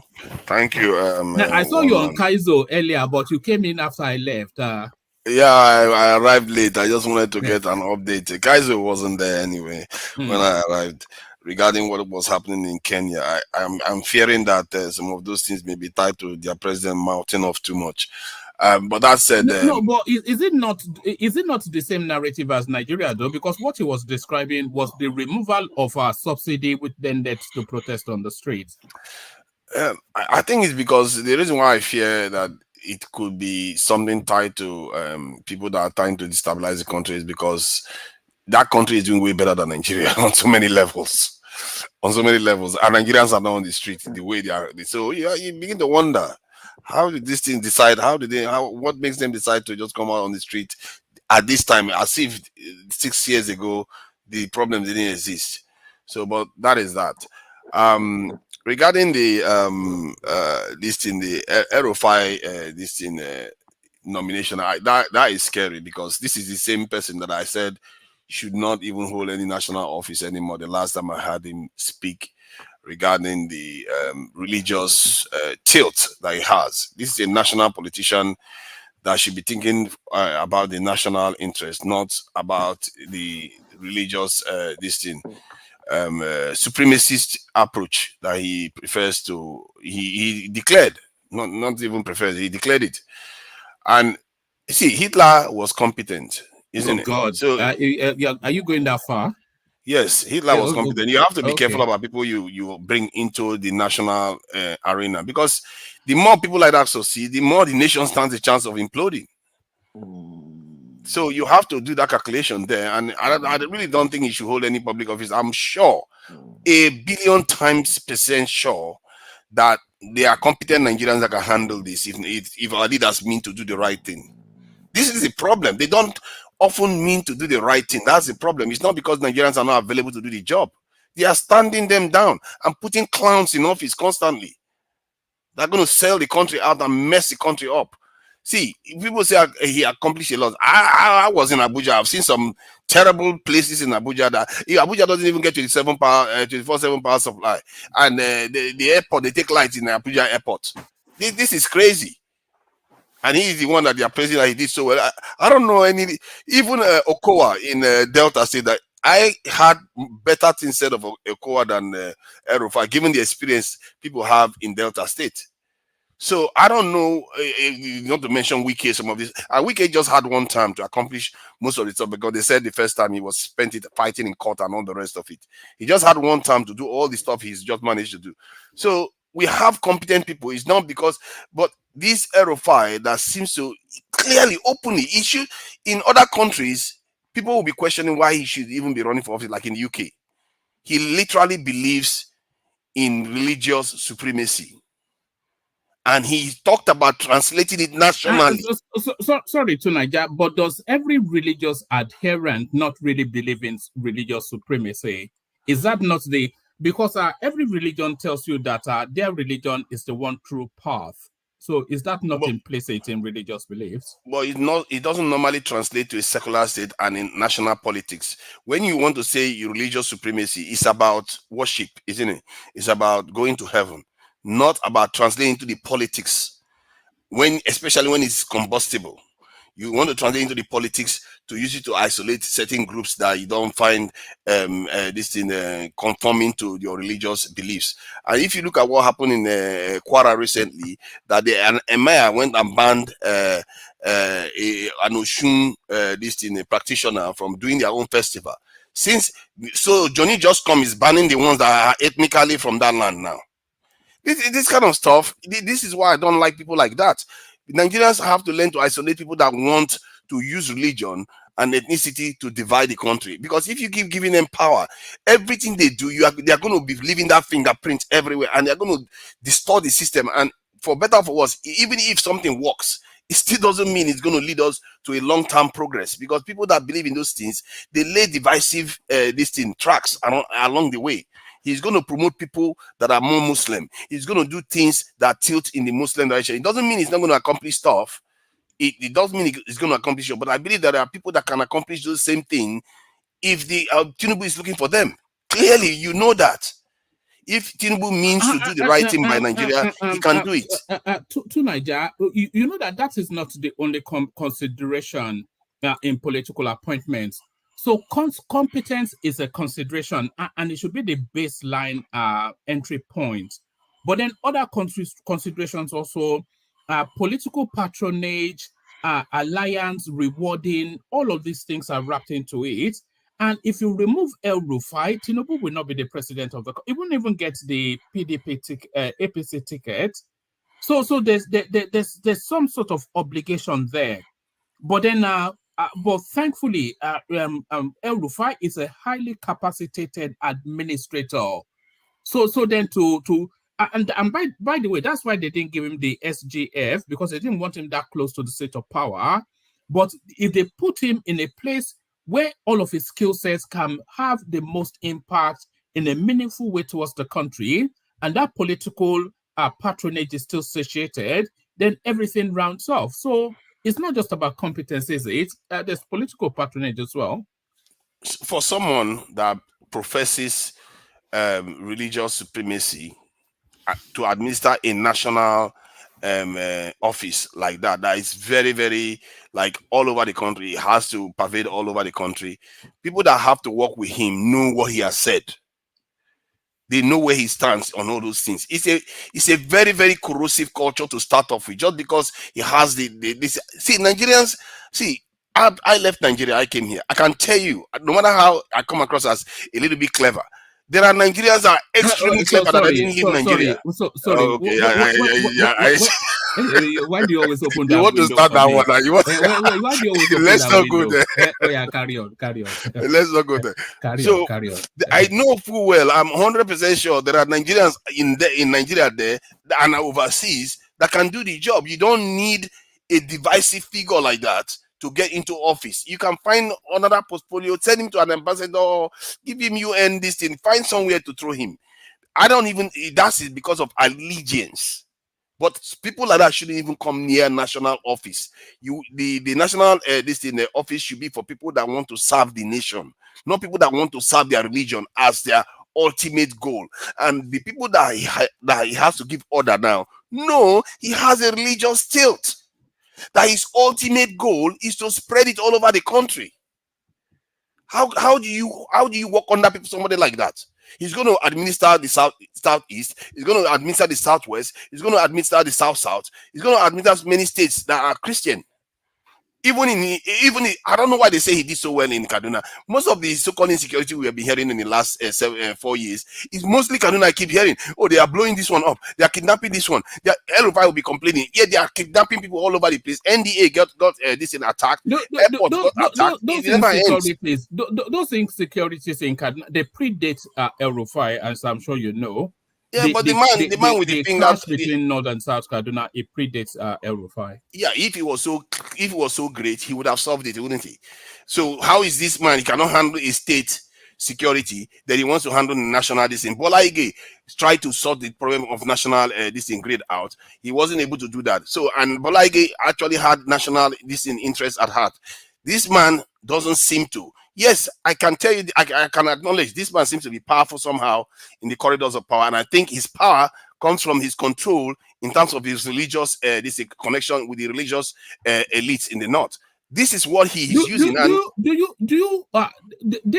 of the reasons that you've just elucidated to damn and consign El-Rufai, do you apply those same set of standards to your principal, who as we know is also a religious extremist? I don't know him to be a religious extremist. I don't know if you have evidence of him being a religious extremist. I don't know that. When somebody is saying it's a religious war, then we have to assume that it's a religious extremist. No, if he's saying that, let's say that tape is 100% correct, the way it came out, the way he said it. No, let me address it now. The way he said it, he was responding to a statement that it's almost as if they are telling him that there's a religious war going on against his own side. That is the context he's coming from. That's why he will say, I beg, send my people out and all the rest. Not like he's the one instigating it. Okay. That's the context he was responding. Sorry to Niger. Still staying within your logical trajectory. If somebody that says it's a religious war, if it's put in administration of a multi-religious space, is it not going to vest his religion upon the space, as you are suggesting El-Rufai will vest his religion on the power ministry? Oh, no. I think what he's saying is like somebody, like now, what do you think I'm complaining about? I'm complaining about what El-Rufai said. I'm complaining about what the MIR said. If somebody had me on the tape complaining about those things, they might mistake me for saying I'm talking about religious war. You see what I mean? So, but and we know now that this is what they are doing. That he's like he didn't even hide it. He came out openly and said it. That this is what they are doing, and we know what has happened to Christians in the southern part of this Kaduna. That's why when you hear all these attacks in Kaduna, often is the southern part of Kaduna this stuff is happening. We know that this is the kind of stuff, and I've always been wondering, because I never knew Kaduna was that, almost half and half Christian Muslims. I didn't know that, so I just assumed that it was a Muslim state and they were getting attacked. And I keep wondering, why is this El-Rufai just like Autumn? He keeps complaining all the time, but he doesn't have any solution to anything.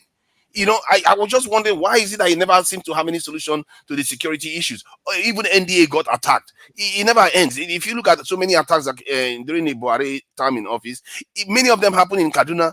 So then you see this stuff happening in Kwara too. I've seen what P2B was complaining about was technically what is happening now. They've already declared it openly. And how can you elect somebody like that? How can you put somebody like that in office? an office inside this country, even if you send him overseas, he's probably going to be telling people Nigeria is an Islamic state. Let's not bother with the Christians.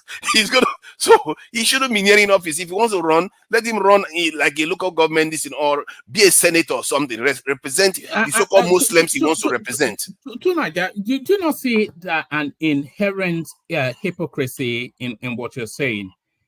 Okay. Because what Peter Obi said on the Yes Daddy tape is a lot more extreme than what El-Rufai said, and El-Rufai's views extreme as well. But you give an easy pass to your principal, and you want this guy's head guillotined. Can I interject, please? I said it that if P2B was the one advocating a religious war, of course he shouldn't go near power you heard him at all. on tape advocating it now. No, Did you not no, that's not what he was doing. He was saying it is a religious war. That he says yes, it's a religious war. It's like somebody is reporting that this is what is happening, that is based on religion, that they are attacking we had them. the whole tape now. Nobody was reporting Oyedepo said, I believe so. Yeah, exactly. So he's exactly that's exactly what I heard. He felt like it's like somebody was reporting to him that and he's agreeing with them. And if if it's a religious war, what side is Peter Obi on? Like me now, if I say it's a religious war, am I on any side? I'm not on any side. I want to isolate all of them. All these people that want to cause religious conflict in the country, I want to isolate all of them because they are part of the problem of the country. Yeah, they might be good in terms of representing their locality. Let's say El-Rufai wants to go and be a senator to represent his own religious area of this in Kaduna. Perfect. Let him go and represent it. But in terms of running a national office, no, I don't think he should be holding national office, because especially when people have heard him say, can you imagine working under somebody that declared that he wants to expand Islam all through the country? Imagine working for somebody like that, and you're a southerner. Come on, I don't think he should go near public office at all, and it should be a disqualifying factor for any politician, because you know what I would do? At least that will curtail their ability to be talking this type of divisive talk, because they divide Nigerians when they talk like this. It's very, very damaging to the country's this morale in terms of being able to work together. And it affects us. You can't trade properly. You can't interact properly. You can't do business properly. It's just good. People like that shouldn't be put in national office. That's my take on El-Rufai. And if there's any other person that is like that, they shouldn't put them in office too. If I come out sounding, I'm a supremacist for my people, they shouldn't put me in office, because I'm not for Nigeria. I'm for only my people in that region. Then why would I go and administer the entire country? So, sorry, can I add something to what you said? I think the simple question you have to ask one man is, the Muslim community in Anambra has passed a verdict on Peter Obi. Let the Christian community in Kaduna pass a verdict on El-Rufai. That's a simple way to find out. I just don't like people that are divisive. I don't like an idea that an emir can tell an Oshun practitioner not to be able to carry out their practices in a secular state like Nigeria. This is an encroachment that can lead to destabilization, and people need to be called. And I don't know why at least after a week he did say something about it. But where is the president? Where is the leaders to say no? We can't entertain this. We have serious problems on our hand here. People are suffering with the hike in petrol prices. Our naira has dropped in value by 25% in the last 1 month and a half, and you have time to be worrying about Osun Festival, to be telling people not to go do and do Osun Festival. So I will move on to other areas that, for me, yesterday it blew my mind when I thought about this, that like I wanted to start advocating for Dangote to be doing his round trip under Buhari. Like, how all these rich people in Nigeria go and take dollars from central bank and they go and round trip it and come back and make more money from it.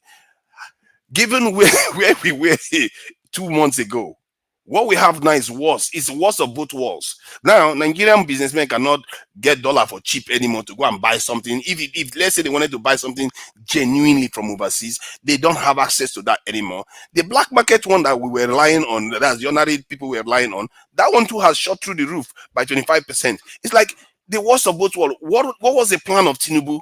I don't get it. What was his plan? It's like, I don't understand.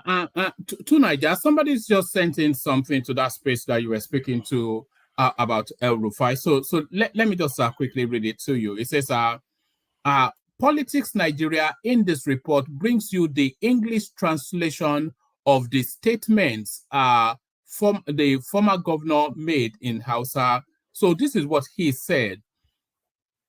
He says, why did I pick Dr. Hadiza Sabuwa Balarabe to be my deputy in 2019? First, I did a thorough calculation that most of those that are not Muslim don't vote for our party, the All Progressive Congress. Most of them are. So why should I give them the deputy governor position? I did my calculation. I knew we could win the election without giving them the position of deputy governor. That's first. That's purely a political issue. It's politics. You want to win an election. You are looking for people that will vote for you. We have observed that since we started practicing democracy, we know places we used to win elections and those places we don't. We've done that calculation politically. That is the political point of it. So it carries on. It says, hold on, let me scroll it. It says, secondly, what we wanted to prove to people, and thank God in the last 4 years, we've vindicated ourselves and proved that a government that has a Muslim as governor and a Muslim as deputy, a Muslim as SSG, a Muslim as chief of staff, a Muslim as finance commissioner, we will not cheat Christians in Kaduna. And everywhere we go, we'll tell them, yes, that's it. The top government hierarchy in Kaduna are Muslim, but can any Christian in Kaduna prove that we have oppressed them? Is there any district that we did not renovate schools? Is there any district that we did not construct hospitals? Is there anywhere that we did not construct roads? Is there anywhere we didn't help farmers, whether they voted for us or not? We have given everybody their entitlements. Of course, Kabau, our local government area, voted for us the most in Northern Kaduna. So I'll add something to Kabau because they voted for us. What I will give Jabba, I will increase it for Kabau because Jabba did not vote for us, but we've given them their entitlements. What you imams and ulamas taught us is that leadership in Islam is all about justice. The Prophet, peace be upon him, and his companions lived with those that were not Muslim, including Jews, Christians, and even pagans, but they addressed him as El-Amin, Amin, the trusted one, because he treated them with fairness. Caliphs like Abu Bakr, Umar, Usman, Ali, all of them did justice to those who were not Muslim. Nobody can say he was oppressed for not being a Muslim, but you will prefer the ones who support you, but don't oppress any. I always tell them, when during this campaign season, they said this and that, and I replied, yes, we are looking for those who can deliver. We are not looking at your religion. Of course, we consider religious aspects, but I can't say that. You see, so that's a confession right there. But what I am saying is, who is being oppressed? Open up and tell us if this government has treated you unjustly. No answer. Well, no one can say he is. No one can say he is used to being engaged in criminal activities, used to being idle, but we stopped that. Or you were used to blocking the road, and we said if you do it again, this will be the consequences, and you know that. So that was sent in by our bishop, but I'm not sure what that proves. I think that actually even proves to Niger's point the more. But there it is, to Niger. That's the English translation of what he said. You see, you can't make it up. That's exactly what he said, and I don't understand how he could. Extreme bigotry right there. It's just right there, and it's a senior politician in Nigeria saying these sort of things. It's so patronizing. It sounds like a colonist.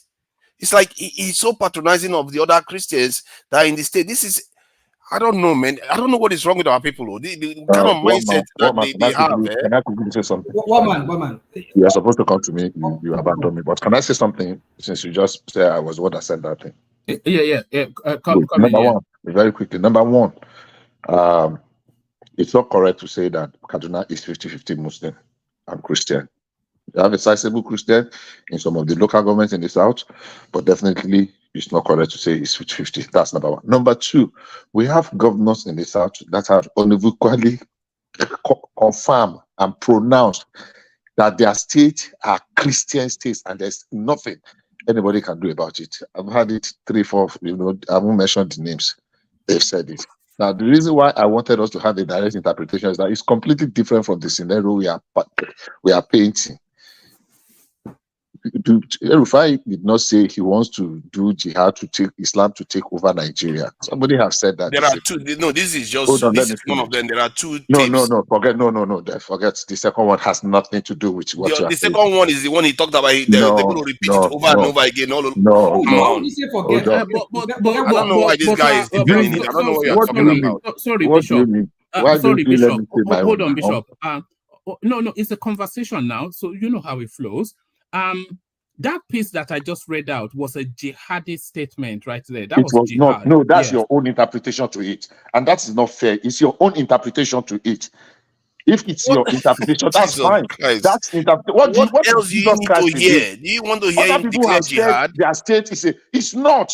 If you say it's a jihad, well, that's your cup of tea. It is not. Other people have said their states are Christian states, and there's nothing anybody can do about it. Officially, in the last census, Christians in Kaduna make up about 49%. That is not true. Of the population. That is not true. That's the census value. I didn't make it up. Oh my God. Blame people that wrote the census. You are making it up. Okay. It's online. Am I the one making it up? It's a fact. Just search Bring it it yourself. out. No, I'm not going to bring it out. Bro, it's everywhere online that Kaduna is almost evenly distributed between Christians and Muslims everywhere. Hold on. Bishop, you came here, you were telling us about a certain World Bank, whatever. We did not say, bring us the facts. Like we No, you said so. No, you said so. You disputed I never said so. No. You said no. You disputed it. Come on, don't go back on that. You disputed it. No, you laugh sarcastically about it, which I find demeaning, which I find very demeaning. But that's okay. Don't tell me that you did not. You did. No, I did not. I only laughed. And you were asking why am I laughing, and I told you why I was laughing. You did. All right, let's bring the tempo down. Let's make it conversational. Let's bring the tempo down. Already don't let it calm down, because the way we debate here, there's no. I mean, I'm saying to you, I never did. I only laugh. I laugh scornfully. Yeah, I might have laughed scornfully at what you said, but doesn't mean that in any way I denigrate you. It's just what you said was what I questioned. But I did not say your figure, give us, go and bring it on, let us see what the World Bank said. Somebody's telling you now that, listen, what's it called? By the last census that was done, there were more of Christian, like 40-something Christian, 48% Christian. So the most, I mean, I don't know whatever. It's now 49.8, 50, almost 50-50. So which means according to Wikipedia. Is that what it's saying? Is that what the census is saying? It's like 50-50, because 49, something like 49.8 is 50 now. So it's like 50-50. Tribes. So now when somebody is see, sometimes we just come here. You see, that's why I say my mental health is important to me. But some people just come here, we just twist things and make it look like we trivialize things. Like, of course, in a normal single society, that should not be an issue. But we know Nigeria, like I was on the platform this morning, we're arguing the same thing. We know Nigeria to be a very ethnically and religiously charged nation. So we should try and just quell that unrest that we can see that will come. When someone, okay, fine, you've done isolating the ones that are extreme, like El-Rufai. You have to isolate them for the national discourse. Okay. You had governor deputy. They always mention Obitu because if you are balancing it with El-Rufai. Muslim. Hold on, my friend. He did governor Muslim, deputy Muslim. Why can't you give other position to the Christians there? You see what he's saying? So you have to make everything domination of. Let me not go into other states. All right. Let's say why I come in. I know you still have the floor. Yeah, to Niger, but like, let's say why insert a thought and then you carry on. Why? Okay, so Niger, I like your analysis, but the thing is you are not balanced, because I would like you to come with a very balanced approach. You have two politicians in the last elections that always been charged when it comes to politics and religion, and we know them, the two of them at the forefront. Obi representing one side of the divide, El-Rufai representing the other side of the divide. The thing is, whatever you say, the way, whichever way we spin it, Obi represents that coloration against the Muslims. El-Rufai represents that coloration politically against the Muslims. How? Hold on. How did Obi represent Let me land. Obi has never mentioned Islam. Let him land. When did Obi mention they may not to Muslims?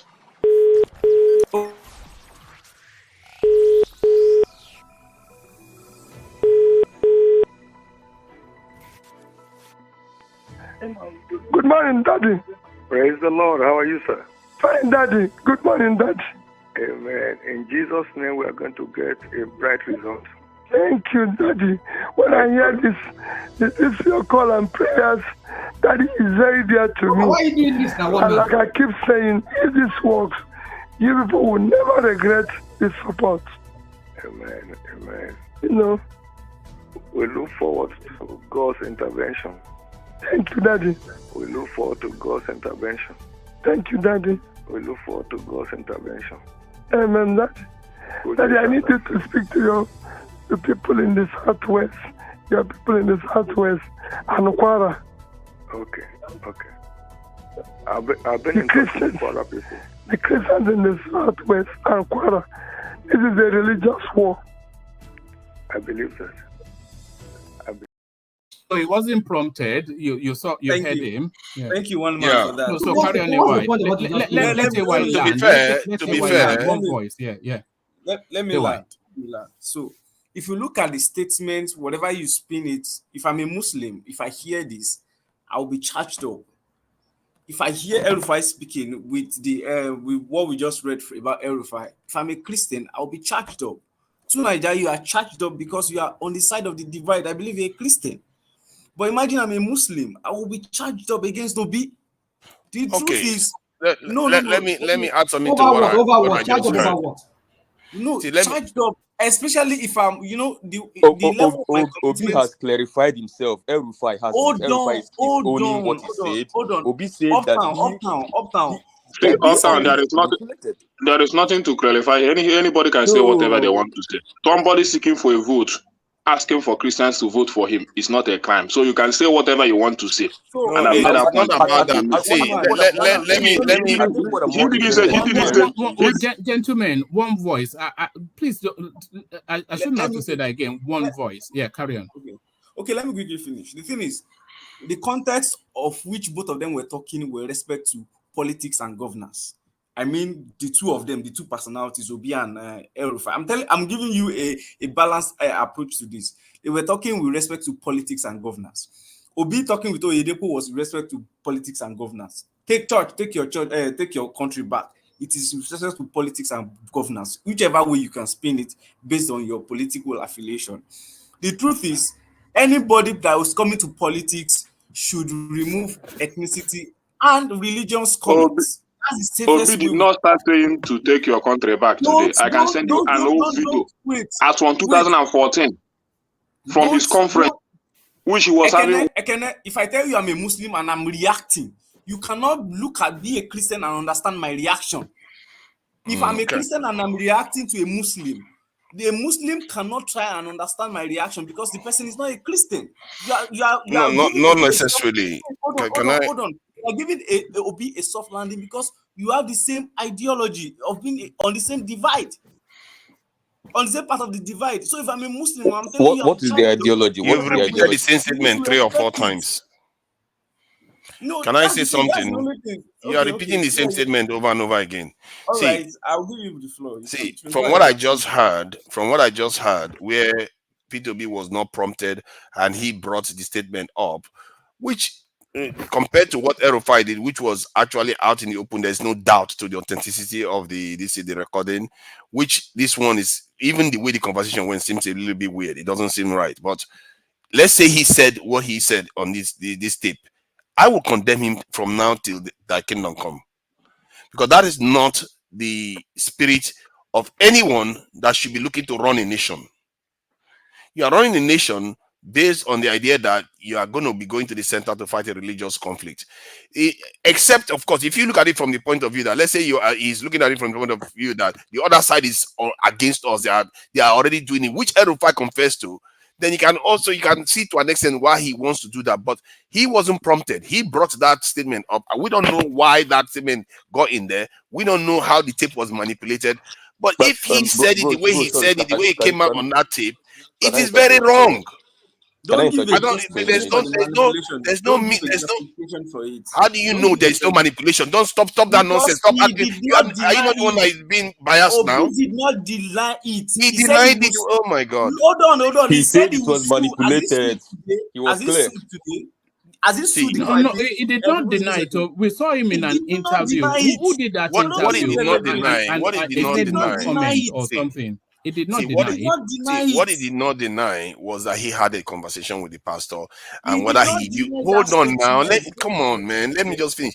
And what he did not deny was whether he used the term. So he could have had a conversation with the pastor and use that term, but the context, you don't know how the speech, because when people want to manipulate this in a recording, they can manipulate it. And there's a reason why he didn't come out openly to acknowledge the tape.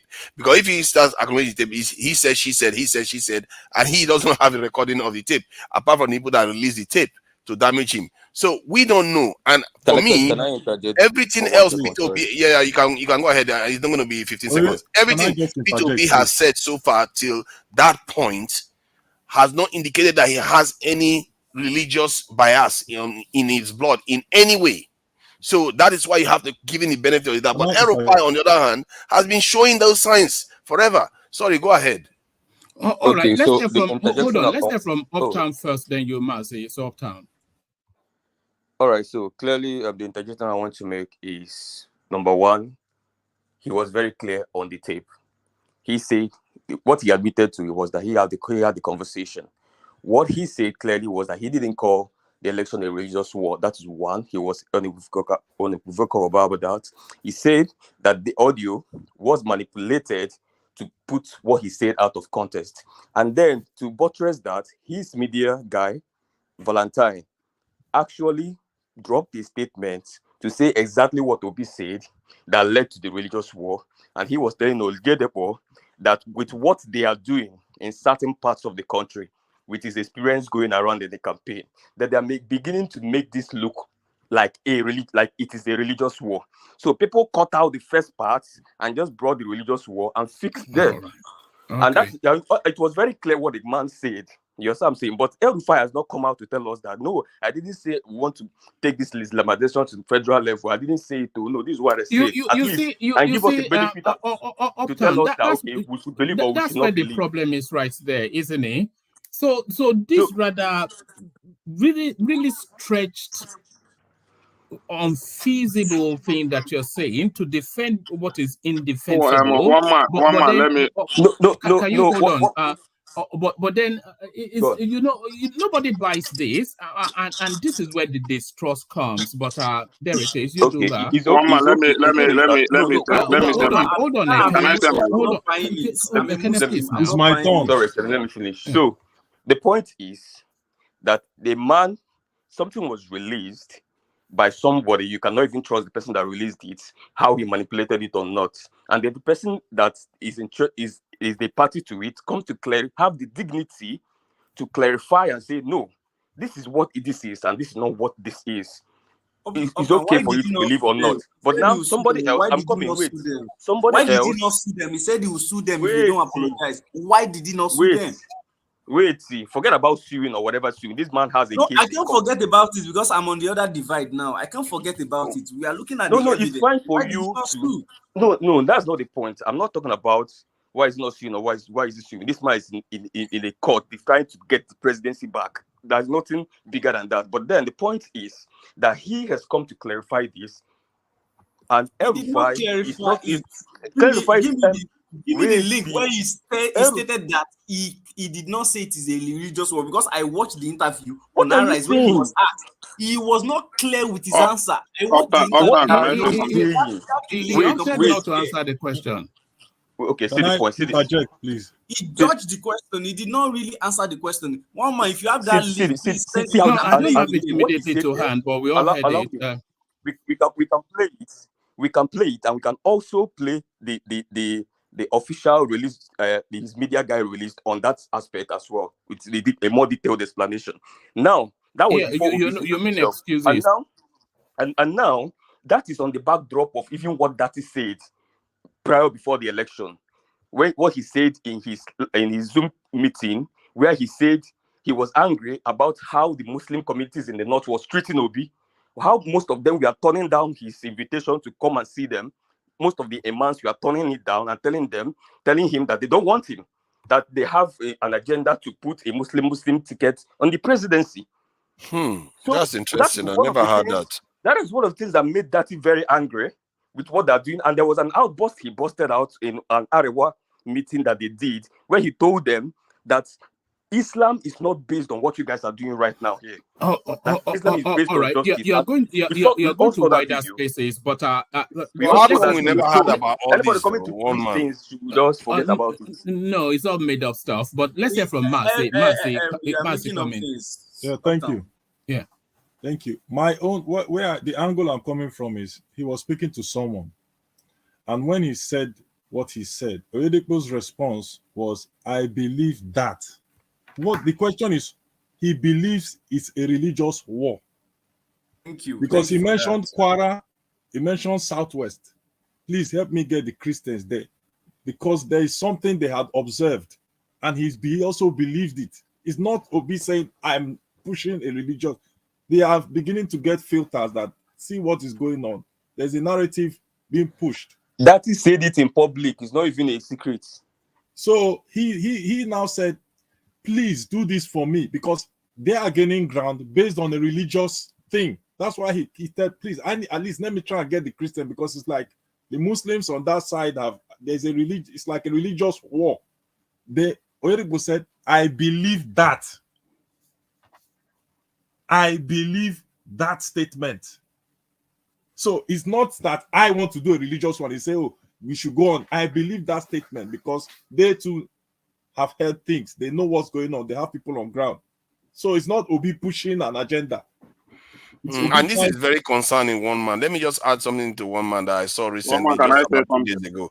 No, this is going to be 30 seconds. There was this delegation that went from the National Assembly to the North to go and see an emir, and they said that they were going to give them a constitutional representation in the law, that's in governing the country.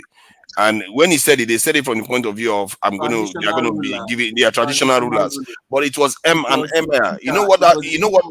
Hold on now. You know what occurred to me there? One, he went to the north, and secondly, the throne that he went to is not even a traditional leader like the Uni of this thing. This is a religious seat that took over the north, and it's just so everything is so unseemly about the whole thing. And you are going to the north to report that you want to give them constitutional power. No, AY, don't make me have to set you to the back. And gentlemen, please, I don't want to have to repeat this. We can't have voices layering over each other. Otherwise, it is not a pleasant listening experience for our audience. So just let that person land, then you come in after them. To Niger, wrap it up. Yeah, I did say that I was going to be very brief. Yeah, so I just found it a little bit unseemly that you want to announce something like that. You go to a throne that is not even indigenous to the land to go and announce that kind of stuff. And in the midst of all this, religious supremacy stuff that is going around, that throne is not only a traditional throne, it's also a religious one. So it seems a little bit odd. And the way these things are happening, I didn't know that Obidati of Peter Obi, this running mate, was already complaining about it. Some of all these, we should have been hearing them. So this is concerning, and that's why I don't want people like that to be running the country. Thank you. All right. Let's say from yeah, come in again. Yeah. First of all, what Uptown said was that he said it in Arewa Consultative Forum. So it's not a. I watched it live. that he became angry the way the northern leaders was treating them in that election. So, but for me, what concerns me the most is not even this thing, but El-Rufai coming out to say that they would dominate the Christians for up to 20 years, and you are using that to compare what even if this conversation, let's say, is real, you compare the conversation that just went on between this bishop and the Obi. You are putting a comparison to this. Somebody coming out telling you with all his chest that Muslims will dominate for more than 20 years. Just watch if Obi was the person that put out that statement like that. How would you see it? Then you are using it to compare to what Obi has done to the Muslim community in his own state. What has this one done for any Christian in his own state? The Muslim community in Anambra State has no place before Obi became a governor of Anambra State. He gave them a mosque. He built them a mosque from the scratch and decorated it and handed them the key over. The last time I checked, he gave them money to renovate it. He shielded them. When there was issue in Anambra State between the Muslim community and the Igbo in Anambra State, during the time of IPOB or something like that, where that it was a terrible thing. Obi shielded the Northerners, that even the Anambra State became angry with Anambra people became angry with him. He put them in a government house, shielded them there, gave them maximum security. After all said and done, he restored them back, gave them accommodation, and you could see their testimony when he was contesting for the presidency. What has this one done for Christians, especially in the Southern Kaduna, even just to give them ordinary security? Just ordinary security. He couldn't just give them security. And you are using that to compare Obi. The Muslim never settled in Anambra State. The Muslim community, we never had it in Anambra State until Peter Obi became governor. Until Peter Obi became governor, they settled. They got a place. They got a mosque in Oka, built for them, and all that. Up till today, they visit him in his own personal house. We never know anything about Muslim in Anambra State until Obi became governor. And you are using it to compare all this nonsense all these things that El-Rufai is saying. Can I push back with El-Rufai's achievements too for the Christian community in Kaduna? Because if you don't know, you ask questions, and I will respond to you. Okay, so in El-Rufai's time, when he came on board the first time, he was the first person one of the first few states to establish the IPAC, Inter-Religious Affairs Advisory Commission, for there to be a dialogue between the Christians and the Muslims, giving them a platform to interact, to curb religious excesses. I mean, when it comes to, imams getting, if you remember those times, having you to, if a religious person, a clergy, you need to be registered and known to the state government so that they can filter whatever you were preaching at that point in time. I don't know whether we forget all these things, because there was preaching of hate against the two divides between Christians and Muslims, and it was, it was very, very obvious. I don't know whether I hope we could still remember that time. He had to form that advisory council, which later translated to the national level, where the Sultan of Sokoto now, and who is the religious leader, and Khan, where they have that intersection and where they meet. It's all this thing. It started from Kaduna, then it translated to the national space. So I don't know if you know about that. He did that, and there was someone that came on board that said El-Rufai did not do. El-Rufai is a fantastic administrator. We all agree. Of course, when you have religious affiliation, just like Pantami, there is, and you are in the public space, people can look at you because of your belief, your religious belief, and sometimes your posture on your belief. People can take it especially for the other divide, take it to the extreme. When Pantami started the NIN issue, what did we say as Nigerians? We said a lot of things. One man, have you forgotten when he was saying everybody should link their NIN to their SIM card? Many stories came on board. Oh, he's trying to register us to Saudi Arabia and all of that. Now everybody's trying to see what NIN will do for us now. So the thing is, not necessarily the way you interpret what El-Rufai was saying might not necessarily be it, because he's in his space. He was talking to his people in his space. Whether you're a Christian or a Muslim, if you're in your space as a Christian too, the Christian caucus too want to advance their cause in the country. That's why they go for evangelism. That's why they go to preach to other people to try and convert them.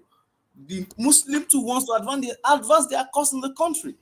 So there will always be need for balance in that country for religious stuff, because every religious is against each other. Like now, Ogun State just passed the law for traditional rulers' day, August 20. Now they are pushing for Lagos to pass it. If Lagos pass it and everybody's have to go on holiday August 20, and they extend it to other southwest, if you are not, won't you believe, you will see what the Christian clergy will start saying? Oh, traditional religion is gaining ground in the country. So I think for me, if you're not part of the divide, you just need to find a way to balance.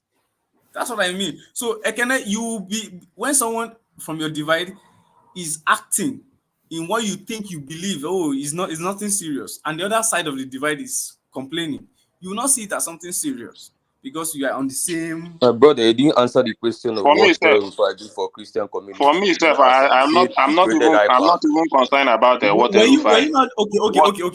Hold on. When he said in that statement, El-Rufai statement, he said, was there any district they did not renovate schools as a government? Was there any district they did not construct roads, irrespective of whether the Christian? That is not the testimony of people from that space. So there was a documentary I watched on AI. I don't know whether AI, one of these stations, where the people of Southern Kaduna was complaining. The elders actually, and the people were complaining on how that El-Rufai. So there was a particular man that said that El-Rufai can even build roads, and immediately he gets to the first Christian house, he stops it and starts from the other. I thought that was really extreme, but that was him trying to describe to the level. Sorry. Let me just come in. Uptown. Sorry. Intentionally. Uptown. Sorry. Ayo, let me just ask Uptown something. Do you know this guy? I think this guy that came in now. This Ubasani now. Why did? Because Kaduna people supported this guy. So why did they support him if all these people are talking about El-Rufai, if they are really true? No, let me add on top of that. Hope you know that in Kaduna today, Nigeria, their working economy, like their governance, is down to the grassroots. El-Rufai was one of the people that conducted local government elections, and their local government systems is stable. And the people of Southern Kaduna. What do you expect them to do? They catch fire? No, hold on. It's like they said this together and you are giving him credit for it.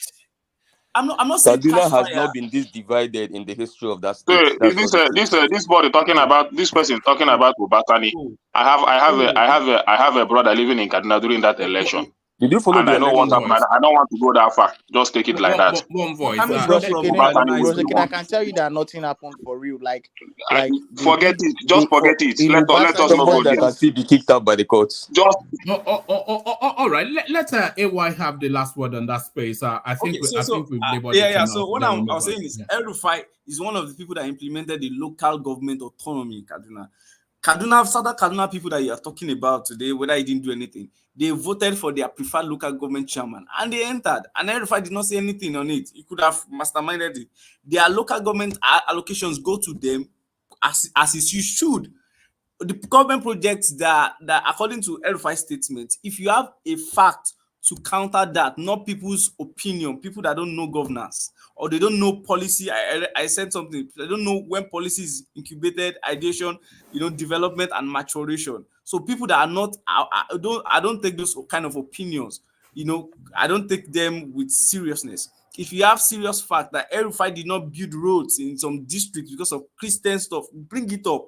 not opinions. El-Rufai has said it now in his statement. Is there any dispute? So you're believing his statements? What do you want them to do? To go to take him to court? What do you mean by bring it out? They are lamenting. They are talking. No. Hold on. The other day you were saying that there was no insecurity in the Southeast, and we're looking at you because that's your statement. But other statements and confirmations that there is insecurity in the Southeast. Those are facts. So I cannot base myself with those kind of opinions. If you have facts. If El-Rufai said what he said, like in the UK, he will find it hard to hold any major office. He might be an MP, representing locality, but not national office. All right. So that'll be the last word on that space. So I'm going to play this clip that Tunaija sent in, and then Tunaija, you give us just a very short commentary on that tape, and then I move on from you to Uptown just to manage the time. Here is the clip that Tunaija sent in. Let me. Kamaldeen is appealing to Kwara State Sharia. In view of the current economic challenges, the Grand Cadi of the Kwara State Sharia Court of Appeal, Justice Abdulateef Kamaldeen, is appealing to Nigerians to see the current situation as a trying period that will soon be over. He gave the assurance during the commemoration of the beginning of 1455 Islamic calendar year in Ilorin, where the Muslim faithful gathered at the Kwara State Stadium to celebrate the day which is declared as a public holiday in the state. Recognizing the hardship faced by many Nigerians, speakers at the event appealed to government to quickly roll out programs that will cushion the effect of fuel subsidy removal. They equally appealed to Nigerians to emulate the Islamic preachings, which emphasize the need to obey leaders and pray for them. Our dear country is currently facing some economic challenges and the public outcry about the fuel subsidy removal. This step of action has weakened the hope of many Nigerians about the government. But going by the difficulties experienced by Prophet Muhammad sallallahu alaihi wasallam and his companion that led to their migration from Mecca to Medina, I want to urge every citizen that whatever has a beginning must have an end. It is a matter of time. The turbulence period will soon be over. Reviving Islamic scholarship and culture. 2, re-emphasizing the supremacy of Islam in the Ilorin through historical references. Sincerity. 3. I think that should be it. It should end very soon because we try to appreciate his. All right. So what are you looking to pull out of that? The idea is that they just banned a Yoruba priestess from being able to conduct this festival in the center. And you heard what the official, the man that was reading, they say they want to reinforce Islamic supremacy in Kwara State. And this is why there is an agenda out there, which is sad because these people don't put their nation first. They just want to Islamize the country. That's all they care about. And people like that should be kept out of public office. That is what I'm trying to emphasize, that one of them clearly now is El-Rufai. We can't keep having these other people. What they do is they encourage people like this to go and to do this type of thing. Like say El-Rufai was the Minister of Interior and somebody was telling that lady not to go and do their festival. He should be the one coming to tell the Imam, Emir, no, you don't have a right to do that. This is a secular state. We have to reinforce the constitution, and that lady has a right to do this. But no, if he's already compromised, why would he do that? They will just keep oppressing the lady. Then tomorrow, Yorubas will respond, and before you know it, the nation becomes unstable. This is why people like that should not be in public office, because I don't blame these people. They are doing what they are supposed to do, but the ones that are supposed to be in office that should know better are not doing it. And I don't know whether the public officers, they know how to isolate these other people. We in the diaspora know better. And I think sooner or later, this needs to change in Nigeria. Otherwise, it's going to cause problems. As you can see what is going on. If you type Kwara and Muslim in Google, all you see is problems. All you see is problems, conflicts about hijab, about this, about that, because these are flashpoints. So I will leave it at that. We just have to discourage people like this type of people from running for office, because they cause problems in the nation. We need to be bringing our people together, not to be dividing them along the tribal or this religious line. We have bigger challenges to worry about. Thank you. I have to say I agree with you that Tunaija, that Peter obeys bigotry not Peter Obi's bigotry. El-Rufai's bigotry is something that that should exclude him from certainly national politics. But I have to also say that equally, because I don't see the distinction between what Peter Obi said and what El-Rufai said. I see the two of them as two religious fundamentalists who must never be allowed to be in charge of somebody that is not of their leaning. So a plague on both their houses. With big qualification. If Peter B said it as on that tape, yes, plague on both of their houses. If he said it on that tape, the way he said it on that tape, that is not good.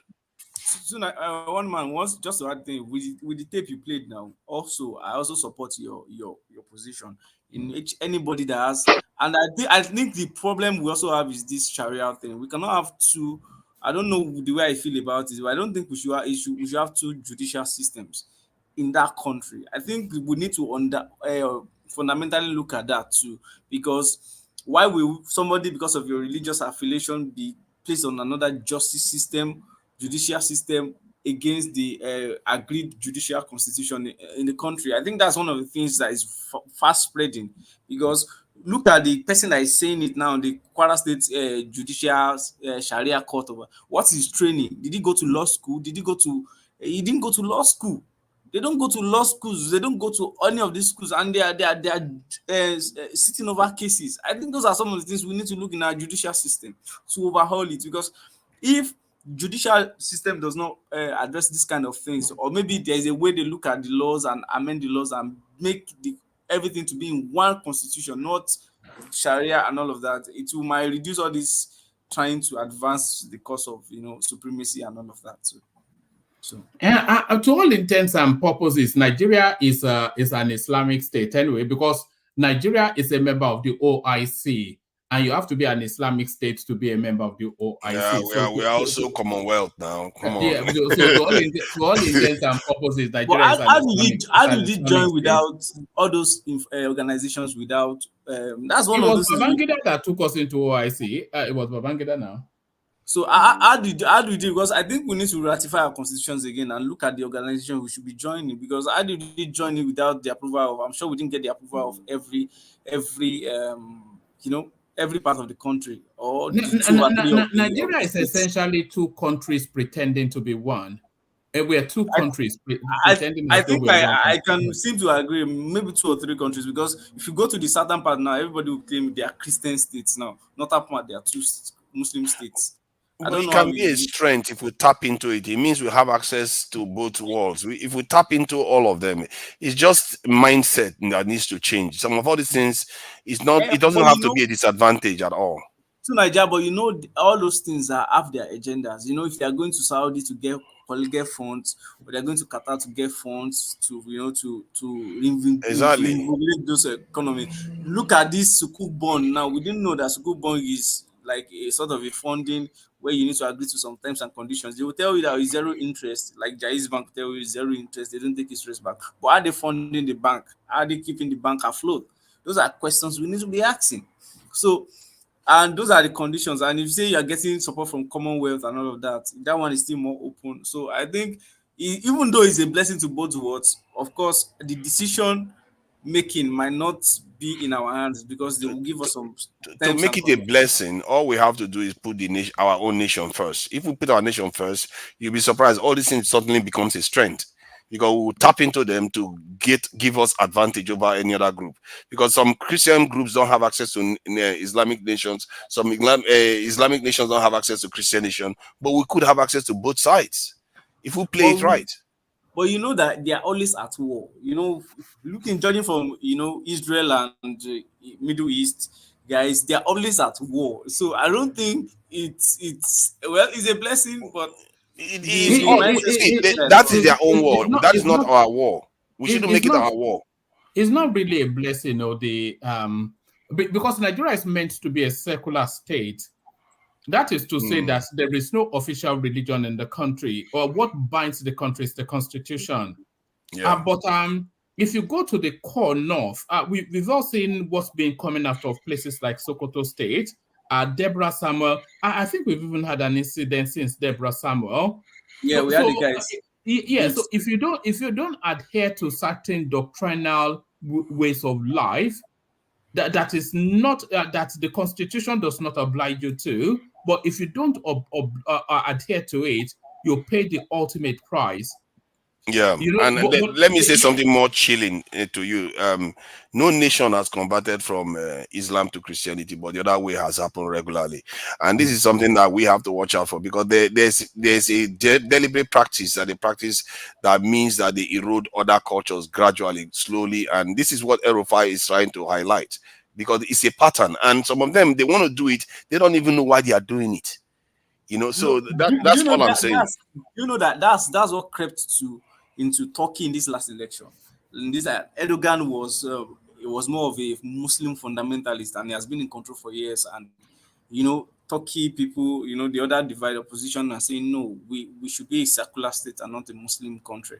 So I think something that we need to watch, and I don't think the truth is, in the life, looking at what their latest achievement using Tinubu, I think they want to consolidate on that. Really, let's be honest with ourselves. I think the Christian leaders should wake up, and there should be a policy around religion and all of that. I think it's time for there to be a policy around it, because the Christian leaders should really wake up. Because if looking at this in the next Peter, we have already told you now it's a religious war.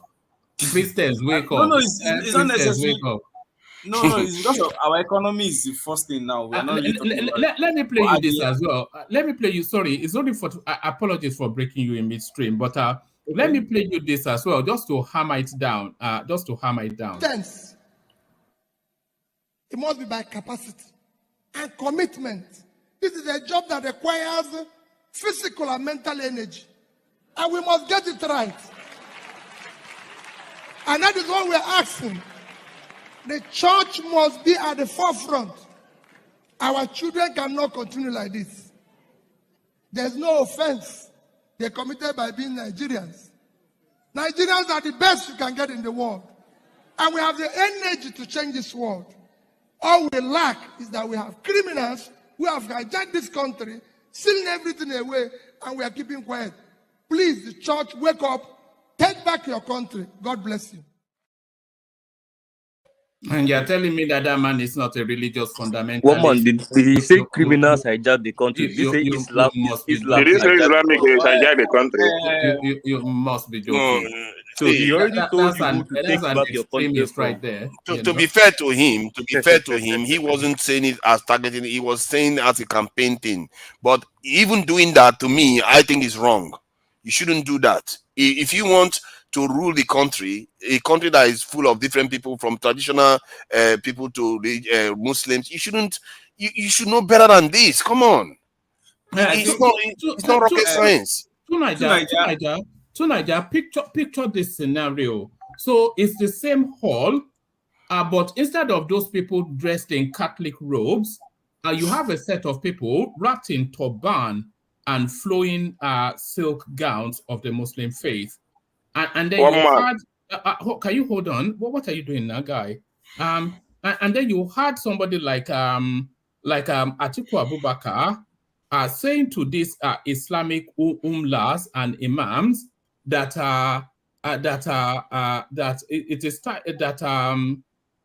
mosque, take your country back, and then that was leaked into. Imagine that.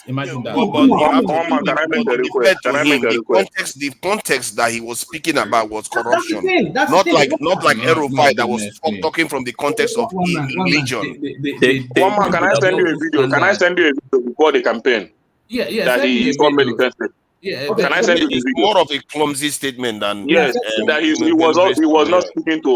was not speaking to a religious people. It was just a video about 2015 or so. After the end of this, he made the same statement. Hold on. Can I send you the video so that you can compare it with this one? Even though show it, take it back now. Take it back. Can I say something? No. The thing is, whatever. AY. Can I say something? No. Let me. No. You'll be talking now. I'll be quiet. What is why? Can you allow me to speak, please?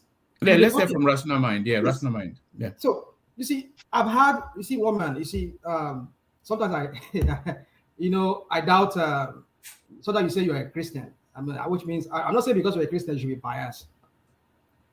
What you do sometimes here, I would not even expect any Islamic Muslim to do that. You will take things out of context without even factoring the context. Don't get me wrong, one man. I'm not trying to attack you or a person, but I'm just trying to say so that we get things straight. You need to consider the context. Don't just leave things out of the context because somebody says something. See, my brother, this thing you're saying, one man knows it. One man knows what he's doing. Don't worry about that. We cited. I can go and look for more examples of. I want you to go and dig. I want you to go and dig Tinubu's interaction with the mullahs and with the during his campaign trail when he had to speak. Well, this infamous where he was blabbing in Arabic, trying to speak Arabic. This Arabic way of saying Bismillah Rahman Rahim. Go and listen to him. Who was he speaking to when he was saying that? Why was it that whenever he's visiting northern state, those predominantly Muslim area, and he's talking to the Muslim audience, why does he have to start with that? But nobody is there defending Tinubu. No. Hold on. One man, can I come in? May I come in, please? You're just you're moving. We're getting too many voices. You can come in a minute, Baba. Please, let's abandon it. Yes. Let's wrap it up. Let me say something before you wrap it up. I've not landed. No, hold on. You will land. Mike will have his insertion, and then Baba, and then we'll move on, and then we go to I'm here. Yeah, uptown for a completely different space because there's usually no escaping that space. But if you are saying he is in the middle of religious people of Muslim faith, and he's saying Bismillah, what else would he say? Is a Muslim? Okay, good. What offense there? One man. There's no offense. Right. Okay. Let me land. Don't. It's different from church. Take your country back. Goodness.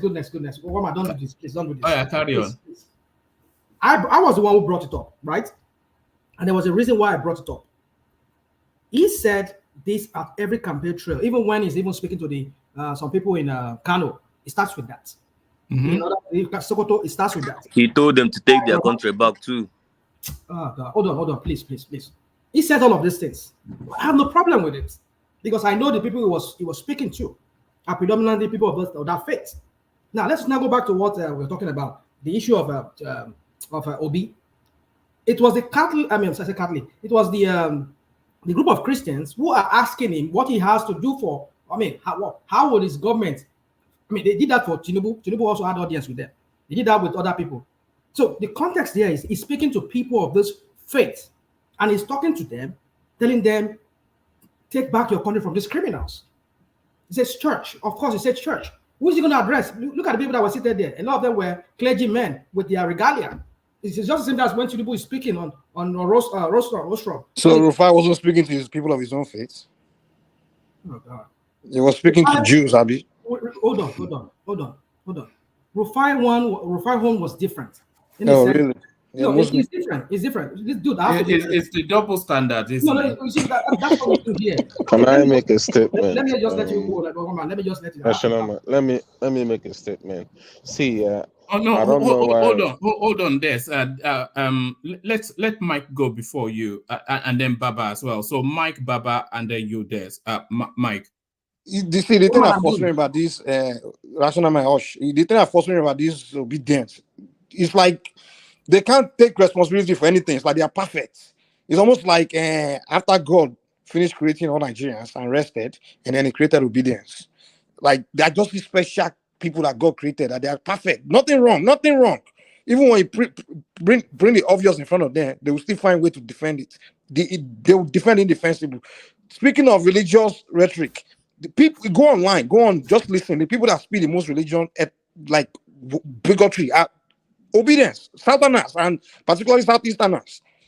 The past 7 years, who has been online talking about Islamization, the Muslim, the bigotry, Fulani, Muslim. The conversation about religion has mainly than coming from the southerners, particularly southeast, and So some discussing Yorubas about too, particularly the Muslim Yoruba tickets agitators. is wrong, but flying a Wait, Muslim let me ticket is go not through, wrong. man. See, everything Obi said there, if you take it out of his mind, put it in Rufai's mouth. Oh my God. Lord have mercy. Mike, stop These it. same people That's here, not there's what's no way. going on.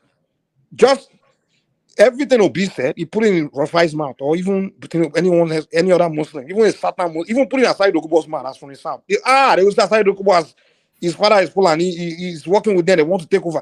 These people, come on, let's just face it, man. What Obi said is Tinubu said clearly things a like that. religious. Tinubu said things like that, but nobody judged Tinubu like that. Tunaja, you are one of the worst. Tunaja, let him down. Yeah. Tunaja, one of the worst because you see it on shows. You have people like CM with propaganda against Muslims, against other ethnic group, bigotry, and that. You don't say let's not do this, but when it comes to others, you kick them away from the show right away. You Mike, kick come on. Come on, man. You are not so different from all those You were crying. hosting a show. You were even telling me to apologize. Even I didn't say anything close to what CM was saying because you told me to apologize on behalf of Oba. All right. So let me abandon Tunaja. Let me continue what I'm saying. No, those are matters outside of this place, but I know. Yeah, this obedience. It's like, how pathetic can these people be? It's like, come on. I don't know if you guys can help yourselves. Just be humble for once now.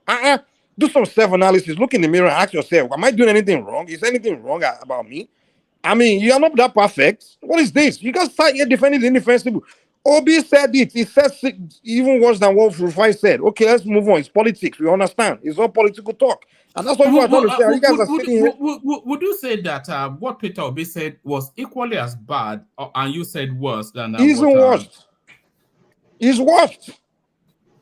At least Rufai, we can say, it's the local politics. Obi on is national politics, man. The whole country. At least we can say, even if we say Rufai is trying to burn something, at least we can say, maybe he's trying to burn Kaduna down. Obi wants to burn the whole country down. Religious war? Are you kidding me? How can we survive that? And you guys are defending that kind of state, that kind of stuff. Mike, Obi should be on his knee apologizing to the whole country for trying to start This is why I think Obi should have really addressed this point very well. Because nobody knows what's on that tape now. Because Obi should have really addressed you've been spending hours, months trying to convince us. Hold on, Mike. Do you think that do you think that it's unacceptable that the DSS did not at least speak to him on that, Peter Obi? They should have arrested him and take him there, go and sit him down next to Kanu's cell and ask questions. Him, but at least speak to him. That what does he mean? Yeah, they should have. No, they should have. They should have done that. Are they not the one that released the tape? They've been very lenient on. And these people like Tunaja will come and tell us that it's a doctored video, it's clinical, like we are foolish. Come on, man. Come on. No, you see, you can say that all those people that you guys brainwash. You can't come here and be trying to tell people like us here. All right. Let's say from Baba. Well, let me finish. Land. And then when you guys want to do your twisting and propaganda, you can't come here and do it. Yoruba people, we are light years ahead of you when it comes to reasoning. This is not about you. The video was doctored. Like we are Mumu. I will just believe you that I wasn't Obi talking. Just that's like El-Rufai. Forget that line about what's going on now. All right, thank you, Mike. I did say, Baba, please come in. Yeah, hello, one man, and good to have you. Good evening to everybody. It is sad, you understand, what our country has become. It's very, very sad. More so for people like me. I rate myself as a second generation Nigeria. What I meant by that is that after our founding fathers, you understand, and the generation of maybe the show, okay, I'm third. The generation of the Shoinkas, the Ashebe, we are the third, born before independence, you understand? I witnessed Nigeria's independence. I felt the dream of our founding fathers. This is not the nation they wanted to bestow to us. It is very, very sad, particularly this present generation. Very sad. I weep most of the time because the Nigeria I witnessed was beautiful. Lagos, which is my ancestral home, the island, we lived with everybody. Adeniro Ogunsoya, Tos Benson, Agbabiaka, those were Zikists. On Campbell Street on the island, you see the cock, the NCNC symbol, and their flag flying unimpeded without any encumbrance. What happened to us? What happened to us? Let's think. Is Jesus Nigerian? Is Muhammad Nigerian? Is Jesus a Yoruba man or an Igbo man, or is Muhammad an Hausa man? What is this? What is this? I don't understand. What have we become? You see, what I'm trying to say here, secondly, for Sharia, for instance, I don't see any Christian. I may be wrong, but correct me. Has any Christian in the North been charged to a Sharia court? No. It is meant for Muslims. I think according to the guidelines of the Sharia court, if you are a Christian and you are taken there, tell them you are a Christian, you are not a Muslim. They will let you go, take you to the normal court. And let me talk to my brothers here that are supporters of Labour Party, or particularly Peter Obi. This phenomenon called Peter Obi is something I've been trying to study. I can't fathom it out. Why? Obi was a governor for 8 years. He cannot tell me, or nobody can paint him or put a garb on him to say he's not, or he was not part of the establishment. He is. He belongs to the political class. It's not a talakawa. So this garb we are wearing for him, was it not this same Obi that repatriated the Hausas from Anambra State, load them up in trucks? False. No, stop that, my friend. Bro, Stop that. bro. No, we can't If you stop don't know it what when you're to saying think, something wrong now. Why are you what are saying you I'm saying? telling you the truth. Then why did it happen? No. What's good? I did say no heckling now. Don't heckle him. I don't think Don't Baba, heckle me. I don't think I'm Baba a student of history. is used to this kind of, yeah. I'm a student of history. Baba. I witnessed a lot of things. I started reading at the age of 7. I started primary school when my hand cannot touch my ear when I put it over my head. That was how we were measured. I was given a green cup and flag, October 1, 1960. So nobody can tell me Nigeria's history. I listened to Refuting. We used Bush radio to tune to BBC, Bush radio, if you know what they call Bush radio. So I know what I'm talking about. He did. And that is the bottom line of the quarrel did not have with him today.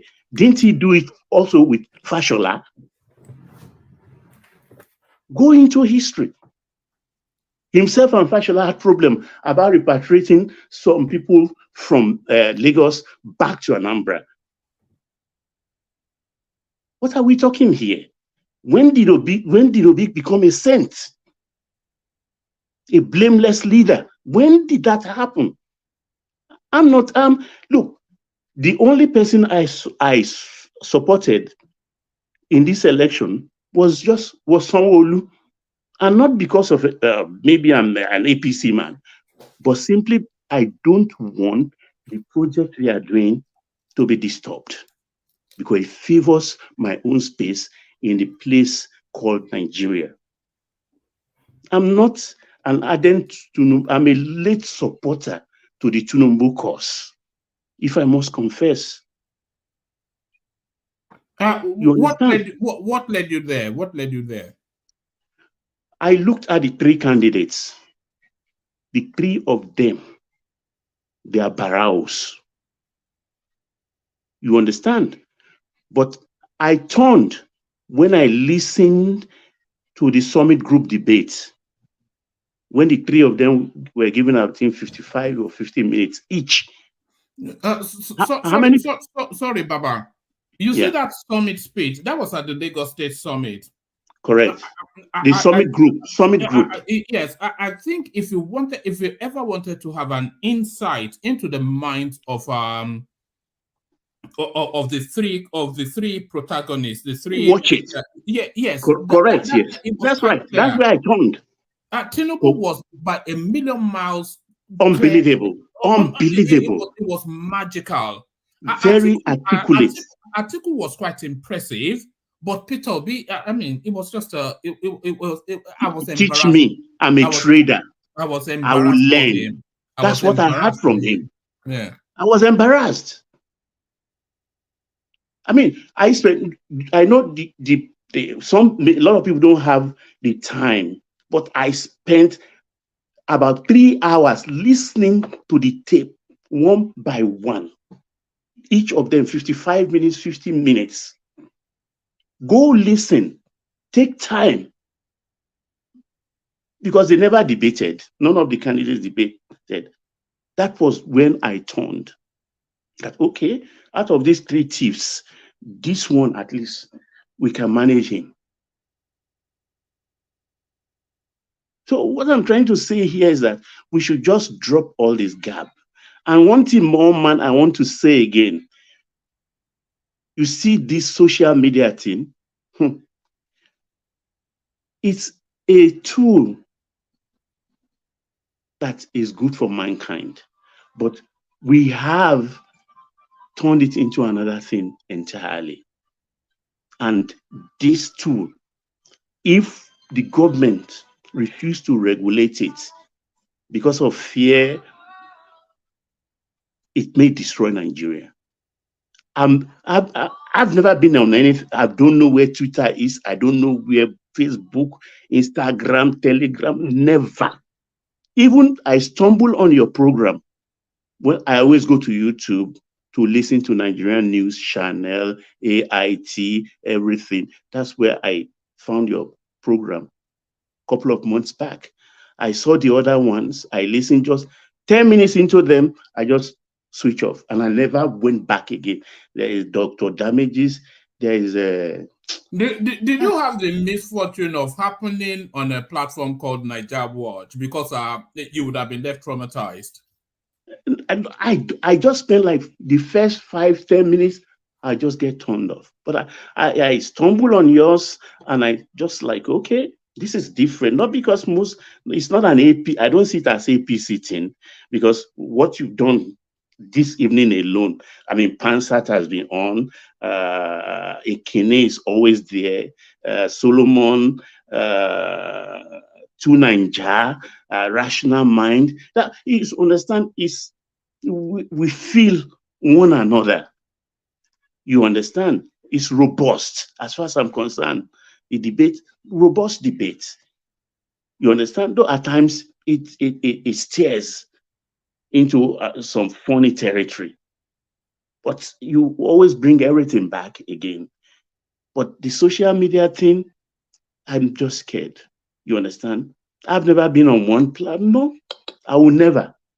I do. When I see them on phone and this thing, I've never registered one day, and I will never. Because I just felt that it's not just a Nigerian thing, it's even in America here. If you listen to the QAnon, from where the MAGA groups sprang from, you'll be amazed. You want to poke. It is crazy. All I just want is, let me paraphrase Obi's statement. Let's have our Nigeria back, the Nigeria of the 60s. Let's reflect the dream of our founding fathers. We should stop this religious thing. Thank you, one man. All right, brilliant, excellently put. Always excellently put by Baba. You know when I start the sessions and I always canvas for new voices, you can see why now. So that's another Ajanle Koko Kulata level discovery from that right there. So that's why I'm always I start the program saying new voices come on. So new voices come on, but the traditional voices that we can spend forever and a day with. Uptown, you're up next. Man, let me have my interjection now before Uptown will kill the whole place. All right, carry on. But a short little interjection and then Uptown. Yeah, I think I might probably have some kind of a blasphemous statement in my, interjection. So unfortunately for my Muslims, I'm sorry. We are actually, I feel like this section has almost been like we are trying to campaign for our, principle all over again. I don't know if we heard about something going on in the court or whatever, why we're having this conversation. But no, there's going to be a rerun now. Did you not hear that? Probably that is probably why we're having this kind of conversation. You never know, but so much, lies have turned up, and like you always know me, I don't like it when people tend to lie without any facts on ground, just trying to basically spoil someone's name. Yeah, quite all right. P2B is a very devoted Catholic. He's been a Catholic for a long time, and Catholics are very devoted Christians. But that doesn't make him a bigot.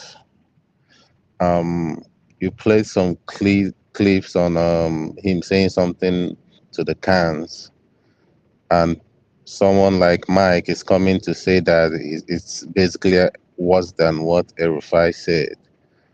That statement he made, take back your country, he never said take back Muslims or take back people or take back the traditional rulers or take back, the Yorubas. He basically told the Christians to take back the political space. No, That the is country, what he was. The country, not the political space. The country. The country, the people that rules the country. That is what he meant, and we all know it. He the never church, said back the country. That is what I'm saying. Take So back the political the mosque terrain. should take back the country. Will you respond this way? It doesn't matter. Like if he says, come on. Can I finish first? He's in the context, and we all know the context he was talking about. Do you get? He has been going around. You tell me. He has been going around, going to schools, telling the students to take back their country, telling everybody, even a granite seller, to take back their country. So when he comes only to told anywhere, the church to take back their country. He didn't tell anybody else. He told everybody else to Did you take back go their to country. sorry, Desmond? Did you go to a mosque and tell them to take back their country? He can go to a mosque. He's not a Muslim. But he did tell the he did go to the tell. mosque. Can I finish? Recently, Can he I went to the finish? mosque. That wasn't even a church, first of all. But it was a synagogue. Can I finish? He did go to the campaign in the north and still told them there were Muslims there, there were Christians there, and he still told them to take back their country. So you have to know the context. So it's not. Do you have the clip where he said mosque? Yeah, I can. Where he said mosque, take back your country. I never said. I said he was in a campaign in the north, and Yeah, told the but that people in the wasn't north. that wasn't my question. You can say no or I don't know. Did he go to a mosque and say mosque because we know he went to a church and told them to take back their country, but did he go to a mosque and ask them to take back their country? Like I said, he's not a Muslim. That is not in his terrain. So you're asking him to basically go somewhere he doesn't believe in. Although he's supposed to be a leader, but he has a religion, right? So he has to do something that is basically on his terrain. So you can't tell me, yeah, he has to go to the mosque. What if he doesn't believe in it? What if the God that he serves does not let him go there? You get Sorry, man, just a quick one. Sorry, man, I can't even hold this one anymore. You're just damning yourself. Like no, like me, That's why I like kept me. quiet. No. I'll let him talk. No, let me say something. Let him keep going. Me as a Christian, I don't find Muslims pleasing. I'm not gonna lie. I can't go to a mosque. Do you get? It's not my belief. Like I told you for the first time, P2B is a devoted Catholic. Do you get me? He's a devoted Catholic, and I know us Catholics how we feel and how doesn't mean that we are bigots or doesn't mean that we hate anybody. We just believe in that Bible, in that theology of Christianity. Do you get me? So don't come and say that he's trying to start a war because of besides Christianity is the most loving religion in the world. Is the most peaceful, and I said, I might sound blasphemous. Like I said, I might sound blasphemous. Uptown, can you hear me? Hold on. You're damning yourself. Every single word that you are saying you are damning yourself. Maybe you should just stop talking. You're calling up. I told you. I said I might sound blasphemous. I told you before, I might sound blasphemous, and I don't care. This is just me. Do you get me? That's why I said sorry for my Muslims out there at first, because I'm a devoted Christian. Like I said, for my belief, I believe that Christianity is the most peaceful. So you're not a devoted Christian when you are taking advantage of Rebecca and the rest of them. What did the Bible say about that? Eh? Who's Rebecca? I don't know what you're talking about. I don't know. Or you remember we saw you in your apartment in Lekki. My wife. Are you talking about my wife? Your wife. My wife to be. Look at this guy. You remember we saw you. You forgot. You forget how much we know you. This, but yeah. But anyway, let's just give this man a break. Like I said, let's give him a break. We know the kind of person he is. Nobody has done. I challenge anybody that would say P2 that has done close to what P2B has done for the Muslims. I remember those days that the Northerners were killing. No. Are you saying that your challenge? Sorry, what's the challenge? To show me anybody that has done for the Muslims. Sorry, any Christian or any governor that has done for the Muslims what P2B has done. Any governor that has done for the Muslims what P2B has done. A Christian governor, basically, not a Muslim governor. I'm not talking about the Muslims now. I challenge anybody to show me that Christian governor that has done even a quarter of what P2B has done for the Muslims. I remember. You know that Makinde is a Christian, and Oyo State is more Muslim than Christians. You know that Sowolu is a Christian, and there's a huge Muslim population in Lagos. And what's that? And you are saying Peter Obi that Anambra State that only has 1% Muslim. He has done more. Can I finish what he did? I remember the time that the Muslims in the north you should stop talking for your own sake, man. Was killing the Christians. Yeah, I was still young. That happened when I was young. So then they became sort of a retaliation. I don't know if anybody can remember. In Onitsha, the Christians felt like they are going to start killing the Muslims in the east, and it became some sort of I would say sort of religious war, religious mini war, whatever. So they started scattering the whole shop, Aboki shop, stealing their stuff. Any Aboki where they see, as in P2B was the governor then. What this man did, he had to protect the Muslims that a lot of Christians was arrested that period. The Muslims had to be running to the barracks. He told them, everybody go to the barracks and stay. It would have been a massacre. What else would they have done as Sorry, the governor can of I the state? interject? Come on. All right, let's hear from interesting. Good to see you.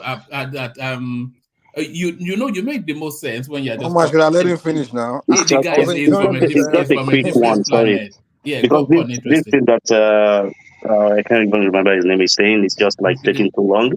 Desmond, like yeah. when you say a governor protected citizens when there was like a religious or whatever war in his own state, what do you have expected him to do? I don't know. If he didn't do it, he will be removed. That would be a state. That's why I said he should have He didn't even stopped protect them. No. He told them to go to the barracks. He didn't tell them to come to his, to his what house. do you think he should You do? have to let me finish the story before you. Yeah, but you have been long and winding. I've not even finished it. So go ahead. This happened. What? Yeah, it's inviting you to land it quickly. Okay. This happened. Remember, this happened when there was. It was basically I would say democracy just started. The civil war and everything. The whole thing was still fresh. Bring it home, Des. So if he actually, can I finish? The whole thing was still basically fresh, and everybody was still feeling like not trusting the Muslims per se. Like Ekene said, the P2B actually made the Muslims settle in Anambra State. So if he didn't do anything, nobody would have done. Like, it would have been a massacre and nothing would have happened. But this man protected the Muslims, and he did it because that's his job, though. God, man. He did it because of the love he has for humanity. It's his job, my guy. It's his job. What would you? Let me ask you a question, one man. Hold on, because I'm not Let sure me ask you a question. You are not doing yourself any favors with what you're saying. Is it El-Rufai's job? Is it El-Rufai's job to protect the Christians in the north? All right, thank you. Let's move on to Uptown. Uptown, you're up next. Woman. Yeah. There was no rhyme or reason to whatever it is Des was saying. I just asked you a question now. He said it's his job. It's tedious. You are doing what aboutism is what you're doing. It's just, there's no rhyme or reason to. All right, yes, let Uptown carry on. Uptown, speak to us. Speak to us. Yeah. Well, one man. I think all of us here are very intelligent. I think most of us understand what Des is trying to say. He might not put it in a way that we prefer, but I think we know his destination. And the point is really very clear. And this man has shown over the years, his love for humanity, whether it's Christian or Muslim. Showed it as governor. Till today, I don't know any other Christian governor. Sorry, Uptown. There is not sufficient enough of a Muslim population in Anambra State for there's us a lot, to actually. Yes, I'm sure there's a lot, but there's not sufficient. Non-indigenous, yes. There's not sufficient enough of a Muslim population in Anambra State for us to make any judgment of anything. Hold on, let me make the point, then you can disagree. There's not sufficient enough of a Muslim population for us to make any judgment on Peter Obi's stance. That's one. And then this story that Des was giving us that I quickly pivoted away from. They are massacring people in your state where you are the chief security officer. So what do? Are you going to say let them slaughter them because they are not of your faith, or do you act to your job? And then when you act to your job, is that some act of humanity, or you carrying out the role? What other option did they have other than to act to save lives in his own state?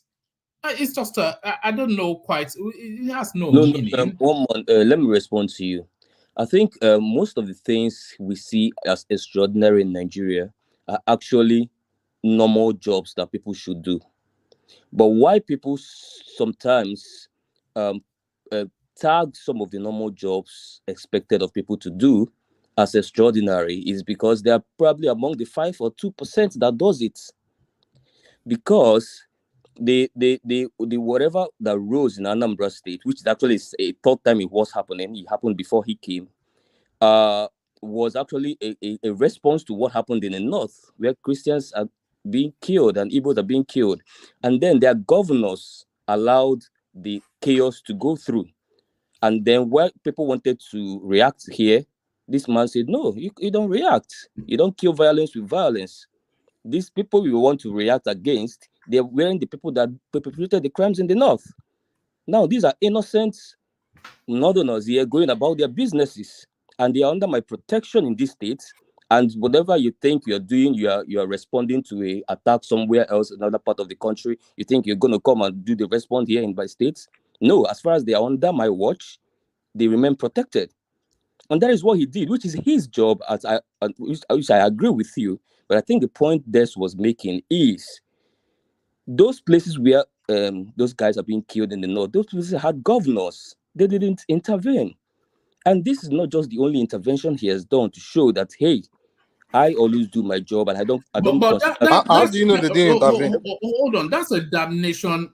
Yes, and that's the question. But that's more a damnation on those governors than a commendation of Peter Obi. No, I already. There is nothing extraordinary or out of the usual in what Peter Obi did as the chief security officer of his own state. Yeah, but if you are saying that northern governors let slaughters take place, that's more a damnation of them. That doesn't commend or recommend Peter Obi in any way whatsoever. Okay, see the point. You are actually reechoing what I said. So you're almost repeating what I said, because I said what you just said right now. I said that this is not a commendation and this is not anything extraordinary. So why are we discussing it then? That's what I'm explaining to you the context. Why some Nigerians usually place some things as extraordinary is because the people that do it in the field are usually less than 2 or 5%, which is not normal, and that's why we are living in a very insane society. Actually, for somebody to be commending people that do their jobs, that means a lot in the field are not doing their jobs. Now, when there was flooding in Anambra State, this guy was the only governor that accommodated people from other states, including Kogi State, including the Islams, and vacated his own governor's lodge. He vacated it to his private house for those guys to stay in the governor's lodge. No governor has done it before. Those are when was this? Talking about. It is on the news. Oh man, they gotta make things up, man. They make things up. 2012. There's a video on channels. 2012. You can check it out. I can pull it out for you. It's on reportage. It's on premium time. It's everywhere. So nobody's trying to make anything up. So the point is the chief point this guy was actually addressing, which is this: that if you want to start ascribing hate for Muslims or hate for Northerners to any of the 100 and something governors we've had since 1999, Peter Obi should be on the bottom of the list. Because he has never shown at any point in his service, within or outside, of anything that has to do with any kind of hate for any kind of for Northerners or Muslims. Instead, he has showed commitment over time, always spending their salary with them, always. I don't know any Obiano, they never did that. With what Des just said here now, that can't leak this, because at times one man, I don't know why he just allow certain people to just be talking. You know, these things are this topic, this religious topic is very the headline is very sensitive. The way he's here, just Solomon, are you going to let me make my point, please? You said the rubbish you have to say here. How will you be? You are just very ignorant. As your the level of are you going to come here and bomb me, or are you going to? What is my business with you? Do I look like somebody? I came here to talk to one man. Okay. I think you both should save your right. Everybody are not stupid as the way you talk, don't talk stupid the way you talk. Bro, The Muslim, one man, what's this now? Can you imagine? One There are man, what's Muslims this? on this platform and people listen. There are still Muslims that One listen man, what is to this? us here. And you're here saying Muslim this, If Muslim you that. if you I don't want me to understand. If you stay have here and listen to anything this boy personal, you want to insult defend me, I will Obi. not come here You again. defend him in an objective manner, not in an ignorant One man, manner. call this Look off at what now. you are saying. And up time you What's want this to now? One you man. really for man this morning. You say to you want to buttress One on what you man. were saying. You were supporting the One man, let me say this. Let me say this for the last time. I'm going to. Hold on. You know, Solomon is the moral. Solomon and Ajale Koko, they are and Alexander Gomez. So those are the three moral conscience of the platform. Okay, one man, that's So the is most a moral conscience of one man. I'm Sorry, going I will to. give him another name. It's the rational mind of the platform. One man, I'm going to say I'm this lazy. one I'm not last rational time. mind. I'm lazy. I'm not Solomon rational is the mind. rational What mind you of the said platform. was very, very wrong in the One comment. man, This I'm going thing to is even say trying to this claim rights now. He's supposed to last time. apologize if he's a matured person. But Apologize you for see, the because of the Muslims. level of naivety and childishness One in him, he man. will want to stand on that right, and it's very bad. One man. The use of words are Not too this kind strong of now. people. Guys, calm down. One man, I'm going to say this for the last time. Yeah. I'm not gonna come here if this boy keeps. Don't He's call not. him a boy now. Okay, He's actually he's living, let him be wallowing a in man. ignorance. If this man, whatever he ignorant is. person. No, Can don't I call him finish? ignorant. Data Solomon. Please now. No, one man. This thing he did now about this religious statement. Are we going I to don't have have anything answers? against him, but that You don't have. religious I don't statement he even. was making is I don't it's even very have. ignorant of him, saying One that man. When I started, I you told you defend Obi, not saying let that me you don't Solomon, that Islam is that. wait, let me talk. It's not matured at all. It's not. Let me talk. You claim to that you are enlightened or you're exposed, but you behave Can I very talk? like a primitive person and talk like a primitive. It's not good. Are you For done? real, I'm advising you. You don't do Advice, this kind are you of thing. done? Yeah, it's not good for real. Are you done? Guy, I am telling you, you don't see. You should try and apologize than try to claim right here. You want to defend Obi, but don't come here and talk that Muslim this, that you're a Catholic. You're not more Catholic than I am. Do you get? Are you done? You're not more Catholic than I am. You don't do that kind of thing in this place. You are very lucky that one man is the moderator. If I was the person moderating, I would have removed you immediately with you just making those your ignorant but it's not, statements. Are you done now? You don't need to. See, you need to be matured. All right, I heard you let say me that when you're you're about finished, to let marry. me know. Is this what you want to use? How you want to do conduct your home with this ignorance you are wallowing in? It's not good for real. I don't have anything against you, but I see that you're a very young person that needs to be guided and corrected because you are just very ignorant. You need to take correction and apologize to our Muslim brothers on this platform and people that would listen after this section. I don't have anything against you, but to be honest, try and take correction. You did not do well. For real. You did not do well. You are not more Catholic than I am, but you did not do well. And these are the kind of things when you people go to another place. Now, maybe you are in the northern states and you say this kind of state, make this statement you just made now, and they leash on you.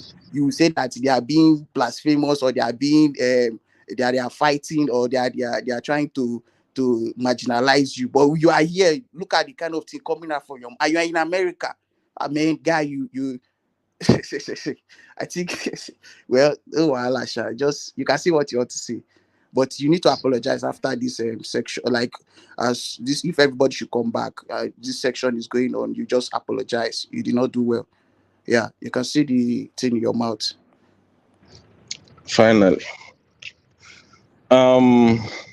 first of all, my brother Eze, there is what we call freedom of speech. Okay, if you don't know it, go and learn about it.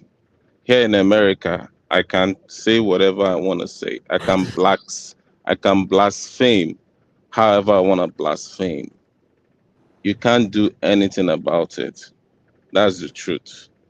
if you're hot or if you're a Muslim and you're hot, unfortunately for you, you cannot beat me. You cannot lie me down in the street and kill Guy, me. take correction. I know they Can take you correction. listen Stop this. first? Yeah, Can you ignorant listen guy. Take first? correction.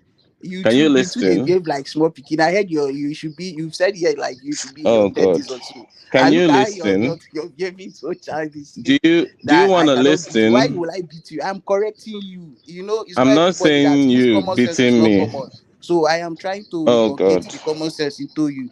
Yeah, I'm Are you helping done? you. Let me finish. I'm Let helping me you, guy. You don't finish. have anything. I don't think I need to allow you to talk One because you don't man. have any Can you reasonable. mute him? Let me You are finish. instead you are contradicting yourself the more. I'm trying Fine. to teach you Fine. manners. Teacher, We come here and we please. correct. We try to talk to somebody like this, Mr. Mike here, that is being Oh my an evil God. bigot. And look at you now being a religious bigot. Which see you I am it's people like you that make me. I can never join obedient group because you people are hypocrites. fine. All of you, from your principal to I the am not least my. person in your, Let you me people are all tell you, hypocrites. To be honest with you. Eze, I am not Your my level of principal. hypocrisy Let me say is this. unbearable. Let me I don't even say think this I for think the. maybe like Come Nigerians here in on, this can I country like this, talk? You're we need to just really deal talking with you too people much, my if you don't brother. know. Let me talk. See, You don't have any reasonability to I say. am One man, not please, can you Peter just come back? Obi. Let us continue the section. I've made my Let me point say already. this for the Upton time. I am not Peter Obi. Neither is Peter Obi me. Whatever I say is on me. So don't Guy, ever apologize use at the end me. of as this section is going Come on. on, can Apologize you and let's move listen? on. Because Stop this your I'm childish talk. All right. Okay. So I think that's done. I think I'll be doing that more rather than if people don't listen to me, I'll just leave them on the screen to battle it out. So that One will man, be he the. should apologize. He should apologize. I don't have anything against him. It's very bad that he should You know this apologize. now. You And know he's this. talking about love. It's even one the man. Muslims that even spread love more than the Christians. Is it the I Christian that just if you are told not a you, church member of in my own in Muslim, they opinion. don't know that All you right. worship in this mosque or you worship in that mosque, but they All right. spread love among themselves. In the Christian society, if you are not a church member of a certain, Oh my if you're God. not a member of a certain church, you Do you cannot even know, gain some benefits. Eze, And do you you are talking know? of Obi. Excuse Let me, me let me tell you make a point to something. you. Let me tell you something. Do you know I can? During his administration. All right, gentlemen. I think we've allowed enough for that. So thank you, gentlemen. So now to you, Uptown. So Uptown, just give us a Thank short you. delivery. You know, sometimes Yeah. rather than say stop, maybe just let them vent their spleen. I think I'm fun. I'm kind of fun seeing the new. Yes, the new method. the boxing ring, Yeah, method. the Yes. boxing ring. Yeah, the Mayweather. But one man, I Style. just want to say this before I leave.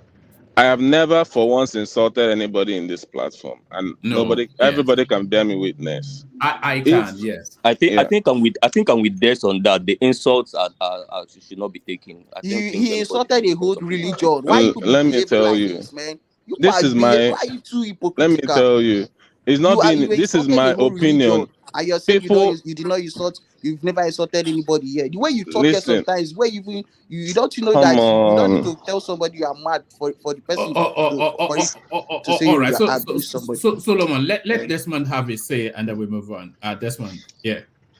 I'm saying that I'm not gonna. I know I hardly get angry. Yeah, I'm a very laughable person, but Solomon, I don't have a beef with you. Heaven knows that I don't even know you. But if you keep doing this, I'm just gonna probably.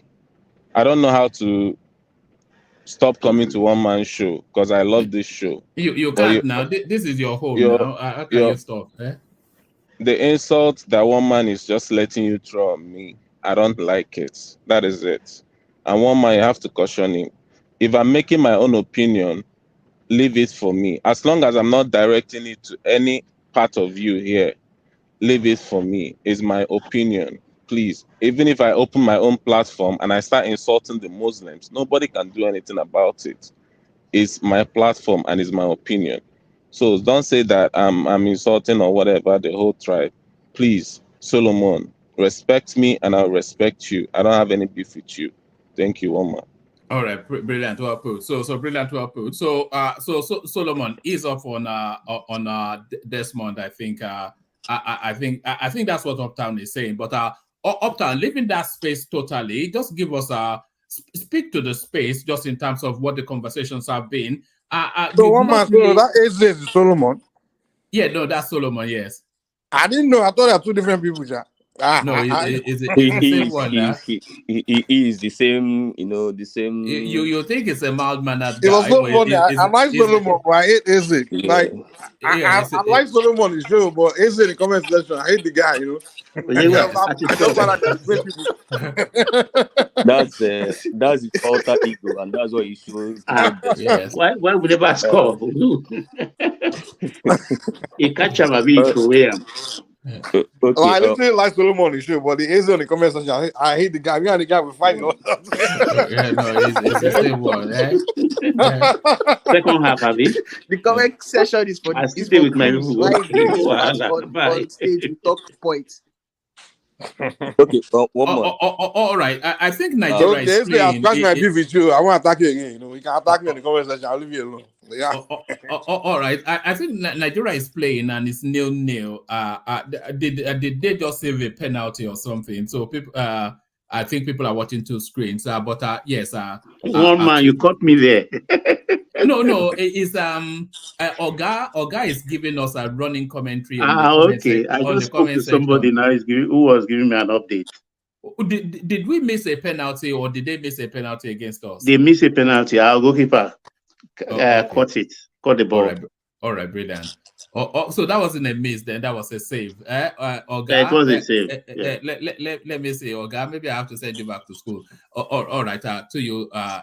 Not before soccer, one man. I misspoke because I'm an Arsenal fan. No, not you. Not London boy in those days. There's a guy called Oga in the comment section. He is saying they missed. Yeah, I know him. All right. So yes, Uptown, back to you. If you want to go back to the talking points, we can, which we've not really addressed. No need. I think I've made my point on that. I'm just go to another topic. But one man, please. Let me speak out. Can I say something? Hold on. Let's Uptown speaks just so that we have some structure to it. It's been all over the place this session today, but okay. Uptown. All right. Let me take out 2 minutes on a more serious note to address an issue, and it could be all fun and game, but what Des said is his opinion, and Des saying that he cannot go to the mosque is not an insult to Islam. And me, Uptown, I can go to the mosque because I am Uptown, and that is my choice. I don't have a denomination. I'm Catholic by birth, but I've attended almost all Christian denominations. That is me. Now, there are other Catholics that can't go to other church. There's other mountain of fire that cannot go to Catholic church, and that is their own choice. When Obi said he believes in the courts, people like Ekene, who is also obedient, say, I don't believe in the courts. Two diverse opinions, one political camp. So when you come and in the guise of cruise, insult people who has families because they made an opinion in a platform. Now, circle the word insults. You can push back on an opinion and say, this idea you have, I don't believe in. This is my counter narrative to that. I think this is what it should be. But when you call them names, especially if it those that already has a reputation in the platform, Uptown, I want to move away from that. Yes. It's an important point to make. It is something that I feel that should not be tolerated on the platform. So that is on that point, and I'm really very serious on that. Very serious. So one man, sorry, you're my friend, but I'm really very serious on that. On the El-Rufai space, one man, you said he's been tipped as Minister of Power. Yes, there's a strong indication that he might take that portfolio. Yeah. I will still go on the routes that might be expected, but there will be a little bit deviation, one man, as far as I'm concerned. Since I've had a running battle with El-Rufai personally since over a decade. So he's had a direct interface with my dad in Abuja, when he was FCC minister. So it's very, but that will still be for another day. So he's a very terrible man, I can assure you that.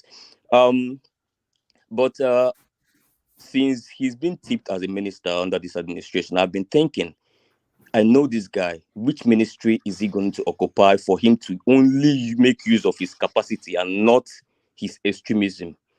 I've not been able to think of that ministry, but immediately you guys now talked about power. I'm like, okay, well, that seems to be a perfect. Can you see it? Can you see it? Him as a minister of power. Yes, I do. I actually do. Because when I thought about it, you said power. I was like, okay. I know what he did with FCT. Again, I said I don't want to go into that space. That it's going to extend the talk. But power, there's no how his extremism can come into there unless he wants to prove me wrong again. He have done that countless of time. But then power is it's not SGF. It's not information. It's not. Power is just where you have to go and deliver your capacity there. The transmission lines, and Buhari has laid down a lot of infrastructure for that, so there's a lot to build on. And I think I see him there. I think he's going to do quite a decent job there, really, honestly. This is my honest opinion. I don't have to be biased about it. I think it's a perfect ministry for him, and I didn't want him to be part of the ministers in this administration, but if he becomes the minister of power, one man, honestly, I don't think I'm going to have problem with that. I don't think I'm going to have problem with that. And I think he's probably going to do a decent job. All right. A name that is not being spoken about at all that really surprises me is Raji Fashola. So how come Raji Fashola, his name has been somewhat absent in all of the conversations around this new government? One man, a big map by me now. One man, Fashola strike. Phile. May go there small, Abi. That's right. This guy completed 8 years as governor immediately and went into minister 8 years, 16 years. You guys want to kill him. That guy has developed white hairs. I think he needs even 4 years that Tinubu's chief of staff. Yeah, before governorship, right? So yeah. I mean, come on, guys. I think this guy, and for me, I don't know. Some people might argue between him and Amici, but I think he's the most best performing minister under Buhari. Because I followed his ministry. I don't know whether it's because I really followed his ministry but then I think it's still one of the best performing, if not the best. I think it's best performing. He's the only person, no other person. The only. Okay, I think that's better. I think that's better. No, come on. What do you mean the only? Amici did well. He built 3 railways lines. Which one is working? Which railway is working? I said he's the only. Lagos Ibadan is working. No one. Lagos Ibadan through Abeokuta is working. The Kaduna one is working. Abuja Kaduna is working. From Kogi to the one from Kogi to Warri and Benin. And the one from Kano to Niger Republic is working. The Fulani Railway is working. The Maradi. I don't know. One month. I don't know, but this is the only minister that I've seen his scorecard, yes. Just only scorecard, no other minister. High. All the Buhari government failed, but Fashola didn't fail. So. I'm not going to be too tough again. I'm always not that tough on Buhari's administration, but Fashola was the best. How obviously. do you guys digest? Who's that? Okay. So sorry, carry on. Yeah, somebody was. Yeah, I think Fashola, obviously he did a good job. Amici also did a decent job. Let's cut him his cake. But on that space, I think even Fashola himself, I think if Fashola was willing to serve, I think Tinubu would definitely put him there. But I think it's coming from him personally. I think he probably wants to take a time out. I mean, this guy, if you die fast, I mean, who go do it? I beg, make him go rest. Even if it's 4 years, he can come back. If Tinubu is going to even serve this term or serve a second term, then he can come back in the second term or whatever. So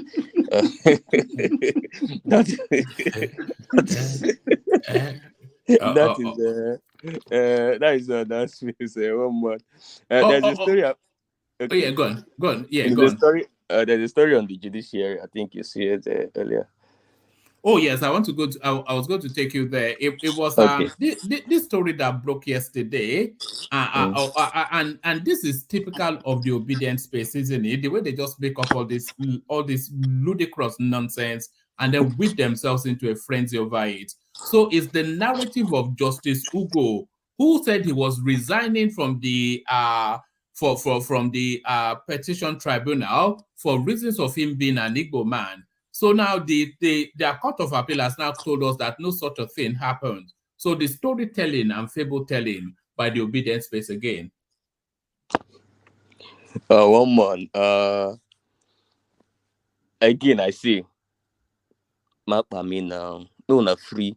Leave obedience alone for once, guys. Are we the only opposition in this country? Like, people are forgetting that we have a second opposition. These days, we take the fall for everything. Where do you think this fake story emanated from? I know it's not where it's a public knowledge. Where so there's a guy called there's this a PDP guy called what's this? I think Musa somebody. He's a very popular person on Twitter. PDP. Musa Omar. Yes.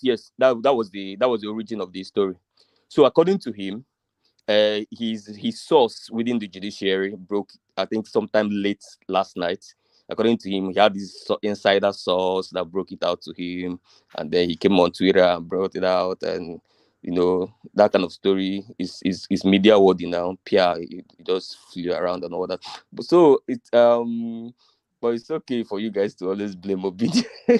But on a more serious note on that space, I think I condemn the idea of cooking up fake stories. Now, again, it's instructive to note that this guy, till now, this hour, has not pulled back on that story. He continued to insist that it is going on, that the guy is yet to resign, and he keeps giving updates on the story. So I think there's a new update I saw sometime this evening about this, blah, blah, blah, blah, blah. So he has not really pulled it back or said, no, it's not. So he's hell-bent on saying that this is not the only story we've heard about judiciary. So then I condemn fake stories. As far as the story is not credible, I condemn fake stories on the judiciary, because the judiciary is supposed to be an altar of sanctity. But is it? Because while we are condemning... One man, can I ask him a question? Yeah, carry on, Baba. Yeah. Uptown, will you call this free speech? Will I call somebody saying he had... No, what this court dismisses Justice Ugo's... okay, the story he generated. Will you call it free speech? Yes. Yes, it's free speech, yeah. Oh my God. Free speech? It's free speech. No, it's free speech. If you feel that is not true, we know the originator, then take it up. It's from the same factory that told us that there was a telephone conversation between the CJ and the same factory. From the same source, yeah. So the thing do you know it can turn the country upside down, and you say it's free speech? No, it has limits. No, the thing is, yeah. That is why, my friend, that's why I said I condemn fake stories, especially against the judiciary, because it's a very sensitive space. You get what I'm saying? So I condemn it, and I feel that really, really, whether it's Labour Party, APC, or PDP, anybody that knows they don't have a genuine story or intel of which they can back up, not speculations that your insider information is giving you or whatever you think you have, please save it till you have super proof to back up that story. But then on the background of that, it has to be noted that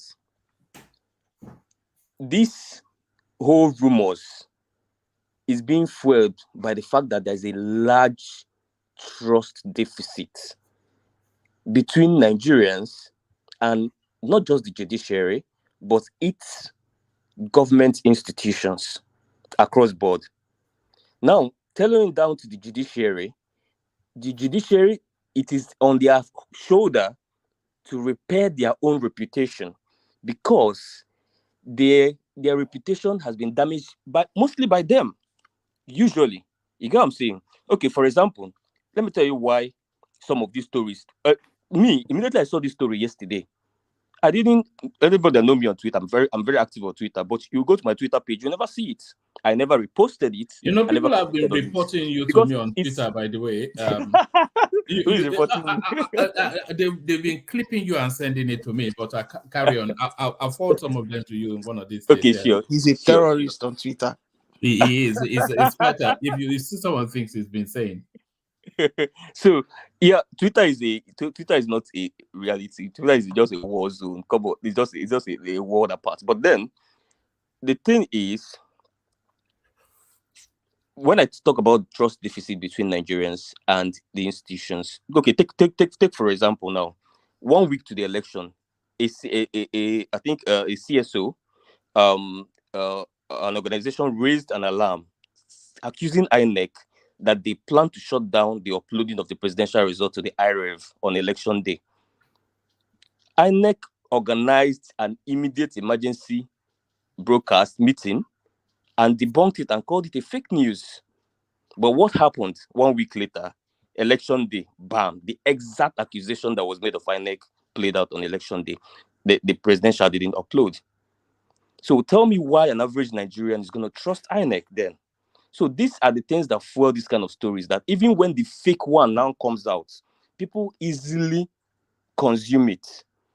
Everybody's not going to be like me. I looked at that story. This story didn't just look pure for me. I mean, I read through it, the context, the framing of the wordings and everything. I was like, especially the framing of the words. It was the giveaway. It's not the language of a legal person. Yeah. And again, the second thing I did was I quickly went to my Google. That's my best friends. Checked if any serious newspaper or media posted anything like that. I didn't see any. I'm like, okay. I mean, till I see Premium Times or channels, it's a yam talk as far as I'm concerned. Okay, but let me ask another question. If this guy were to be thrown in jail for this fake story today, what will you say? Will you come out and protest? Can you hear me? You're cutting off. Yeah, come again. I said, if this guy, that is the promoter of this fake news, the purveyor, if he's thrown in jail today, will you come out and protest? Do you know why people and talk about human rights? Yes. Let me tell you why people are going to push back. People are going to push back because they are going to remind you that, and this is confirmed by the EU report, that FFK and Keyamo, who was representing this government, we are one of the biggest pushers of fake news on Twitter. FFK was invited by DSS. What about Keyamo, a sitting minister at the time? His home was not worthy. He was pushing fake news. Sorry, can I comment? He was quoting. Sorry. He was quoting reports of fake media houses pushing out fake stories on his official page as a minister, as a sitting minister. Now, Nigerians are going to say, well, you're going to have to start the arrest from him. So that is the problem of our society. The thing is that you cannot blame Nigerians for where you have put them in. You have put them where they have trust deficit. You have put them where they have to challenge anything that's coming from any government institution until it's proven beyond every reasonable doubt that is true or false. That's where you've placed them in. Because promoting outright lies. It must be an obedient malaise, continuing to describe obedience as Nigerians. So obedience are Nigerians, but Nigerians are not obedient. So it's your space that is up in arms. Not everybody, not no. It's not about the. It's not about the up in arms issue. Let me tell you why it's not about up in arms issue.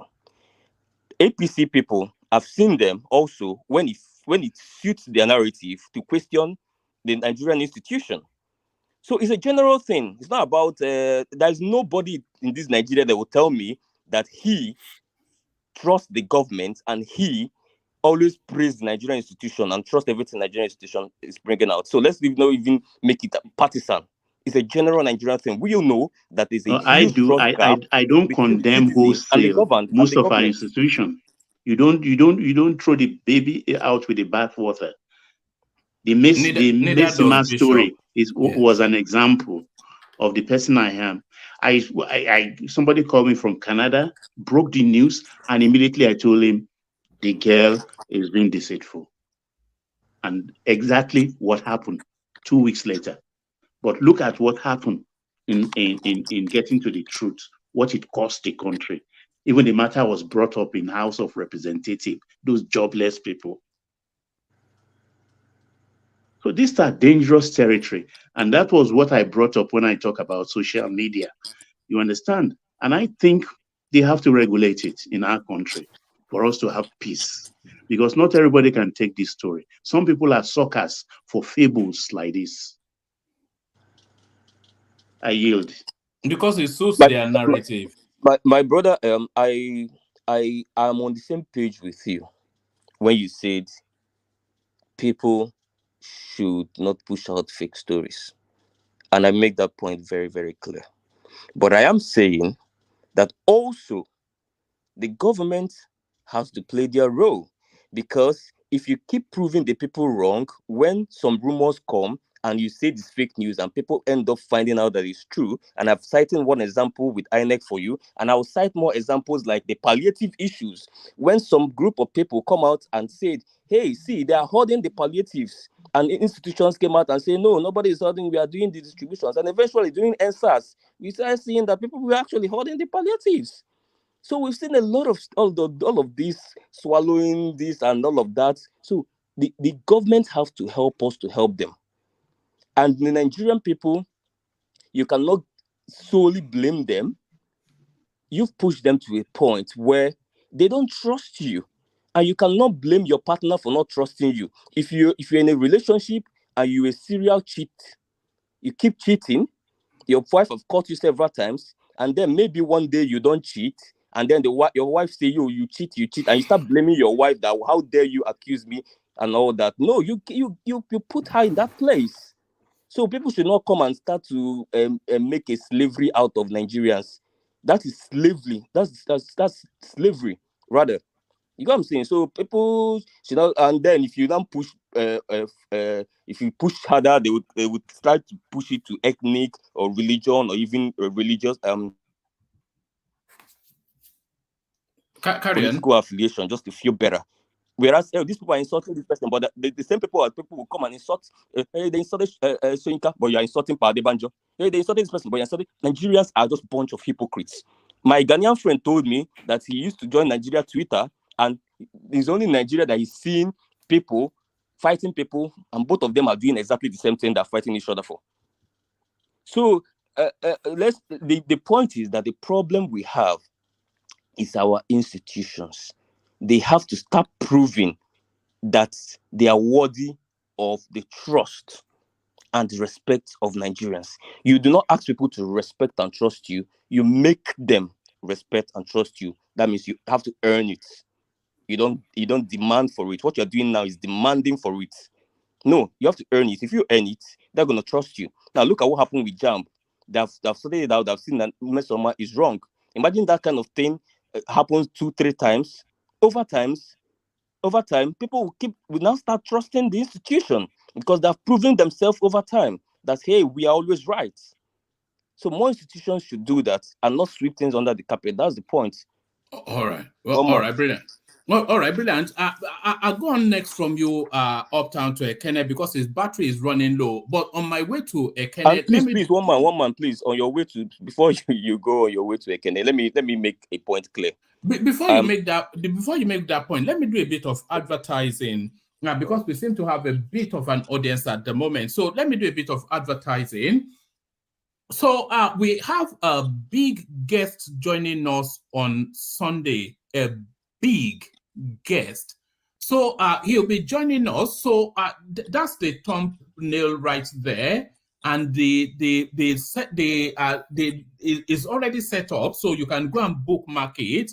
We've got Prince Adewale Adebayo joining us on Sunday. He was the SDP presidential candidate for the elections just gone. So he has visited us on this platform before, some of you may know, but in between the time that we last saw him and now, a lot has happened. So he has agreed to come and do sort of like a state of the nation interaction with the platform. So I am very excited, and I'd like you all to make yourself available for him so that don't go easy on him. He's a very robust character, so he can take your pushing. Of course, you know you have to be civil. This is a senior politician. So come with your questions ready. Push him on the state of the country. Interrogate him very hard, but bookmark it for Sunday. So you can see it right there. Prince Adewale Adebayo, he's agreed to join us on Sunday, 10 p.m. UK time for a State of the Nation interaction with Nigerians in diaspora. So be there or be squared. Back to you, Uptown. Okay, one more. This is just me setting the record straight. Somebody came on the platform speaking very calmly. He was one of those that created Nigeria in 1960 and named Nigeria, gave Nigeria the name Nigeria, and he has read all the books in the world. And after all of that expose, he comes to say that Obi deported Northerners. And then you say the Obi and Fashola did this. It's really very sad when on public platform where you know that you can actually be fact checked. And then fact check that. Correct me if I'm wrong. I said that. Yeah. Go ahead. Maybe you must have missed the gatherings where all of that. I mean, that has been booked like 8 months ago. It seems like maybe you were not available in Nigeria anywhere. Maybe you are just coming in now. Obi never deported Northerners, and even the Muslim community in Anambra, as far back as last year, beginning, as at August period, debunks that. They never happened, So they said he gave ID cards. People came out and said, no, it was Rochas that did it in Imo State. Obi didn't do it. When you mentioned Fashola, the only thing that brought Obi into Fashola matter is that when Fashola deported Northerners back to North, Obi was the only governor that spoke out and said, no, Fashola, you're my good friend, but you can't do that. That's not true. He returned Anambra citizens back. Obi rejected them and returned them back to Lagos. How about that? What do you mean by how about that? Yeah, I'm telling you the truth, because you started by talking about somebody talking about he formed independence and things. That is demeaning. I won't tolerate that from you. Let's be very clear. First of all, Obi didn't deport Northerners. Can you take that back now? Let's continue. No, that's not true. I'm going to check and send my findings to one man. Just provide all the facts you have. Yes. I'll send it to one man. Fashola, I'll find it. Fashola did 2 deportations. Yes, Fashola did 2 deportations under his government. He did the northern deportation first, and then he did the one that he dropped people in Anambra in the dead of the night. Why we were disputing that initially, or you didn't talk about that until I bring it out? What are you saying? Oh, you were talking about. He said nothing that Fashola did it. Did you, when you came to this platform, did you tell us that what Obi did was cautioning Fashola that he cannot deport citizens of Nigeria from any place in Nigeria, that they are allowed to be anywhere in Nigeria? Did you say that? I didn't tell you that. Okay, you didn't say that because you didn't suit your narrative, because you already told us that Obi himself deported Northerners, which is the blatant lie. He did. So he did, and I will send it to. Can you listen to me? I will send it the fact to one man. Okay, tomorrow. One man. See what? It's 12 midnight already. Don't do it tomorrow, because this is a serious thing. So I have my facts, and I'll forward it to one man now on Instagram. And one man, wait, before in the next 30 minutes, I believe that's enough for him to dig out whatever he needs to dig out. I will send it to your Instagram. Unless one man you already know the facts. You can set time for me. That's right. You can set time for me. Hold on. No, now you cannot come and spew lies now, my brother. You lie. You lie. You don't talk to me that way. You're a liar. Don't tell me I'm lying. No. If you don't want to be civil, you understand. If you want to go into the gutter, I'll go into the gutter with you. All right, gentlemen. Yes. Uptown, you cannot call no, settle down. You cannot call Baba you cannot say he's telling lies for reasons of seniority. I think one man. You know me. Even hold on. No, in their space where you come from, they don't give it up front. Including you, Baba. When I say hold on, includes you.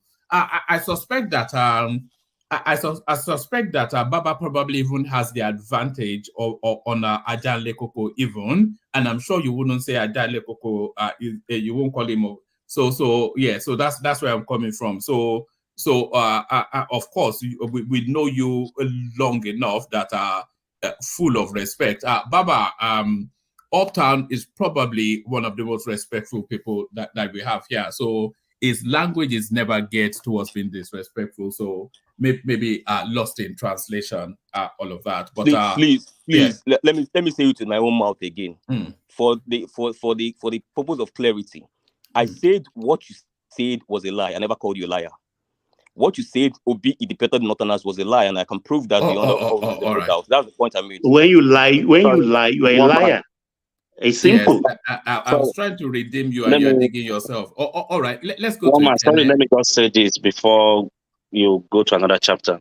Yeah. Well, I know we are people of different ages, and I think the best thing for us to do as a human being, even here in the advanced world that we always say, they do respect an elders. From the look of things, if I'm not mistaken, Baba might be somebody that is old enough to have Uptown as a child. You starting your words with somebody said he created Nigeria, somebody's exactly the way you said it, it's very rude. I just want to say that. All right. I beg. One man, if we start giving you everybody. My battery is going on. Yes, I'll come to you immediately now. Everybody stop. Baba, let me leap to Uptown's defense. And if Ajale Koko was here, he would probably have left even before me. Uptown is a highly respectful young man. I can say that because I've known him a year plus going on. Is a highly respectful young man. Very rare amongst people of his contemporary within the Nigerian space. Is a highly respectful young man. So sometimes in the cut and thrust of the conversation, the language might overspill. So I think the language just overspills there. But I can tell you with certainty that the intention was not disrespect. He's a very respectful young man. So I can say that with full confidence. But he's very passionate about Peter Obi as well. So sometimes the language can overspill. So it's one of those instances where language overspills. So Ikene, speak to us. Oh, sorry, one man, before you go, I'm not very internet savvy. I have it here, PR Nigeria. Oh dear. One man, thank you very much. I have PR Nigeria fact check. Did Peter Obi as Anambra governor order deportation of Northerners to their states? This was July 1st, 14th, 2022. You know what you could do, Baba? If you go to the top of your screen, the hyperlink, just copy that and put it in the private chat or comment section. Then I can click on it and put it on the screen. So just copy the link and put it in the and send it and paste it either in the public chat or private chat. Okay, I will try. I will practice it. But I have it right here. It's a bit lengthy. Okay, yes. Carry on, Ekene. Yeah, Ekene, carry on, please. Yes, Ekene to you. Okay, one man. I want to thank you very much for giving me opportunity. Just it has been a little, everywhere has been lousy. I don't even know where to start. But for the only thing I want to say is this, starting with the issue of religion and the water has gone on since all this while. I want everybody to calm down. Baba spoke well from his speech. I was enjoying his speech. till the end of that statement, but that wouldn't make me to say, I don't know what he said, whether it's true or false. But for me, the Peter Obi I know never did anything to hurt the Muslim community in Anambra State, and I can vouch for that, just because I know him and I know his government. And I cannot come here and begin to lie because he's my preferred candidate during the election. So even as he has not become the president, I still love him. Even if he governs this country, I will still continue to love him because of whom he is and what I know him for. So the statement or what happened, was a lot of things they say against him. Ekene. Yeah. Just hold on, just 2 minutes. Let me just wrap up that space between Uptown and Baba. So this is the fact check now. It says a fact check. Very good. Yes. The Peter Obi as Anambra governor ordered deportation of Northerners to their state. So fact check. Did Peter Obi as Anambra governor order the deportation of Northerners to their states? Claim. The Labour Party presidential candidate for the 2023 election, Peter Obi, is in the eye of the storm with several allegations of bigotry, hatred, and maltreatment of Northerners leveled against him. He was said to have committed all these whilst he held sway as the governor of Anambra State. A full text in a widely circulated article titled "The Insolence of Peter Obi Against the North and Northerners, a Personal Experience or a Community Travails in the Hands of a Tribal Bigot," written by A.G. Mahmood, claimed that Obi ordered the deportation of Northerners of different religions to their respective states. Mahmood wrote, it should also be noted that Peter Obi equally deported people of northern extraction to Kaduna during his tenure as governor of Anambra State. It doesn't matter whether you are a Christian of Middle Belt origin. Once you are a northerner, as far as Peter Obi was concerned, you are simply unfit to stay anywhere in Anambra State in his days as governor. So that was the allegation. Now the verification. In an attempt to confirm the validity of the deportation claims, PR Nigeria conducted a fact check on deportation that took place during the period when Obi was governor of Anambra State. PR Nigeria findings indicated that the Anambra State government ordered the arrest of beggars in the state and their repatriation to their respective states, mostly in the south. The findings showed that the Obi government actually arrested beggars on the streets of Awka and Onitsha and swiftly repatriated them to their home states of Ebonyi and Akwa Ibom. PR Nigeria could not trace any credible media report during the tenure of Obi as governor of Anambra where Northerners were repatriated or deported to any part of the North. A report in the Leadership and Champion newspapers on December the 4th and 5th, 2011, merely stated that the Anambra State government issued a warning to all street beggars, especially children, used by their parents to beg for alms, to vacate the streets or be arrested. 29 of such women who displayed their children as a strategy for getting alms were arrested in Awka and Onitsha and repatriated to their home states, Ebonyi and Akwa Ibom. The then Commissioner for Women Affairs and Social Development, Dr. Igo Cordelia, decried the attitude of some parents who use their children to beg for alms and warned that any beggar seen in the state will be arrested and deported by law enforcement agents.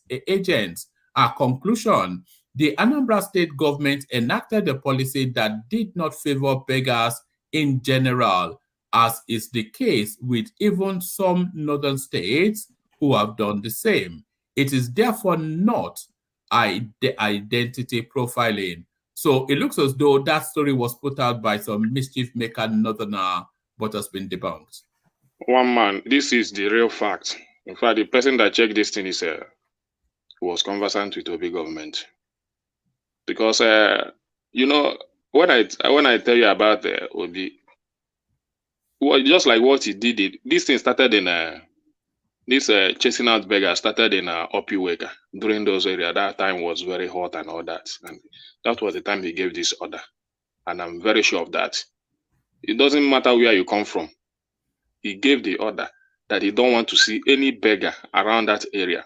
In fact, if you are a child and they saw you, it became a slant then. If you are a child and they saw you on the street, either hawking anything orange during school hour, you'll be arrested. And once your parents come, they will arrest you. In the form to reform education that time, because he gave it as an order that time that no child should be on the street during school hour. It doesn't matter where you come from. But as far as Anambra State is concerned, no child should be on the street begging during school hour. And this thing continued until after his government. So I witnessed it, I know it. So, but people saying that, because what I would have expected that if he has asked Northerners to leave, they would have showed us the truck where he loaded them and gave us the destination where he landed them. And that would have made me believe that. But in terms of chasing out beggars in the street, he did that. And it was the purpose of education that made him do that. Because those days in Anambra State, I know how, especially what Piweka was when he became. So he cleared those areas in order to put sanity in Piweka and all that. This is one of his policy. So the issue of, many things was said against him. They said he issued the ID card to Northerners. I said, when? How did it happen? When did it happen? So whether people like Obi, whether they don't like him, I speak about him because I know him. Whether he becomes president or he doesn't become president, I will continue to love him and I will continue to follow. I didn't start following Obi when he declared intention to become the president of this country. I started following him right from the time he was the governor of Anambra State until he finished, until today. So even the speech that I told you, that he said, take back your country, I have it on my phone here. I can send it on your WhatsApp to show you that he didn't start making that statement when he started the campaign. I have a video he was speaking with intellectuals, encouraging them to come into politics. That we should not allow all these men to be messing up our society while they are sitting behind. So they should take back their country. I have the video. The video that it's about 2015 video. It's in my phone. So anybody can say whatever they want to say against him. He's a man I've followed for a very long time, not because of politics. That is Lagos Business School alumni Galana. Yeah, yes. I have the video. I play it anytime I want to. Anytime I want to listen to him on my own personal time, I just play the video. At the end of the speech, he told them, take back your country. So anybody can believe what they want to believe. Then that is what I always say.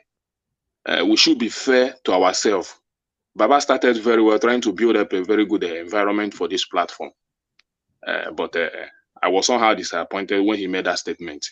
I'm sorry about that, but that doesn't mean that Baba is a bad guy. No.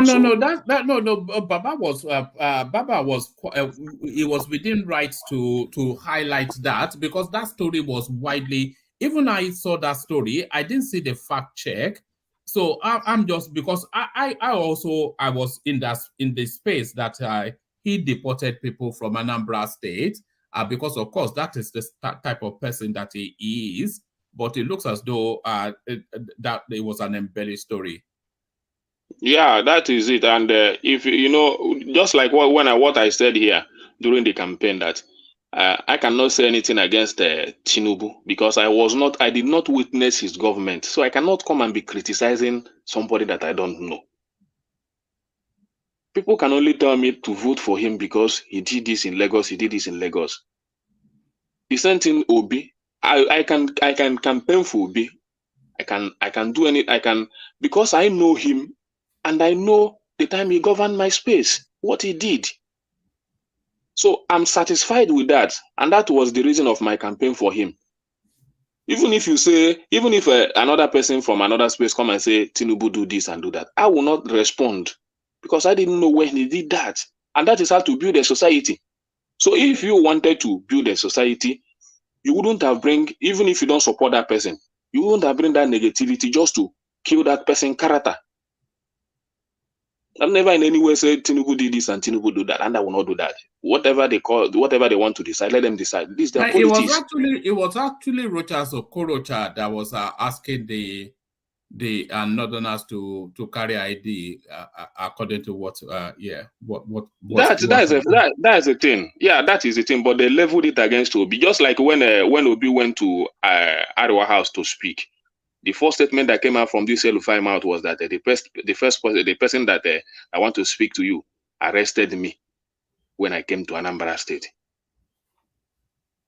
It was Ijoma from AIT that came out and said, just to rubbish, after Tinubu has spoken, Atiku has spoken, just to rubbish somebody, you stood up among your people and told him that you have a security, you have everything to arrest him. He arrested you, this and that. But you this and that, you will not just know the person that he said he will not do that because over here we are not like them. We are not like them and all that. What kind of hypocrisy is that? And you couldn't even prove it. At the end of the day, a video was circulated where you yourself, El-Rufai, made mention that it was not P2B that arrested you, that the order came from above. You made the video. You forget that video was there, that people would dig at that video. And when that video came up, you couldn't defend it. So what type of hypocrisy is that? An election that was conducted and everybody, even Obi couldn't come out from his own space. You said he arrested you, he put you on a house arrest. Well, you forgot that you have already made a video, personally yourself, El-Rufai, you have already made a video by yourself to say that the order came from above, from Abuja, to restrict me from entering into Anambra State election.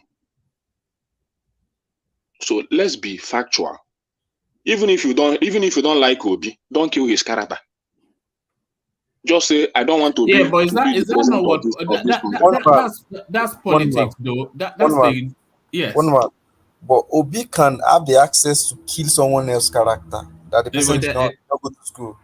Remember, he said somebody did not know his friends, did not know his classmates, did not know his certificate. Obi can go ahead and kill another person's character because of politics.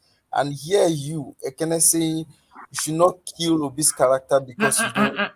Yes, no. and okay. Hold on, Ekene. And AY, do you remember that clip that was secretly recorded when Obi was spreading false news that that they wanted to they don't want this to develop, or some ridiculous something like that was spreading some fake WhatsApp messaging trying to rile his tribe against the Yorubas.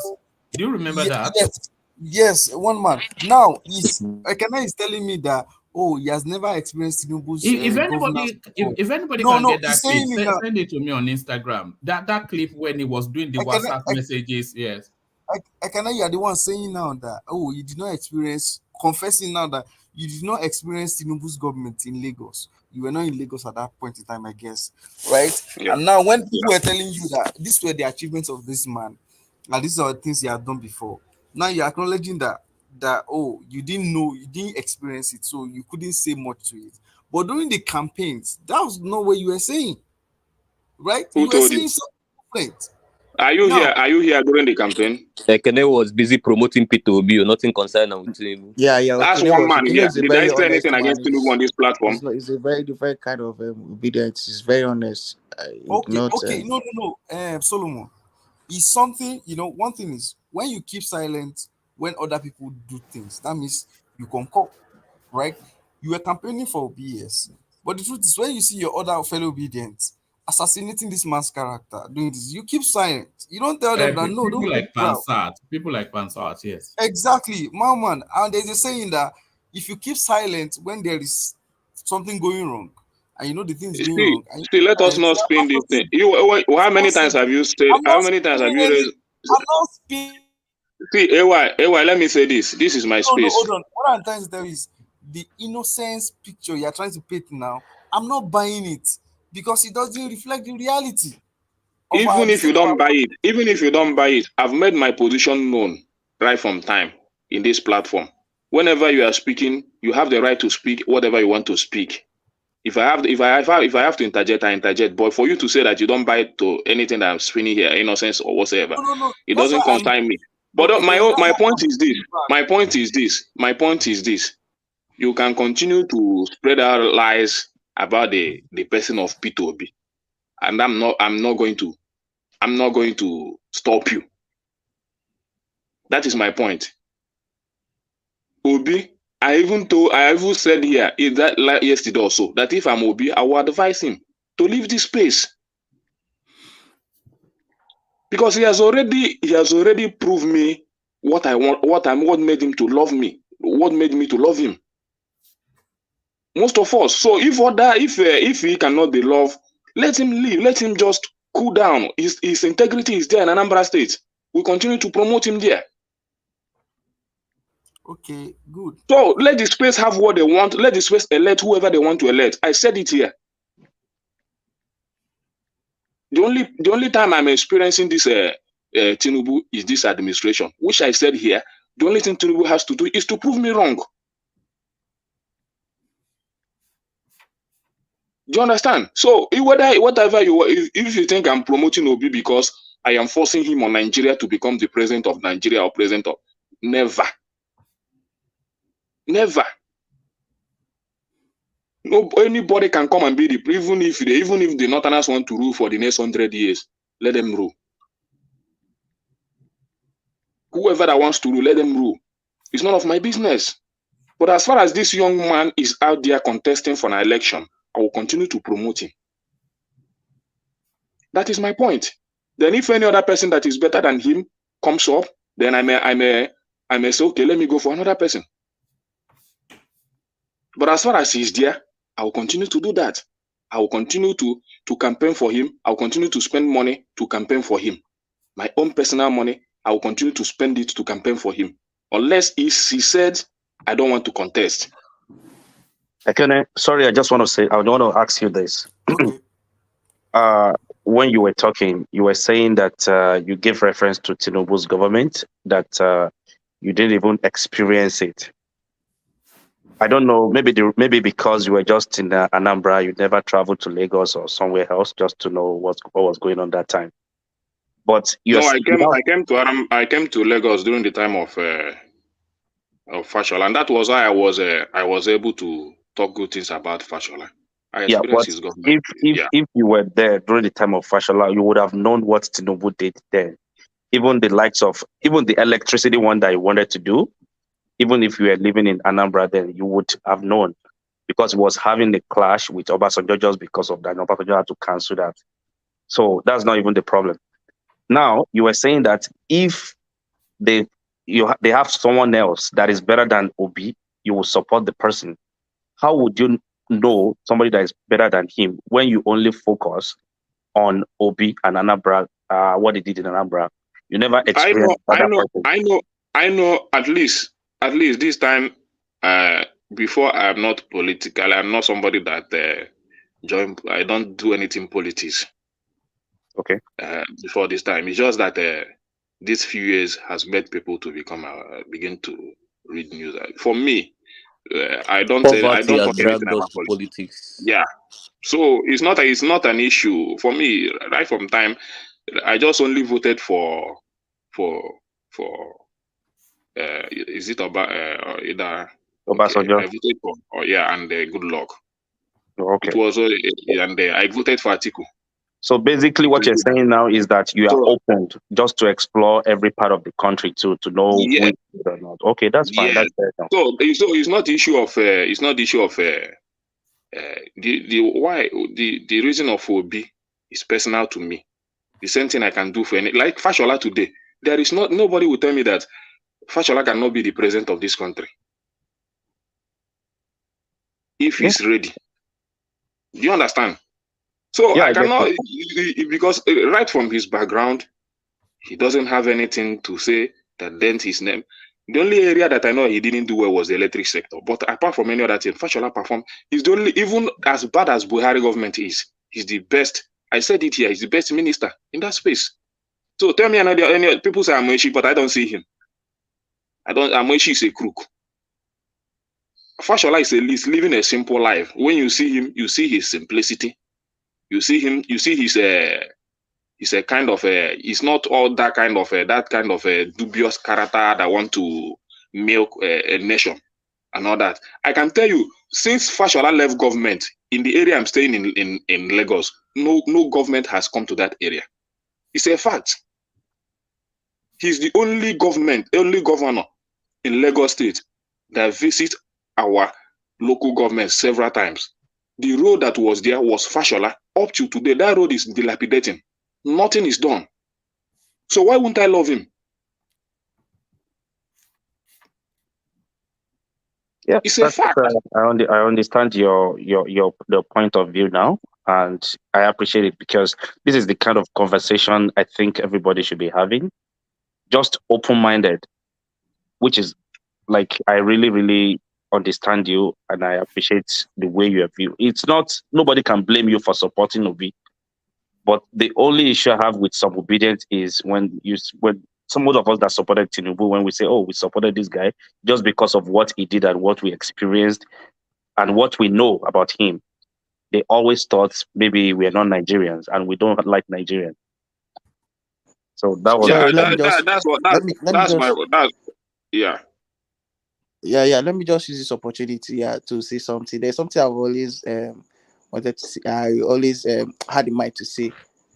I've always had in mind to say on this platform. Maybe I might just digress a little bit, but it's concerning this. Like for me now, the Southeast people that come on this platform.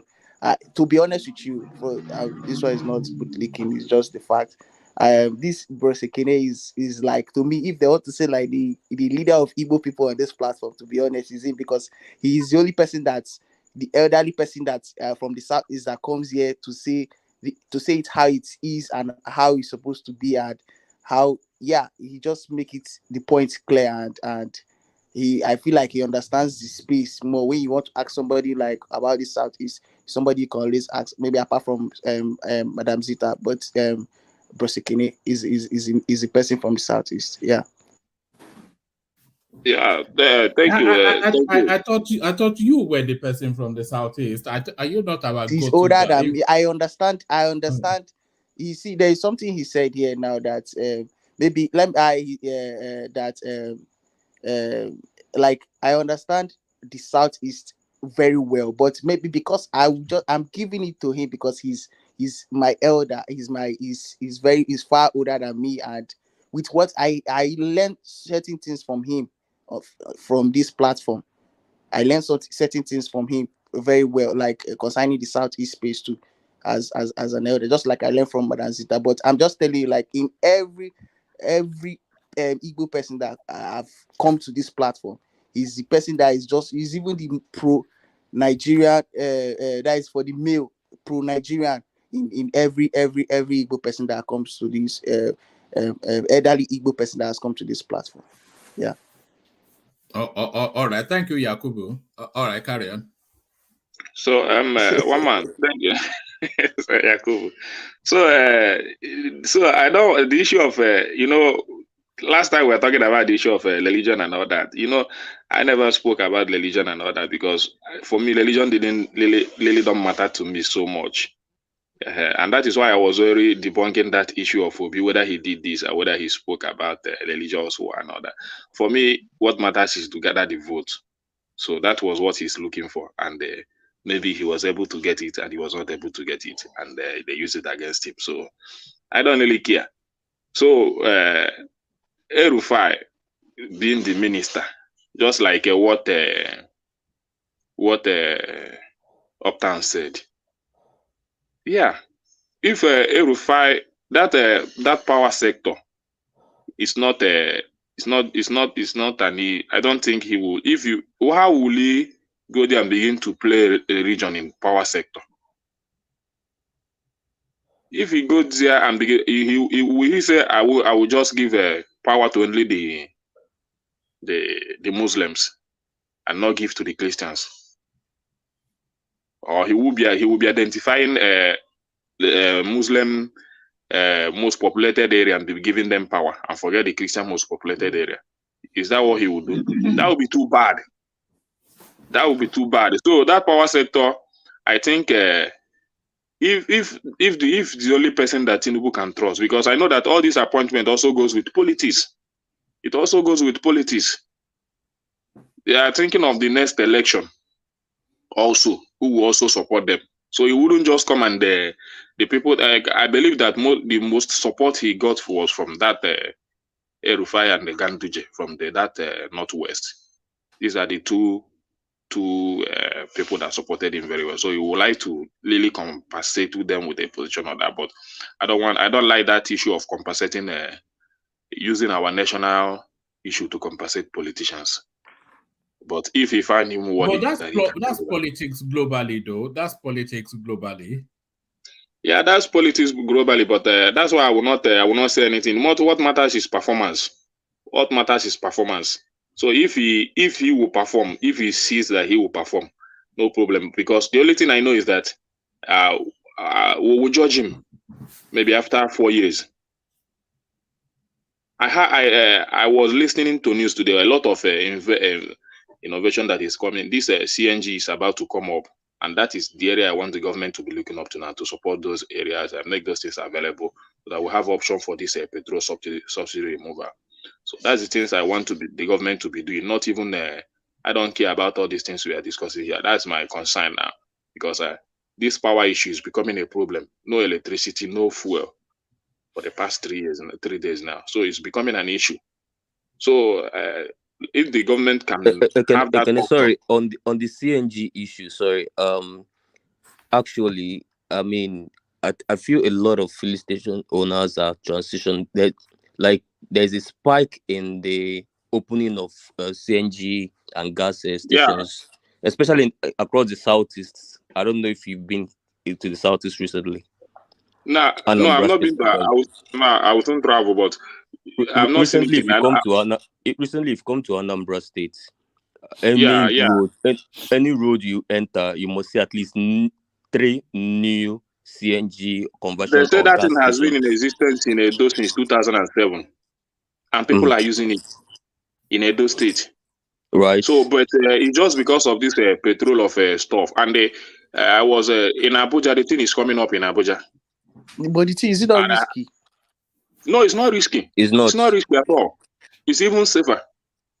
The guy that gave the explanation, even many transporters are now, but it's like the price is too much to convert it. They say it's about 400,000 or 400 something thousand. So they're still trying to know how to leverage it so that I think it's one of the. Is that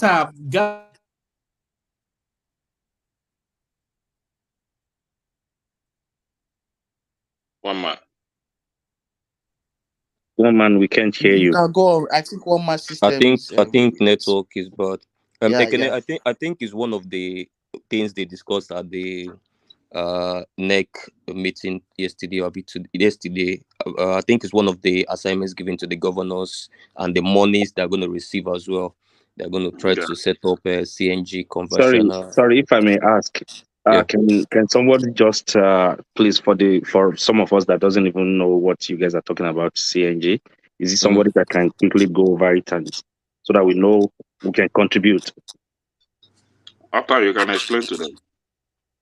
Okay, it's just the gas conversion mechanism now. Just the convert from fossil fuel to gas, so that I think it's believed to it's almost like a 50% cut, if not less, than More the than consumption 50%. in terms of yeah, more than I think. Yeah, I'm just trying to be moderate because I don't have the exact figures, but it's that low.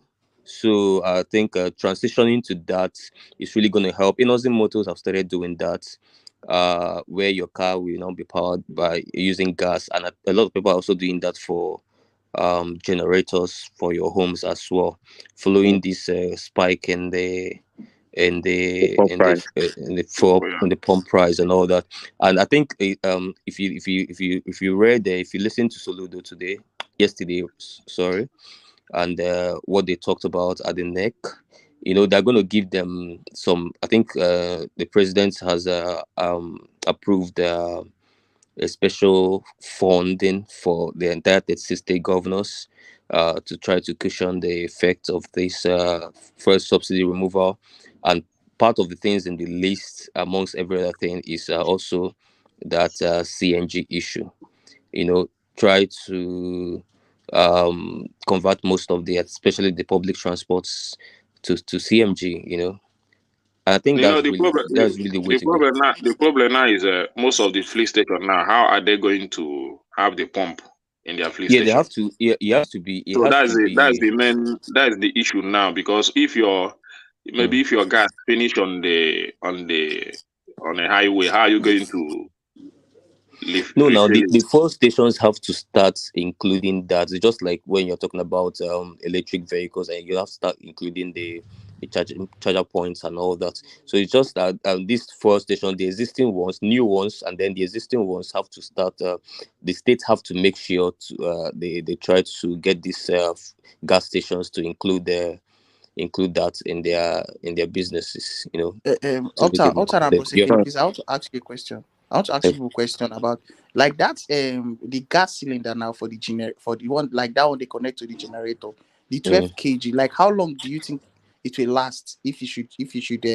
use it? Like if you fill it up now, how long will it last? Personally, I've not used it 3 weeks. personally, but It depends on I how you heard use it. 3 weeks. Yeah. One voice. Apologies, everyone. My system dropped. Yes. But round off a Kenne, and then we go on to AY. So we start to get. Yeah. So that for me that is the area I'm looking up to now. I want the government to explore that area very well, especially that availability, making sure that all the fuel stations are getting the pump, so people will start and they regulate the price of conversion. Many cars are being converted now in Abuja. Camry, Toyota, whatever car you are driving, you just convert it. So that the price is still high. Is there any science behind this, or is this one of these cobbled together Nigerian ideas that cars will start exploding on the streets? What's going on? No science. No, one man. Even the cylinder they explain it because it has a different cylinder. That cylinder is very thick, and so they have explained everything on Arise TV today. So Sorry, I just have this to say because I know most of these engine, I'm not really sure if they are designed for something like that. And what I think the government should do, if they are really serious, is to look into the combustion, because if there's no total combustion, then we are creating another problem health-wise. Thank you. No, this thing. Brained ideas that they come up with. No, this thing is the way they explain to it. I buy the idea because it's very safe. And most of the public transport in abroad, they use this CNG. All these big vehicles you see that Innocent produce, all these big vehicles, it's CNG. Yeah, but the engine might be built for that. But most of these Toyota Camry you're talking about, Corolla, their engine are not built for gas conversion. I don't know. No, I think there's a contraption, a kind of you attach just to like a generator. Just like generator. Yeah, just like a generator. Well, the only thing you need to do, just like generator, is just to buy the carburetor because it has a different carburetor. You will not use the same carburetor. That's what they call a converter. And besides that, this car will not speed as much as petrol engine. Yeah. Yeah, you I would don't know. definitely I don't not know get about you the you would state. you would definitely not get the same levels of performance. It's just like changing the tires of your vehicle to something that is not specific to that vehicle. Obviously, it's going to change the locomotiveness of the vehicle and so many other things, even speed and control as well. So yeah, So, but then so is another with tough harebrained times, idea, Abby? So with tough will it times not comes. have impact on the durability of the engine? That's another thing they should look No, into. the thing is No. The that thing is, And it's the very clear. generator aspect too, the generator aspect, because this one you have to connect a hose from the from the cylinder gas, the to cylinder. the generator. And that is why I was asking if it is not risky. No. No, I it's think not. the risk. I It's think not the It's risky. not risk risky. aspect of it has been It's not risky. cleared out It's a actually dumb by In most idea. countries, engineers. taxis actually use them.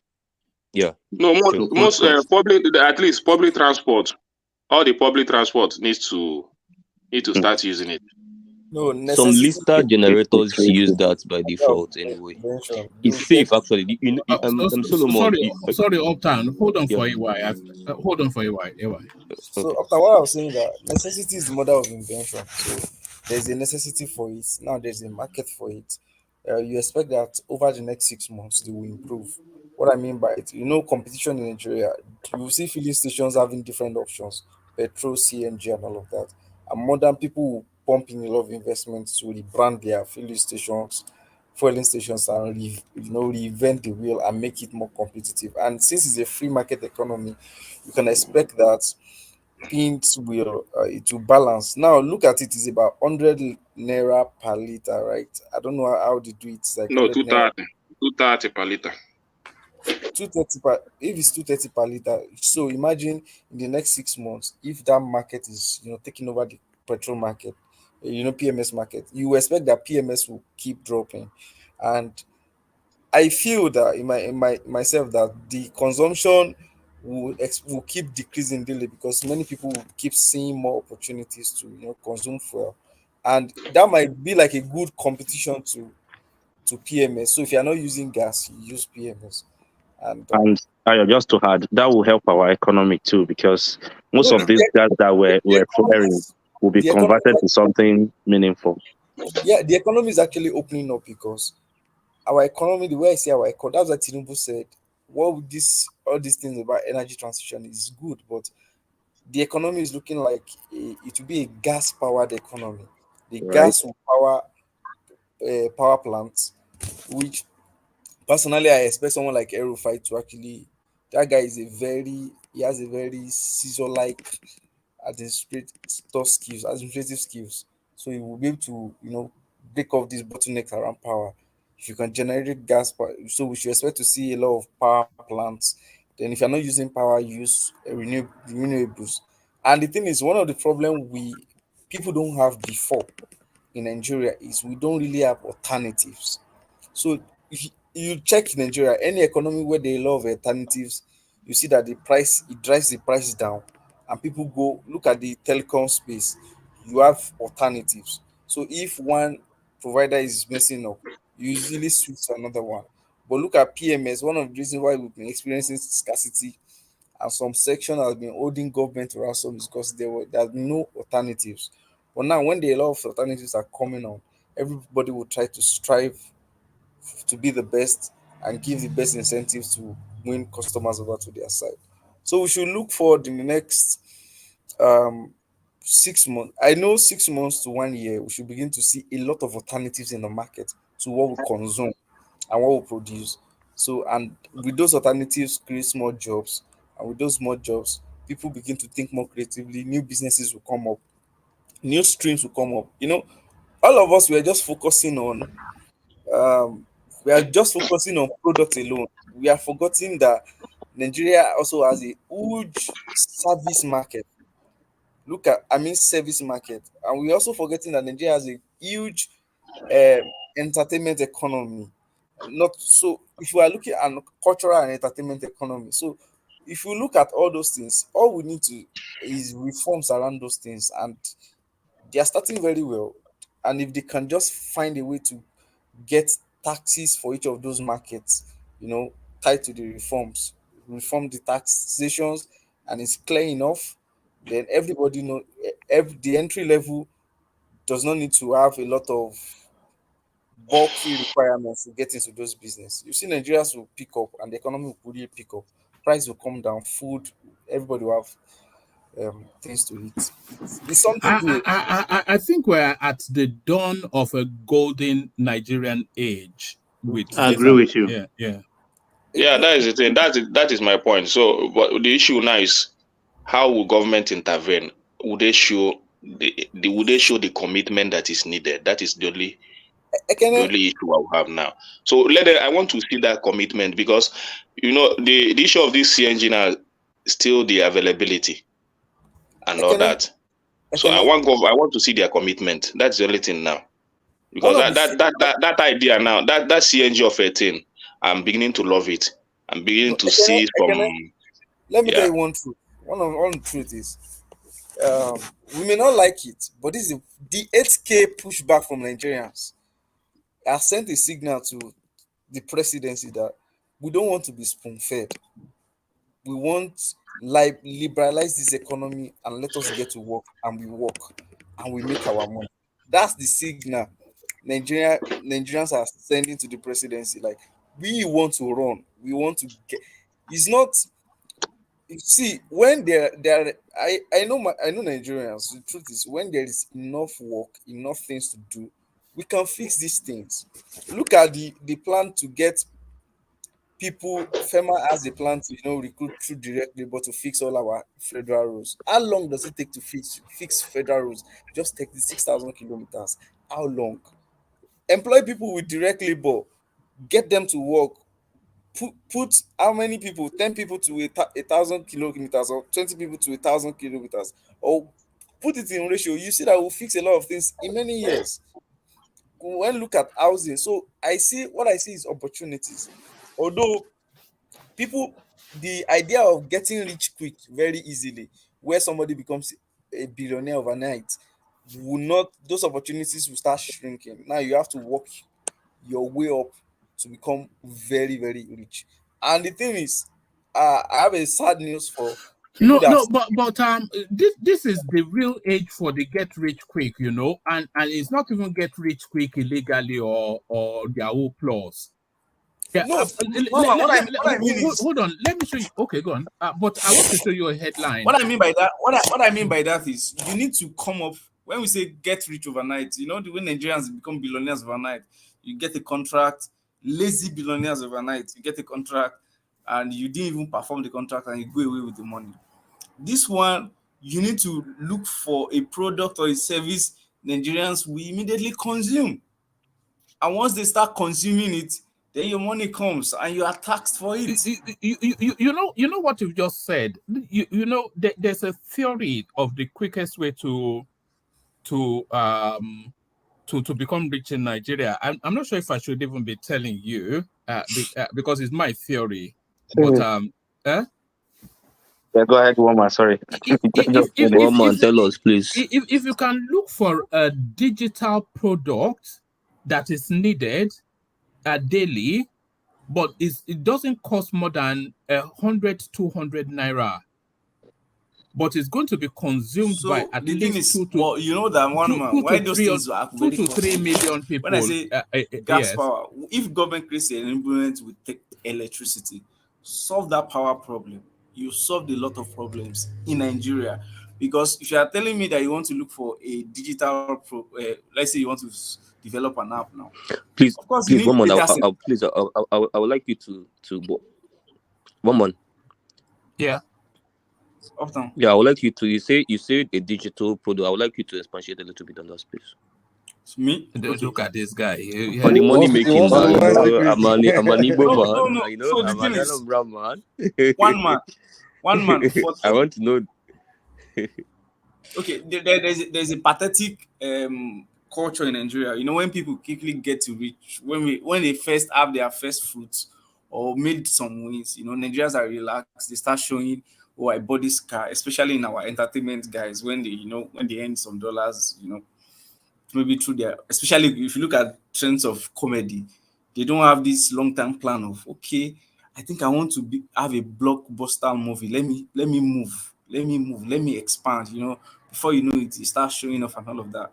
And if there's a high level, look at our musicians, there are a lot of people that are into Afrobeat, that they are even struggling to have their first, project out there because they don't have sponsors. Now, imagine the entertainment economy is opened up where you can even have access to, as a citizen, to credit to actually finance your first project and your first music. Competition would increase. And Nigerians, before we know it, will give a gap to all other African countries. And I feel we are in a golden era. And I think Tinubu understands this, that people are ready to work, people are ready to make money, people are ready to do what is right to make money. What people need Please, is... can I add to the entertainment stuff you talked about? Wait, woman, have you ever seen Tunanja this quiet before? No, I don't think he's with us anymore. I think the guy is on Kaiser China right now. He's on Twitter. Is he there? Yeah, exactly. My God.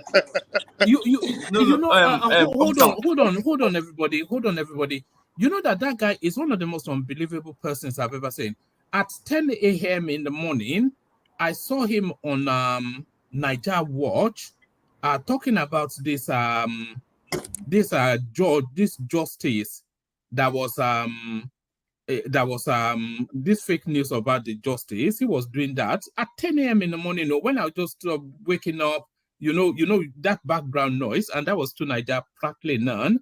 And then around about 1 o'clock, I saw him on Kaizo's space doing back and forth, and then literally here and then back there.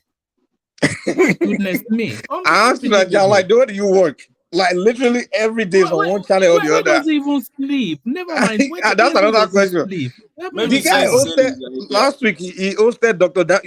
Damage's show starts in the morning. When I wake up, I see the show going on. The guy, after Dr. Damage leaves, he takes over. So he hosts the show. The guy hosted the show till midnight. And then, Dr. Damage was another one on Sunday. And the guy hosted the show till like 3 a.m. And then in the morning, he also Dr. Damages again. I'm like, so you spent all morning and overnight, and then you only slept like maybe 2 hours. There was a time that it was that he took over from Rudolph, and then he was doing his beat for hours and hours and hours and hours, and then eventually all of his panelists got fed up, and then he was there for he was there by himself talking for another 4 hours to himself. My God.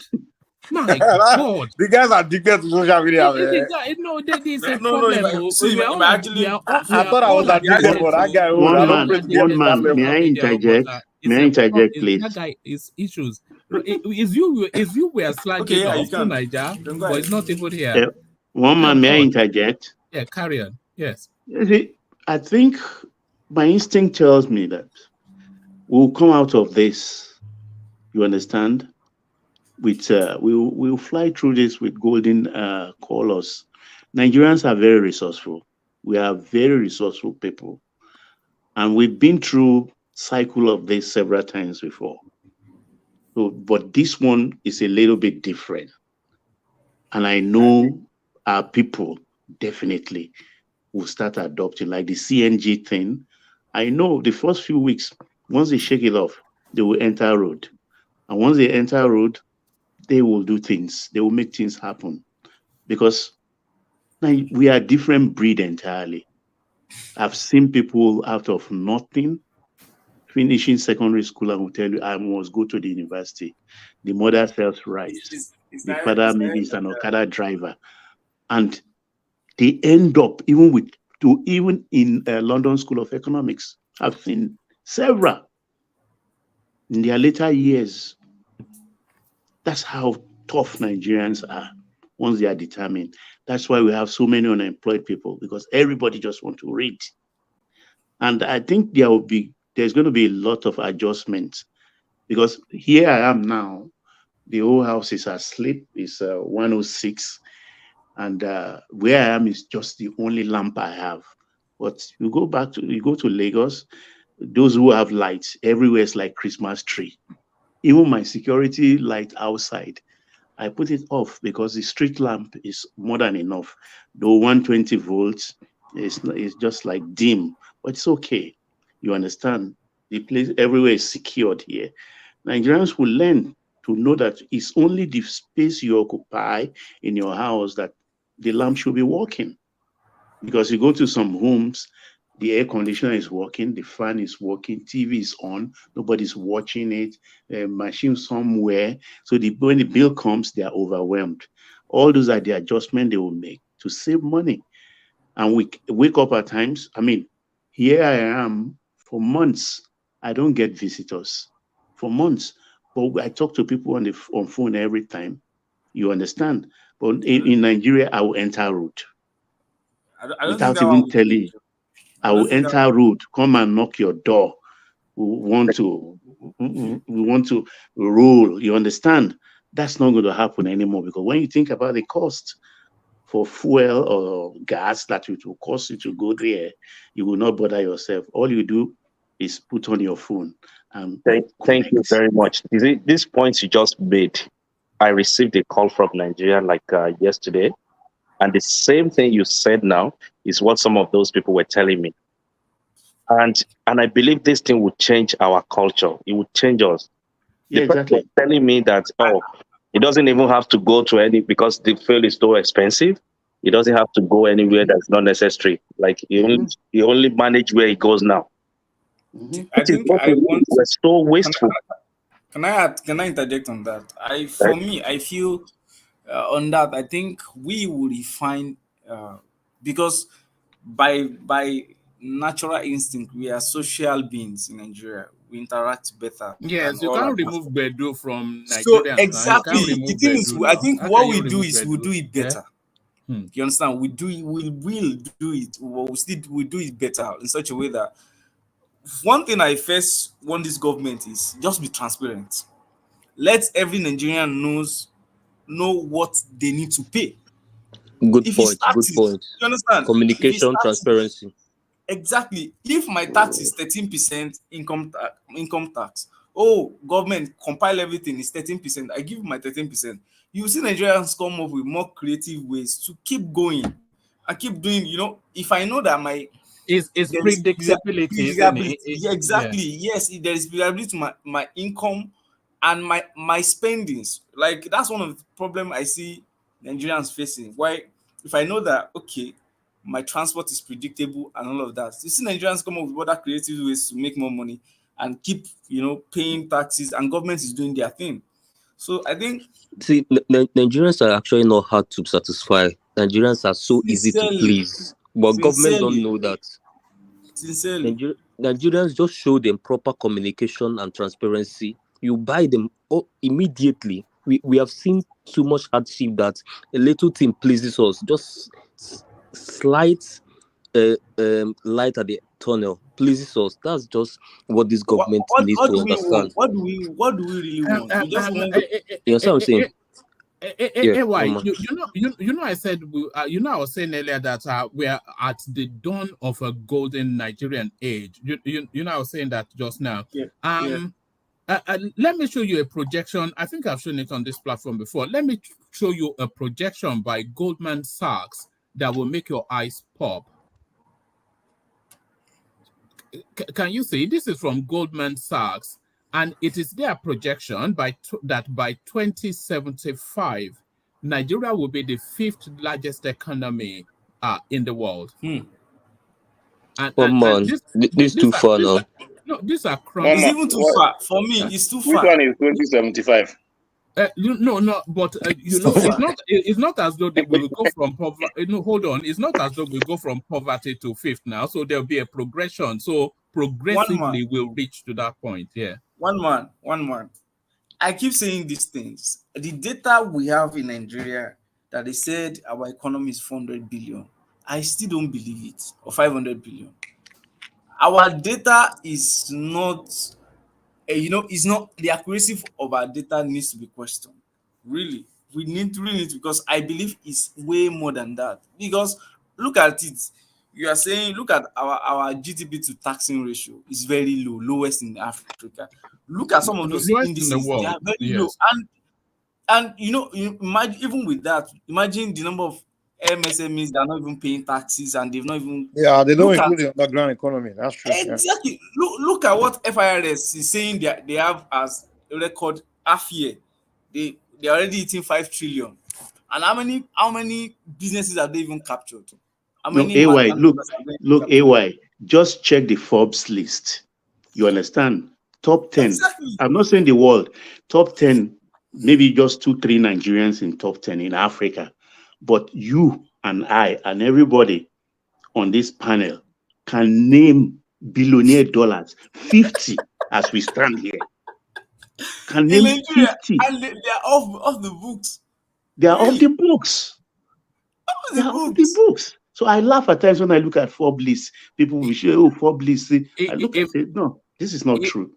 If there's a man richer than Babangida on this planet, I want to meet that man. That one, he has a special skill for looting. What of Dan Juma? Yes. What of the man who gave us this present democratic disposition, the general? What is his name now? Salam. Abdul Salam. And if Abacha was still alive, all the $1 trillion he stole, it would still be in his account. How much is Dr. Adeboye worth? I mean, sorry, Pastor Adeboye. That man has church all over the United States. I know all over the world, Nigeria, everywhere. There are lots of oil guys who in the southeast, you don't even hear their name. It's when you stumble on them that you start to wonder that where have you been? But you don't even hear their names. That's what I'm saying. That they are billionaires. But the point that Mike was making, that Pastor Adeboye, just where I am sitting here talking to you now, I can 1, 2, 3. There's 3. One of them I attend. I'm the Sunday school teacher there. You know, and by the way, he gets 10% of everybody globally. Can you? How much does just that man in Texas have? alone, the guy has about over 50 churches. Like every corner. How much does that man have? He will be saying, and then I don't have any shoes. One man. What do you mean you don't have any shoes? One man. Are you not surprised that all these guys, all these small upcoming, I don't want to call them upcoming, they are upcoming, still upcoming. Small guys are already making it big in even in religion.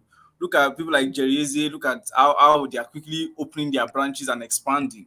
So the truth is, in a way, we drive in. I think one of the problems our government has is our government has not been serious, and they have not been serious with data, and to even collect taxes enough for them. I believe that, personally, after we rebase our economy, all these challenges of revenue generation, we've not even started tax reform policies. FIRS is declaring record profit. I'm now wondering now when they now start that every citizen is now taxed the way they should. What will be our economic strength? Looking at when we start completing some of those projects, gas projects, some of those, when we liberalize our seaports and all of that to function more effectively, how much more do we go? And the truth is, I can't wait for Tinubu to just quickly set the ministers and let them start running. Sorry, can I interject? It is also very important for us to note something there's something very important to note. If we increase our economy today, we even have trillions or what have you. If we don't get leadership right at all levels, we will be back to where we were. Remember that we were never really a poor nation. We had oil boom in this country. We once had a lot of money that a head of state said that our problem is not money, but how to spend it. That was the same country. Let me say something. Okay. This money that is being shared to the governors now, I have the receiver. Even they are objecting to saving. We see. Yeah. They even the federal government is saying, let us save some out of the money. All the governors are rejecting it. Share all the thing. And they're not ready to give account of it. That's not true. That's not true. Let me tell you what happened. Somebody said something. I buy part of the idea. The person said, now, even the poor in Nigeria, I mean the lower middle class, are sending their children, borrowing loans and sending them to the best schools. That everybody is going abroad now. And at some point, everybody will start coming back. And you know the way it is, I'm not dumb, you are not dumb. You understand? If you cheat their parents, you're not going to cheat their children. Uptown, let's say... That's a good point. We are more awake now as a citizen. Exactly. We are more active citizens now than before. Exactly. If you cheated my parents when they don't know things about taxes, they don't know things. You can't cheat me. You understand? You can't cheat me. And the thing is, the way we are going and the way we are progressively going, like now, after you and I agreed that what happened in 2023, we not tried some things that happened in 2023 will not happen in 2027. You can bet that, or whatever the disagreement is, we can look at that. We can look at now. We've always been looking at accreditation process in elections. Now we are also focusing on result collation and management process. We have to look at that too. So there will always be an improvement in 2027. And most politicians now, they are getting to know that they can lose at any point in time. There's no loyalty to anybody. You can't be loyal to people again based on give me food, give me this. Look at the people that sent Buhari, because of Buhari's economy, they raised money, send their children abroad to UK and all of that.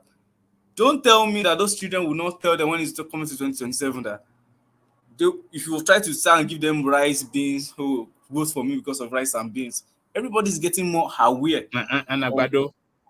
No. Everybody's getting aware that come on, do infrastructure.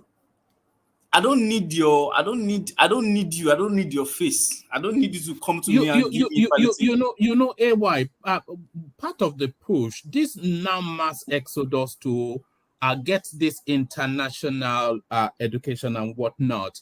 So when those people start to return, I don't think they will accept anymore that they are driving down the road and it's like a roller coaster ride and you're up and down in between divots. And my fear is that the pressure to perform. My fear is they that will have to. Yes, the way things are going is the qualifications to get positions. Like now, if you want to get to positions, if you want to get to nominated positions, something is going on now. They are posting your profile, what you did, how many mass certificates you had. They're even calling people on spaces. They're even calling people on spaces to come and lay the agenda before Nigerians. You understand? So those things now, if I want to contest for chairman at some point, I'm beginning to fear that the highest you have to have the highest level of education, highest level of not all this WAEC and all of that. If you have a first degree, you might as well not have bothered with an education because I don't think nobody will be looking at you anymore in Nigeria. It is already social media actually helps this political process in Nigeria. Because back in the days, the leaders, there was no avenue to hear what people are saying about them. Hold on. Let's hear from Mike. Yeah. Back in the 90s, people like Banky that they don't even know what's good. They couldn't even hear from us. There was a time when Abacha was ruling. Anybody out there insulting, like in public, they can arrest you. But now with social media, like they hear what people are saying. They can see things. Eventually, it's a matter of time where social media will even take over. We won't be a place where they will determine who will be governor or a councillor or even a president. So, Mike, I mean, social media are kind of now what I see that improve is that people are less concerned about holding the president accountable. People talk more about governors now. You understand? And even chairman, local government chairman, if you are not ready to, Soludo said something yesterday, and I was looking at that they agreed that all levels of government, tiers of government must function according to their physical space. That is what is necessary. I don't need to be calling out the governor for what the local government chairman should do. Let the local government chairman work. And I like the fact that they divided this money into two. 900 billion for your statutory stuff. They saved the 1 trillion and to augment the foreign reserves and also create infrastructural support fund for each of the states. So now everybody knows that once you have your support fund, if you have a sovereign wealth fund in your state, fine. If you don't have, fine. But your governor cannot be doing nonsense. Nobody wants a dull person to lead them anymore. That's the thing. Why will I? And the thing is, what have you done before? Are you throwing shades at Peter Obi? Are you throwing shades at Peter? What no, I'm not throwing shades at him. I'm not throwing. The thing is, in the next election, how can he be throwing shades at Peter Obi? Whereas Peter Obi is the biggest beneficiary of that space. He said he doesn't want dumb people running the country anymore. But then Peter Obi is the biggest beneficiary of that active citizen space that he's talking about. That's going to help us. One man. No. The thing is, Peter Obi. Let me tell you. As of today, he's the biggest. No, actually, that hurt Peter Obi, man, because his followers didn't utilize the space very well. They use it to hurt him. No, honestly. the truth is, I expect to see now. There's a conversation going on. I don't know if Upton has seen it. That there's a move for them to collapse INEC. That INEC should also extend its services to local government elections. That everybody should also be able to contest for local government elections, not at the aim of governors anymore. If there is a legislative against that, and they approve it, that states they should conduct local government elections, maybe at the same time too, maybe extend it about 2 weeks again. So it's fine. Everybody will know that okay, you are contesting for each levels of government, and everybody will have to do that. And it's something I expect Tinubu to do because he's kind of more of a grassroots person. That democracy must. Do you think they should give more autonomous power to the local government? Where yes, the government I feel that. But what if you have local government area that's not performing? So that will fall on the governors now. People will be blaming, saying, "Oh, the governors didn't perform." It will not fall on the governors. No, it will fall on whoever is the chairman of that local government. Exactly. And people will rely more on them. Look at what Fashola said. Fashola said more of the roads that people are having challenges with lie more with the local government than the state government. Street roads, rural roads to farms and all of that, they are the responsibility of local government. Having organized markets, imagine all these governors going to commission markets. Oh, we built this market. It's not your responsibility. It's actually the responsibility of a local government. So if you are knowing that, okay, all this sanitation, lawma, and all of that, it should be local government. Local, yes. Property taxes are responsibility of local government, not state government.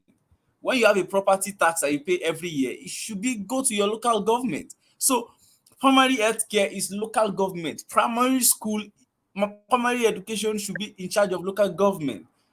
School feeding, all these programs like school feeding programs should be under the responsibility of local government. So look at the responsibility of local government in relation to what should be coming to them now. Every governor will have to, at some point, liberalize them and let them do their job. Because many people don't know that the local government chairman also has legislators that are called councillors that also perform similar like House of Assembly, their own minimal House of Assembly. So that is it.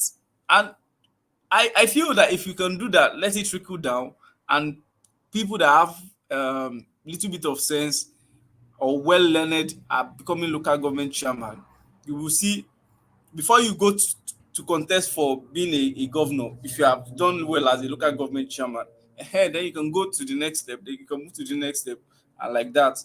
And if people in their 20s, 25, you contest for a local government chairman, by 30, if you're really interested in politics, or 30, you contest for a local government chairman, by 40, you should think of going to the state because you have track record. Then by 50, you should think of contesting for presidency, which will be a good age to stabilize, the politics of Nigeria. One man. Yes. Yes, I was just thinking about something again because we are talking about what might improve Nigeria economy and make life better for people and the way people can be more productive. Don't you guys think if we change our salary structure or wage structure to maybe per hour instead of just salary, and people are neglecting their work, thinking that they will get paid at the end of the month, don't you think it will help the economy as well? Yes, but I feel Nigerians will not, personally, I feel Nigerians will not want to take it so well because we are smart and we know we like time. So if you give me a tax, I can negotiate with you, and rather than, okay, I'll be paying you 1,000 for every hour. So if it's a job I can do on that, if it's for instance, in services sector now, let's say you're a programmer, how do you want to tax that and say the person should be coming per hour? And the person will tell you, where we behave in Nigeria, that, okay, some Nigerians will not work. If you give them a timeline, they may not even start the project until maybe 3 hours to the deadline, and they will finish it because they trust their capacities and they want to do more. Naturally, almost every Nigerian is not doing one thing. If you see a teacher, they don't do one thing. They are selling clothes, they are doing this, they are doing that. So it's already getting into our system that we don't do one thing. We do multiple things at the same time. So I feel the salary might still be okay, but I still feel that in this dispensation, many people will actually go into business, entrepreneurship. Look at this, because there will be chances, a lot of opportunities will open up, and everybody will like, I can do business. And that's the spirit going on in Nigeria. I can do business. I can engage in productive activities.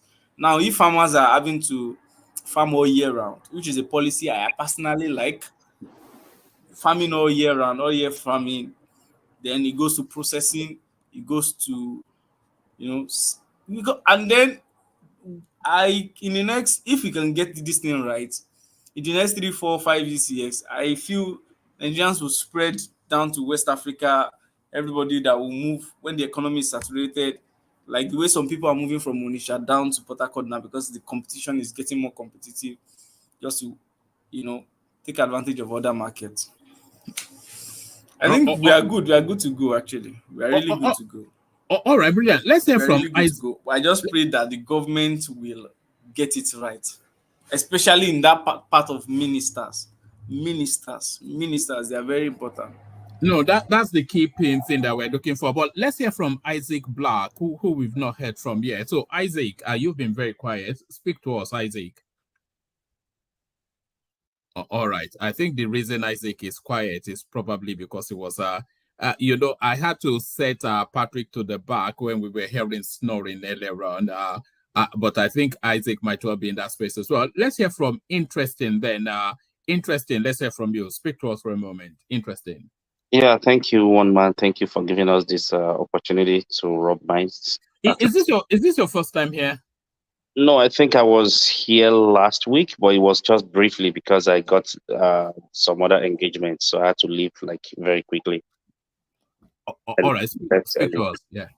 So, talking about El-Rufai issue, in my own opinion, I still believe the man would do better in terms of like as a minister of power, because when we look at this power of a thing in Nigeria, I believe there are still some cabals trying to sabotage it, because like I've seen a lot of this power and energy here where I live.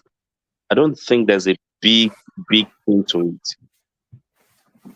If they want Nigeria power to work, it takes like the head, like the leadership, to make that mind and be like, okay, I want to do this and we want to get it done. So if you can have somebody with a strong mind that's somehow stubborn, that is why I still like this kind of Tinubu being the president. And if you can have somebody like El-Rufai that always like to get his things, have his way, or get his job done, I believe he would do better and Nigeria will see the changes if they can really tackle those sabotage, because I believe some people are sabotaging it. That's why we are not able to get all this, our power transmission and whatever done. So El-Rufai would do better. He has proved himself in so many ways, which I believe. Some people might say something about, religion or this or that.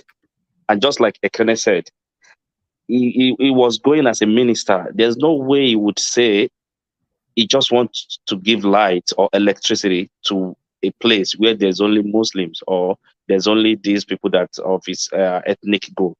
That's not possible. He's going to work, and his work he will be reporting to the president. Don't forget about that.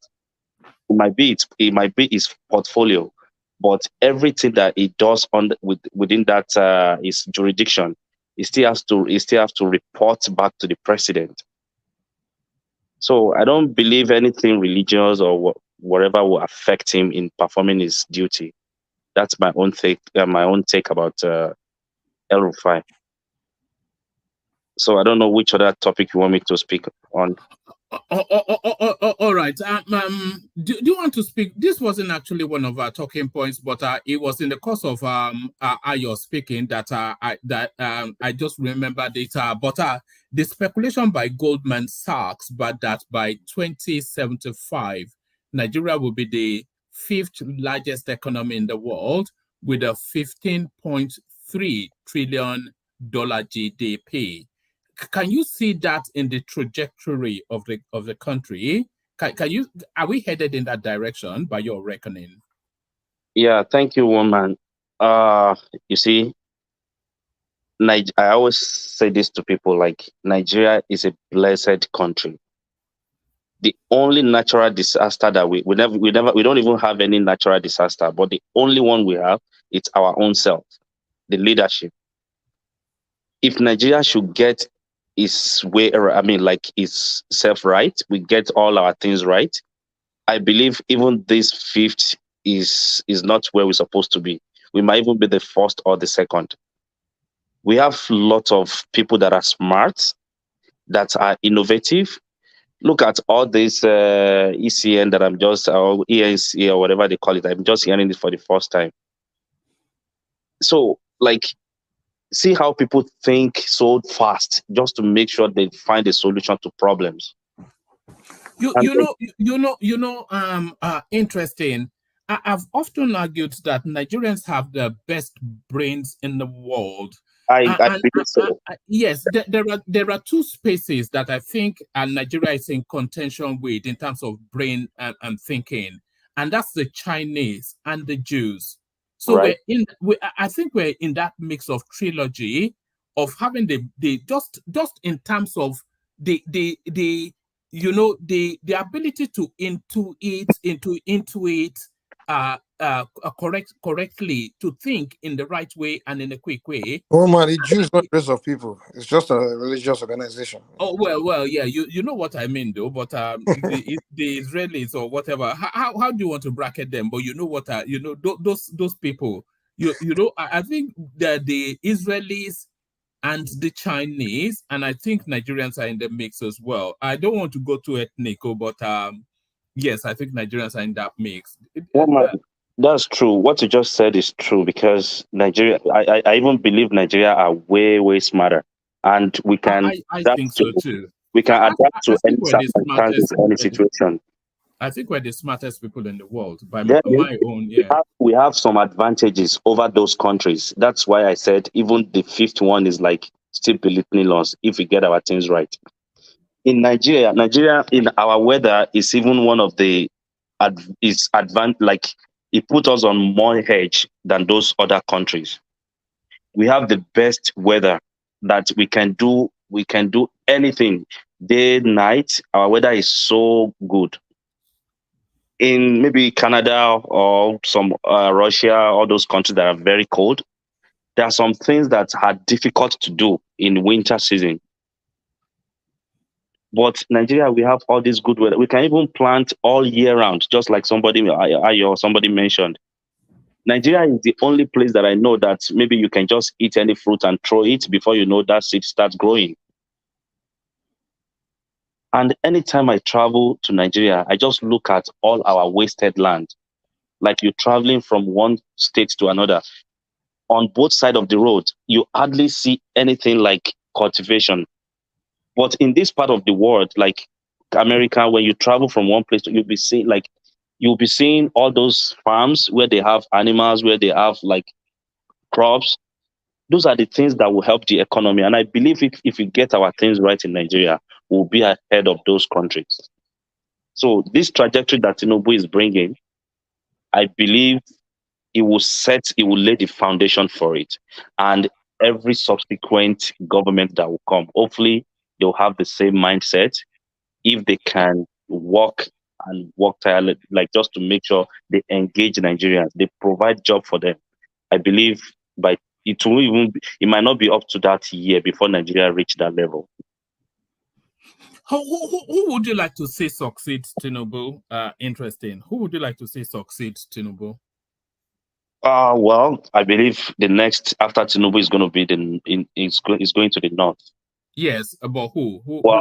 I have three people that I'm actually thinking of, and I won't lie to you. El-Rufai might have some kind of issue with religion and whatever, but I believe we need somebody like that in Nigeria as well. Secondly, I believe this Borno State Governor Zulu is one of the brains that they have, and even Shetima is very smart too. You don't think Zulum is too mild mannered in his temperament to be? Is he not too mild? He looks like a quiet person, but the guy is working, and is as quiet as he is. His state is doing really well there, and everybody can see what he's doing. So everybody cannot be the same. Everybody cannot be like tough. Zulum is the best man, no competition. Yeah, the man is doing exactly. Even me, Zulum. If they put Zulum like this, I'll vote for him. Zulum is. I don't think he's going to. Even a lot of people that is not APC would like the man to come on board, because even me, himself. I don't think power will go to the northwest. It should either go to the northeast or north central. So Zulum. Yeah, but if he's going to the northeast, then it has to be Kashim Shettima. No, it can't be Shettima anymore. It has to be Zulum. Because at that point in time, it's probably going to be Zulum or Shettima, because they are from the same state anyway. So it might be one of them. I don't really mind. Kashim is very smart too. It's just that as a vice president, you cannot show your talent that much. Especially, but Tinubu is actually giving him. I don't trust Tinubu. You will make him work underground. You will make him work. Really, but the guy, that guy is really smart. Or maybe someone like Bello. Oh no, Abba, Kido Day now. You were doing so well. Yeah, okay.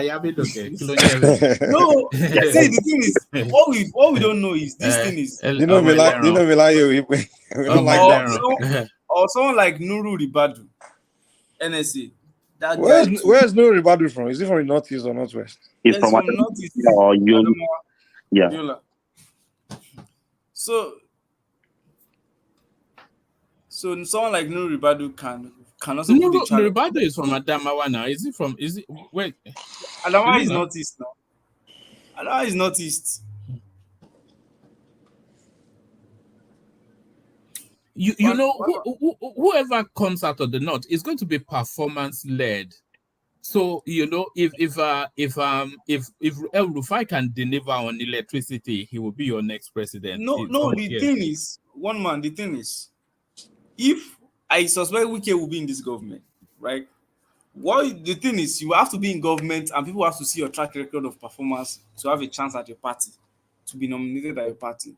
So, for instance, Nuru Ribadu, if he solves security problem, if El-Rufai solves power problem, and notably, let's say somebody from the north again maybe solves health challenges or health problem.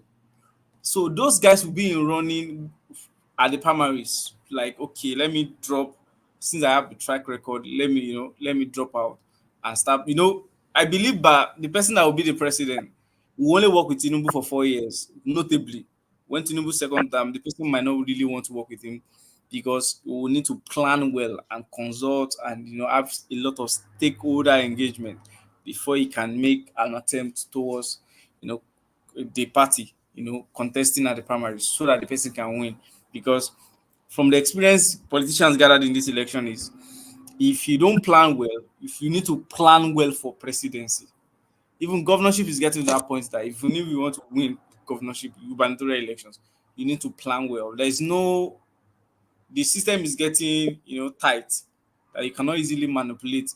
It's either people want you or people don't want you. So, and if people want you, you need to spend a lot of time to engage, and the engagement has to cut across all the regions of the country. Nigeria is big. Really, Nigeria is really big. Nigeria is really, really, really big. You can't sit in your region and say you depend on the strength of your party alone to help you gather votes. You need to go there, engage with them, know what they want, come into a democratic alliance with them before you challenge presidency. And it takes a lot of time. So I believe the person will maybe work for 4 years. Every time may decide to work for 4 years, then hand it over to a younger person. Nuru Ribadu may also decide to work for 4 years, give it over. Zulum will be in best position, actually, because after the end of the second time, he will have time to plan for his presidential ambition. So, all right, brilliant. Let's hear from Mike. Mike, you've been in and out of the session, but we've not heard from you. That's if you are still here and not with Kaizo talking about Kenyan people, you know. How did you discover that Kaizo's channel? Oh, Kaizorian. How did I even discover himself? Damn, I can't remember. You know how I discovered it. You know. After I've done the session, I usually then re-upload it the next day. Yes. But what he used to do, he used to come on my re-uploads and start to spam it with his link. So one day I followed that link. I wanted to go and give him a kick. It's trying to steal your crowd. Yes, he's trying to steal my crowd. I wanted to go and give him a kick in, but I ended up liking him. But that's how I discovered it. Yeah, the guy is trying to hustle, man. Yeah, I think I remember. He was one that invited me on his show. Yeah, he just told me to come and check his channel and stuff. And I remember because I was following Wode Maya, and then there was this one Ghanaian girl also. So I kind of follow her channel. Oh, is it that girl that that was recently in Benin Republic and no, that girl called African Millennial, I think. Is it Amma something? No. She's African Millennial. She's based in Canada, but she's Ghanaian. Is she mixed race? So sort of. No. She's living in Canada, but she's 100% Ghanaian. So he comes on our show all the time. So then he was like, "Hey guys, check out my channel. Come on my show." And I think Tunaja kind of dragged me there too, because Tunaja was always there. Yeah, considering the guy is he's a smart guy, but. I'm trying to do something with him. I want to, that Kevin Samuel space, since he died, that is not fully occupied. So I'm trying to get him and one other guy to be doing. We're going to be doing afternoon sessions around those manosphere sort of topics, and MGTOW sort of, those. Kevin Samuel, the disenfranchised black diaspora female, man versus those sort of topics. Yeah, yes. if you want to grow, you have to mix topic that has to do with men versus women, black versus white, or those versus battle. Yes. You will get people. There was one girl that I wanted to bring on as well. We were in talks, but then she dumped it. I wanted to pitch her up against, what's her name again? She's a British girl. I wanted to pitch her up against Kaizorian because she's a high-functioning intellectual. And as you know, Kaizorian is a high-functioning intellectual. And they're both diasporic young blacks, early mid-20s there. So I thought, but she bailed out at the last minute. It would have been, and then I'll just sit in the middle and moderate, because I'm trying to recreate my afternoon sessions. But Kaizo is not confrontational, though. No, but it's intellectual. It's intellectual, though. So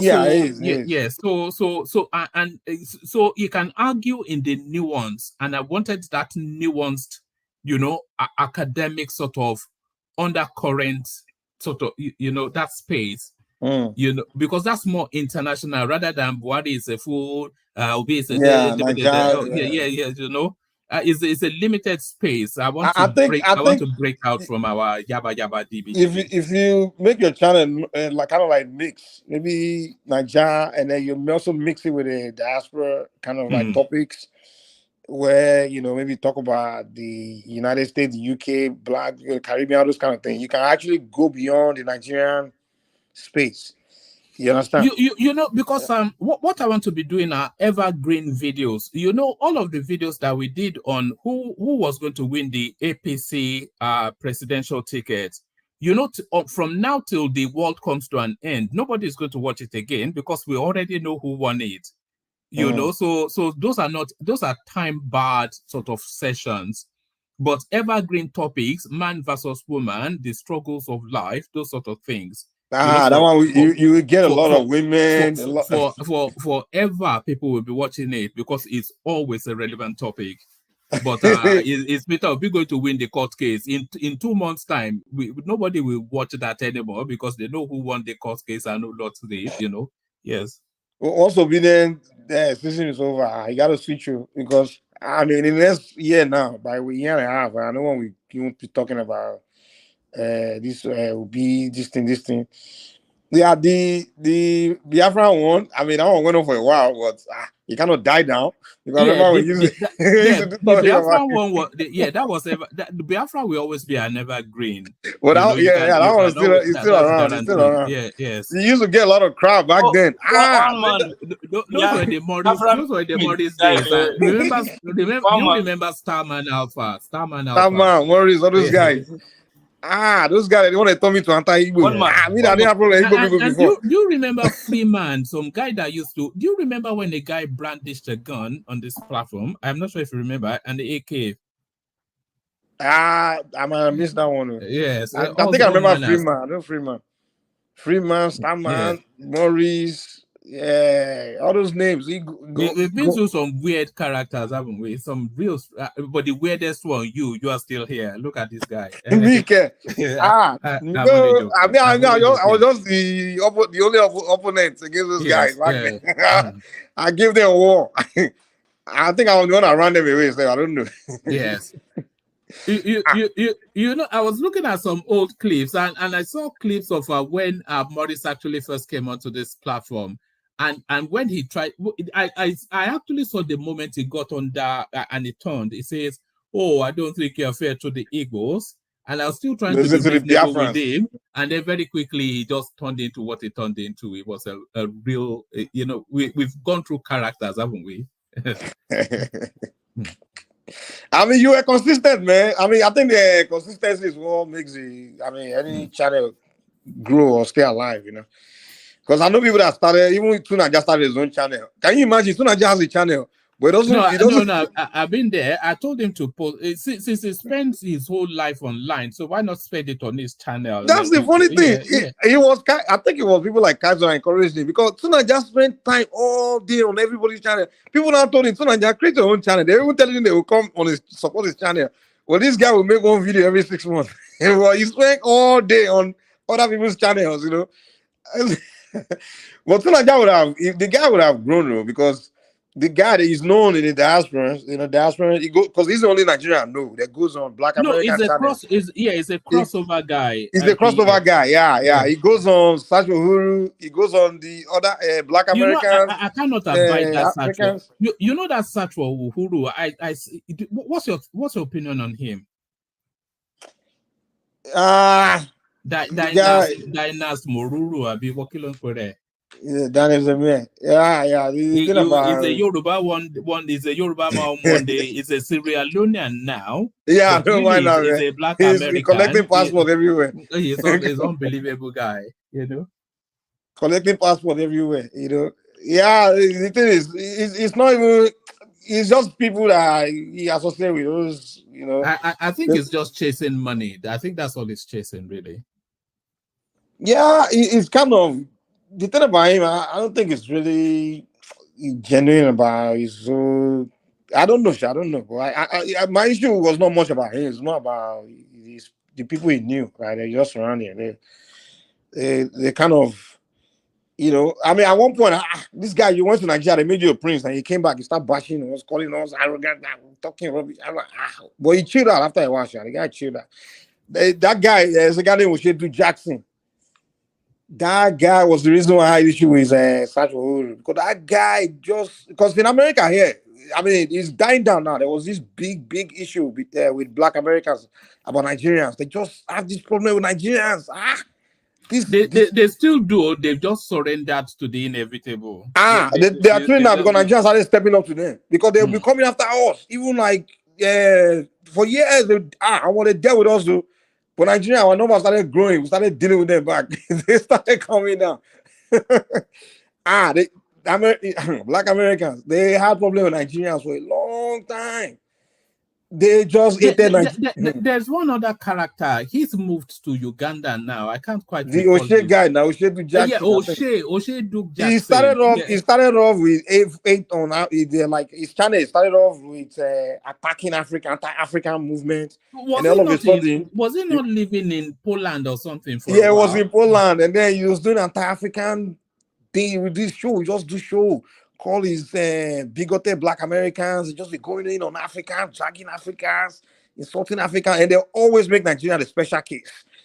There's this envy. This envy they always have on Nigeria. The people where they chase us, them plenty. Because Nigeria we are the what do you call it, the model minority. Like the white people like us now, they like them.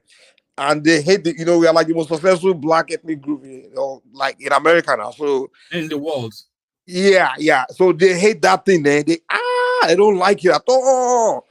You know, it's the same narrative here. The Jamaicans, they try to have a pop, but they couldn't handle the strength, so they gave up. The Black America used to go in on also. There was a time where they were even shooting. They were like, you hear about Nigeria getting shot. Like and they were shooting. He's always on successful Nigerian guys because the Black America they are always poor. Like they like usually the poorest in America. Like anywhere they live, it's always poor. They all concentrate in poor. So the Nigerian, we have our own neighborhood that's like a rich Black neighborhood, and people like Blacks are rich in this country. And then when I was in Nigerians, that thing used to annoy, and their women will be chasing us, But Nigerian boys are very stupid. They do something that the Nigerian guys, when they show up in their club, they always over space.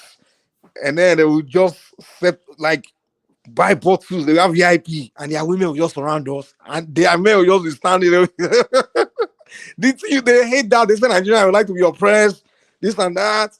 Those Black Americans, they are envy. Hey, all of a sudden, that's why I was like, such a hood, all of them. Now they want to be Nigerians. I'm going to Africa, I'm going to Nigeria. Hey, now I'm in Nigeria. I'm like, okay, now you guys are Nigerians. You want to be Nigerians. Because it's the coolest thing to be like Nigerian. So everybody wants to be Nigerian. But before, you guys used to deal with us. Back in the days, Black America, they dealt with us. One city where Nigeria took from them is Houston, Texas. Nigeria is the majority Blacks now. That's where Gomez lives, isn't it? That's where Alexander Gomez lives. Alexander Gomez, yeah. Most of the Nigerians, probably the most successful Nigerians, you find them is Texas, especially Houston. I don't even know why everyone is just rushing there. So yeah, like most of the guys online say most of them live in Houston, Texas. Even Babati live here. Most of those guys on Dr. Damages, they live here. Yeah, I'm back and forth, but I'm mainly here, sir. Yeah, so most of them they are here now. Those guys, I told them, I said, come on, no, we can meet here in Houston anyway. Like we can meet. Have you ever run into anyone? I ran into Ovie. I was on your show right here. I was in Ovie's house when we're calling on your show together. I don't remember. Oh yes, I remember. I know Alexander Gomez going. He called me. He wanted me to meet him up in his office, something like that. But then who's all those guys? I know some of them know me now. I'm on me in Texas. Any one of them know me in real life. When he mentioned, they know me and they fear me here. There are some people in Texas they don't mess with. What's your plan? Are you planning to go back to Nigeria or live an international life halfway, sort of? I'm more like now. I really want to transit to Nigeria because I want to transit there somewhere. I'm always there. I'm always back and forth because I'm deeply into the traditional thing. So I'm trying to You should synergize with what's that guy Frankie or the one that is 419 people with the file online. No. Me, I don't even want to go into online or trying to be no. Like the whole connecting people. That's even the whole industry now. Online babalawo. Online babalawo. No. I'm not getting myself wrapped in nothing. There's many of those babalawo are just dying, man. Even if I is killing themselves. You can't. This tradition can't be corrupt and be doing it. many of them are dying. The gods are killing them, man. They don't know. Usually our whole Franklin doesn't go that route of scamming people or telling people what the oracle doesn't say, all those things. Because those people that make that mistake are the ones that go into the tradition later in their life. Because they don't know a lot of rules. They still have the Christian mentality where they can go and think they can deceive. And it's very dangerous. They don't know the danger. So I know a lot of those kind of people. They used to be Christian. They go back in tradition. And then they started using the old mentality to engage people, and they were trying to scam people. And then bad things start to happen to them because that tradition is a raw energy. Can you hear serious now? So I know one of them, the guy died. What led you down that path? What led you down that path? I have to go that path too. Hey, my family, my parents, I was raised in church now. The family which I was haunting us now, it was haunting. I didn't even know. In my family line, my great grandfather down the line, they were senior priests. Like we have a lot of Jewish in our family. They were serious priests. So my father, they sent him to all these missionary schools. So they brainwashed him, and then he himself was initiated. But so at one point, but he was confused because the school kind of brainwashed him. He didn't really learn the tradition well. So he went and abandoned his deities and everything. So he started haunting him. And then when we were born, he didn't tell us much about it. So the thing was haunting us, haunting the family, but we didn't know. So we were having problems. It means I was having a lot of problems until I finally did a divination and found out. Therefore, divination found out that our family thing that we abandoned was haunting us. Until they told me I had to go back. I need to go and do initiation, do all kinds of things. Before my life became normal.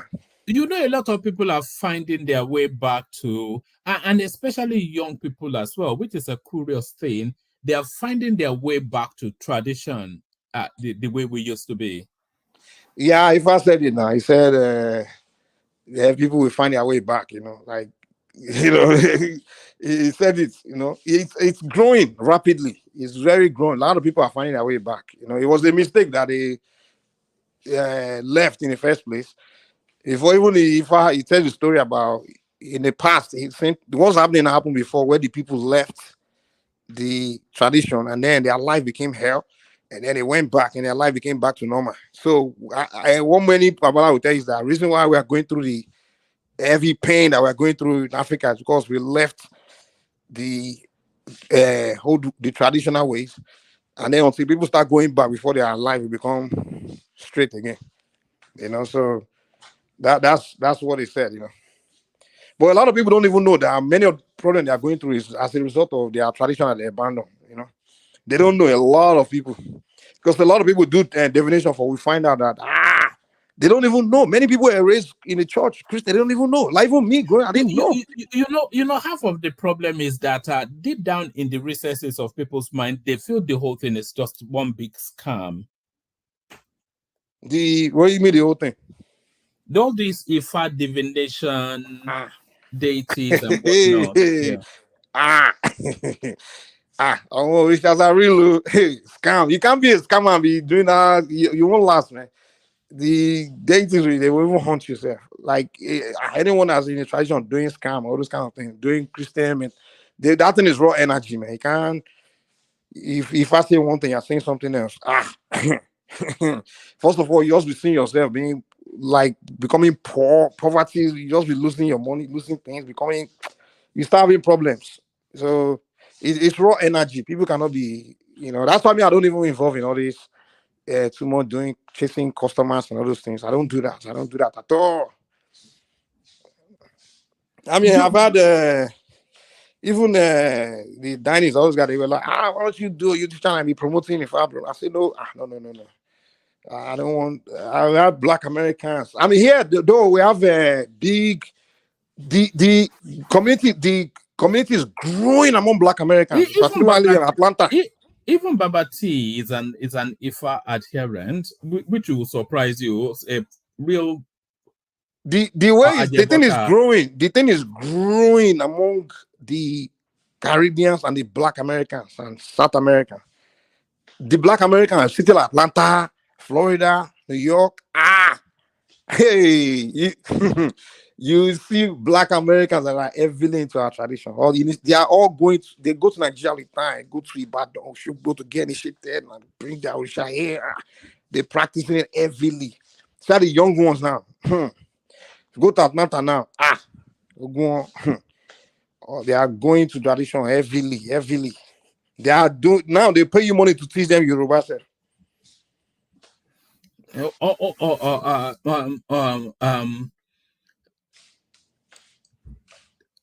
Are you able to divine? Is it divine? Is it divination? Are you able to divine for people? I can divine, or do you just do it for personal use? My own is the tradition more of tradition primarily is for it's a relationship, personal development, life, for divination part. There are different levels, there's a you learn, it's a lesson, it's a training, and it takes about to become a full diviner, you take about 10 years of training. I'm telling you, that thing is it's a education on its own. It's a long training, but within a short time you can do divination itself after you learn some basic things. But I think to be able to interpret the message, to be a perfect interpreter in front of your client like this, you have to get to a level of money with the cow. Mean you have actually fully trained to that extent. But then the training still continues, So like me, I can divine, but I can't fully interpret all the message all the time. So message I can interpret right away, and then other messages I will still call some Oluwo Agba to help me interpret it further. So that's why I don't. Are you able to bring an Oluwo on the platform? I've been wanting to do a fast for a long time. You know that my Oluwo the man that initiated me, is the Ojukbono of Osogbo land. Is the third most powerful priest in Osogbo. After the Araba, the Agbongo, and then it's Ojukbono. That's my Baba, my Gagongo. But those kind of people, you can't bring them in. Those ones. But I know big stuff about that. I know stuff. But I don't know if I can ask them, sir. Even Baba Bimbola is internationally known. All those people, I know them. I know those Baba. Yes, because I want to sort of document that in fast pace. The history, the culture, the meaning, the relevance, how embedded it is into especially the African culture. There's a lot of missing bits that is not properly documented in that fast pace. No, it's that. But it's more oral, isn't it, than actual, yeah. The knowledge is intact. It's completely intact. It's completely intact. I'm telling you. It's not going anywhere. It's completely intact. It's the way it is structured. It's our, you understand? Like the moment you get initiated, like you have to you have to learn the thing. But it can't be messed with. It can't be. That's why they can't write it down, because somebody can go and be changing things. But the hour is deep, especially in Yoruba land. The Yoruba land is very, very well structured. The structure hasn't gone away. The population may have gone diverted and gone somewhere else, but as far as that hour thing is not going anywhere. Different years. It's not the thing is there. It's not going anywhere. It's completely intact. Talk to us about the Ogboni something. What's that space all about? That's another space I'd like to document. If I'm not Ogboni is more of a court. The Ogboni is it from Benin? Is it no, Yoruba or where is it? Where's it from? Yeah, see, people. Ogboni is actually the head of Ogboni are like the women. It's more of the the Agba, the Yami. The founder of Ogboni was the head of the Yami. They call Ajibola. It's a woman. So it's a secret. Man, well, Ogboni, they have their section, but the Ogboni role back in the time, they are the one that do more of administrative justice kind of situation where they you know, the power of the king is it's like the council of you have the council of priests, and among the council of priests you have the Ogbonis, you have the and you have the Araba. There's so many sections of the spirituality courts that just there. So they have the secrets. Is they what they do. It's you have to be a selected person to be associated with that, to be picked to be part of it and things like that. But it's deep, sha. But you know, a lot of people recoil from it because they think it always involves blood spilling. Blood spilling, blood of animals. Oh, I don't know. You tell me. Yeah, now. So what is wrong with blood? They weren't talking about animal blood. That's the thing. Human blood? No, no one do human. There's no human sacrifice in our tradition. It's animal. I mean, if we sacrifice animals, the blood. See, the thing about blood. See, Christian, that's one way they came to get us in Africa. They made demonize this idea of blood. Okay, let me ask you, in the medical field, when they want to get everything about you, like information about your whole body, everything about you, your DNA, everything, for what do they take? Your blood. So that's not fair. It's not scary. Exactly. So the blood is what carry information, complete information about any creature. You understand? The blood is what has every information about every creature. So if we want to transfer energy of an animal to a deity, it's that blood of that animal or whatever it is, that thing, that when it touches that stuff, it transfer that message that, okay, this is this animal, or this is this person, or this is that particular thing, this is that particular, you understand? So it's a signature. So everything have meaning, but when people see it in the open, they're just like, what the hell are they doing? What is that? They don't know. You know, the blood has signature. See, every time I offer moonlight, people want to do oaths, deep oaths. Like, okay, the signature of who's, it's like when you sign a contract, right? Use your pen to sign a signature like this is me. Now, in a tradition, when you do that oath, your signature will be your blood. If you take a blood out of your body, put it on that thing, that's your signature. Like, okay, this is my signature on this agreement. You know, and hey, here's your signature. So I think if we incorporate our tradition into governance, more corruption will hell 100%. Like everything will turn around. I think that's the reason God gave Africa their own, but you got to use your own to advance. You know. Let me show you something, Mike. Let me show you something. Hold on. So, are you excited by that? Prince Adewale, well, yeah, it's coming on where? It's coming on Sunday. That'll be nice, man. It was here before now. The man is very knowledgeable. Yeah. Yes. So make sure you make yourself available.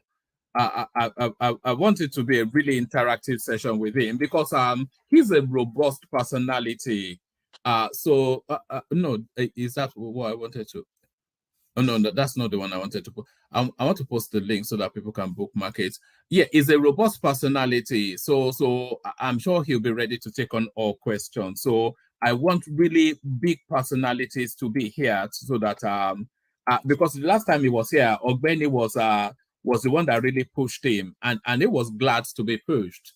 So I want people to come and push. Not it's so nice to meet you, sir. You are doing a one. No. I think he gets the. I saw him on Dr. Damages now. Yeah. When Pansa pushed him, Pansa came to push him.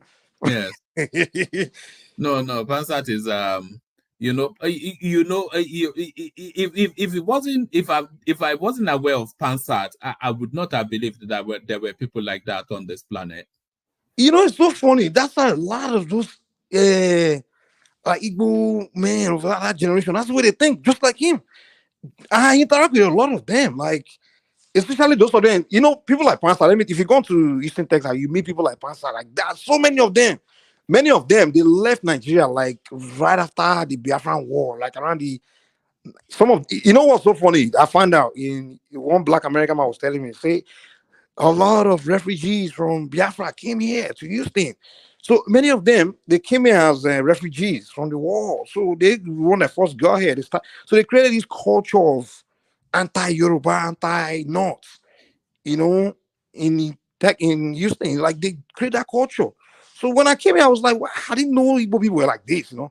So they do that here. They just see Yoruba, they just push away and just begin to attack you, like verbally and things. So people like Pansa, so many of them, they are here. Like they left Nigeria, they just had that Biafran thing in their head, and they just reason like, and I believe that's where those are people behave today. That's how they reason. You like these people are educated, but why are they thinking like this? Why are they reasoning like this? It's just ridiculous, It's unbelievable. When we first met that guy, I thought he was trolling us. I thought he was a troll. But it's only now recently that I'm starting to realize that it's actually even worse than that. That's actually who he is. Very cornish. I mean, I don't know. I hope another generation of Igbo people just change. They don't reason like those people, man. Like every time, they're just very cornish kind of behavior. I think the journey of that space. I think it's the spin of a coin. It can either go in the direction of people like Ekene, Uptown, Solomon, etc., or it can go in the direction of people like CM and all of those kind of people, because it's the same age bracket, but a total opposite outlook on life. Yeah, that's the thing. Like, I think with the Igbo people, you see the good ones among them. They're extremely good. You understand? And then when you see those terrible ones, they're just extremely terrible. But the unfortunate thing about them is those good ones sometimes. Like, one of my best friends, an Igbo guy. Me and him, he was over this kind of issue that we have problem with. It's almost like we're no longer best friends, but we're still cool. Like, he would see those ones that are doing those things. And then when you tell him, like, come, these people here, look at the way they are representing your tribe. He would just say, just leave them, just ignore them. Just like, dude, they are look at the way you have to be the one to correct them, because if you don't do it, then others will have to do it. And then when other people start attacking them back, they're the same good ones to be the ones to come and defend them. And I'm like, this doesn't make sense. You guys cannot. It's the same thing with the Ipobian. Where are the intellectual Igbo? Where are the good Igbos? They all just kept quiet, watched the whole thing, just and when you approach them, say, just leave them, just ignore them. And then they do, you can't tell me to ignore your people. They can't be here, because we have one WhatsApp group like that where it's like a group of Nigerians, they all play football. And then so we create a WhatsApp group where we discuss football. And then we have the Igbo guys there. They will just be typing tribalistic comments, even though it's a bunch of, this multi-ethnic forum. And people will say, come, the leader, the head, is an Igbo guy. It's a group of Igbo guys. We say, come, why are you guys letting your people type all these tribalistic comments? We're chasing other people. They'll say, hey, just ignore it. But after a while, then some Yoruba started typing the same comment back at them. And then it became a problem. Like, why you guys? I said, you guys can't be playing double standard. You're not created special. You can't be the only one to have the right to be disrespecting people. They would I would disrespect you back, I can't believe you admitted to following Wadamaya, though. Yeah, nobody admits to that. Yeah. What the short little Ghanaian guy just nobody follow. No, you can't miss that guy on the internet. Now it's so pop. Like someone that has a huge following, they will always pop up. Now, always pop up. But before I used to think it was a joke, but now it's a multi-millionaire. Yeah. The guy, he was started in China. He wasn't even doing the whole African thing.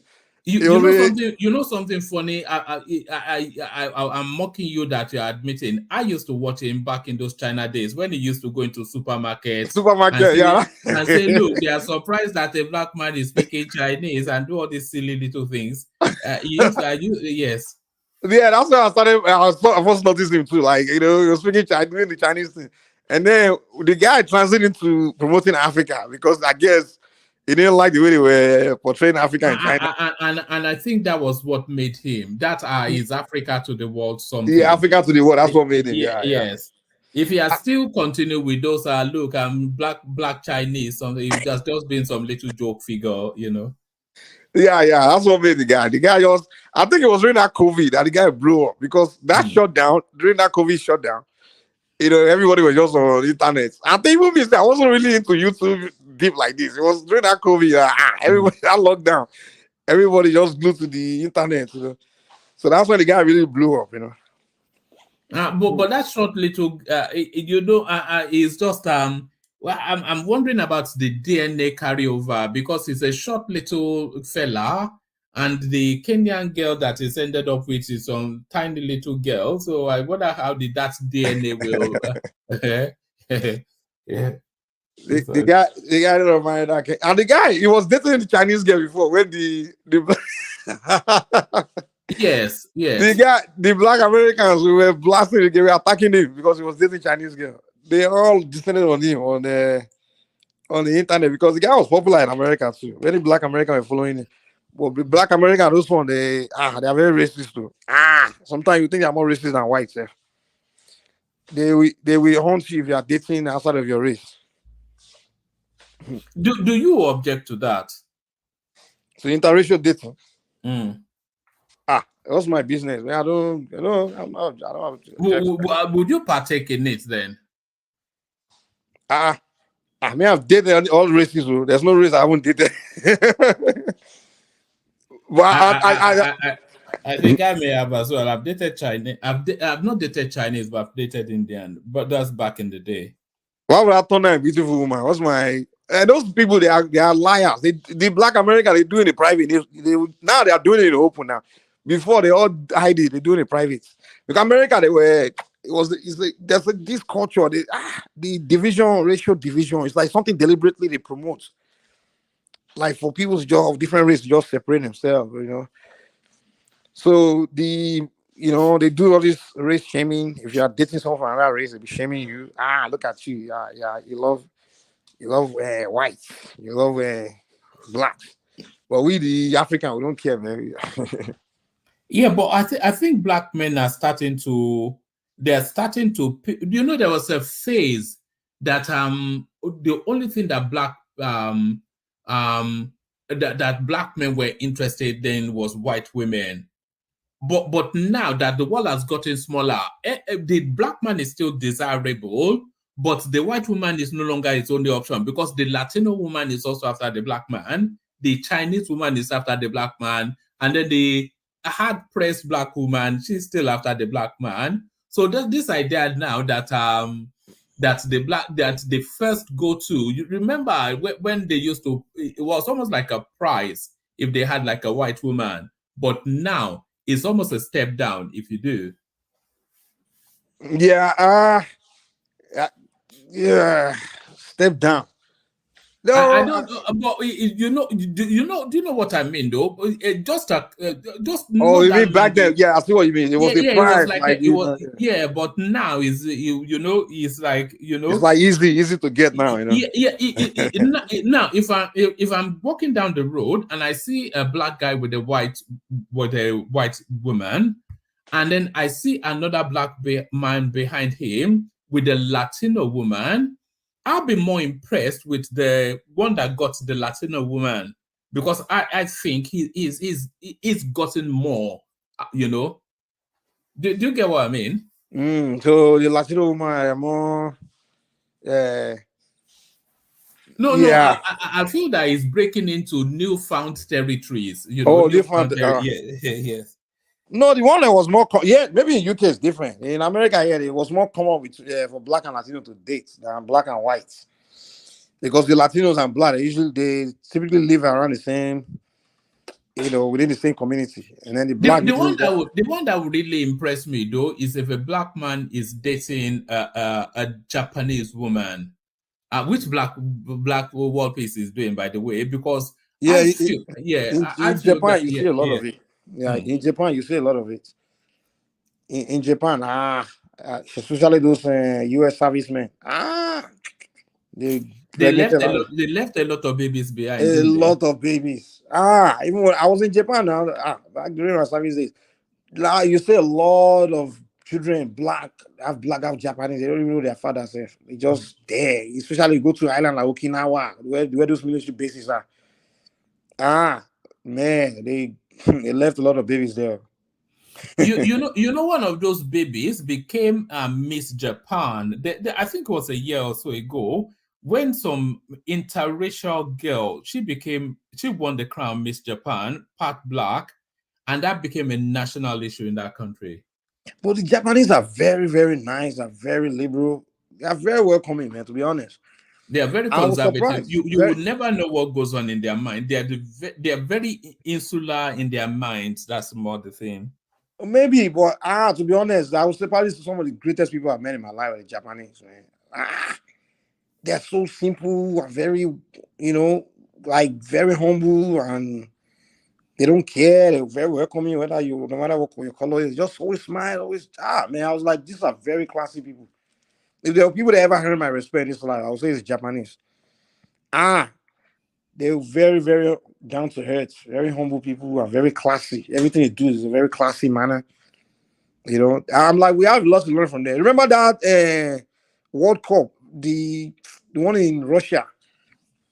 They were even showing the class of the Japanese, because after they attend the game, right? Their section, their fans section, right? It's always clean, Navi. They will clean the place. They will clean up the place and they will leave.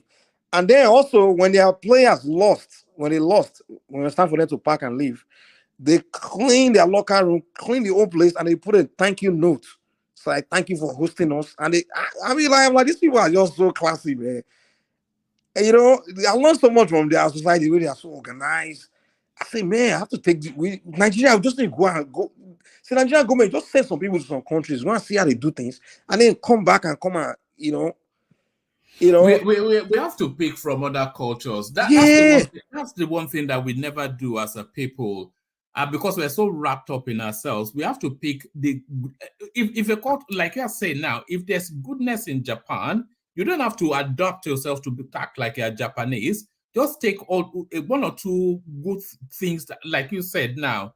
You go to a game, and rather than leave a mess just because you want to act like a barbarian, just put it in the bin. You know, what's this? You know, so that's it's just as simple as that. The way they do it, they start teaching them see, what I learned how they do things is the way they want the children to become. They adult they want them to become. They start the word brainwashing is not necessarily bad, and they start brainwashing them to be like that since childhood. Like, okay, this is kind of so all those kind of things start pushing into their mind as children through their school system. You know, like this is the way you have to think, this is the way you have to do things, this is the way you have to present yourself. They incorporate into the education system, you know.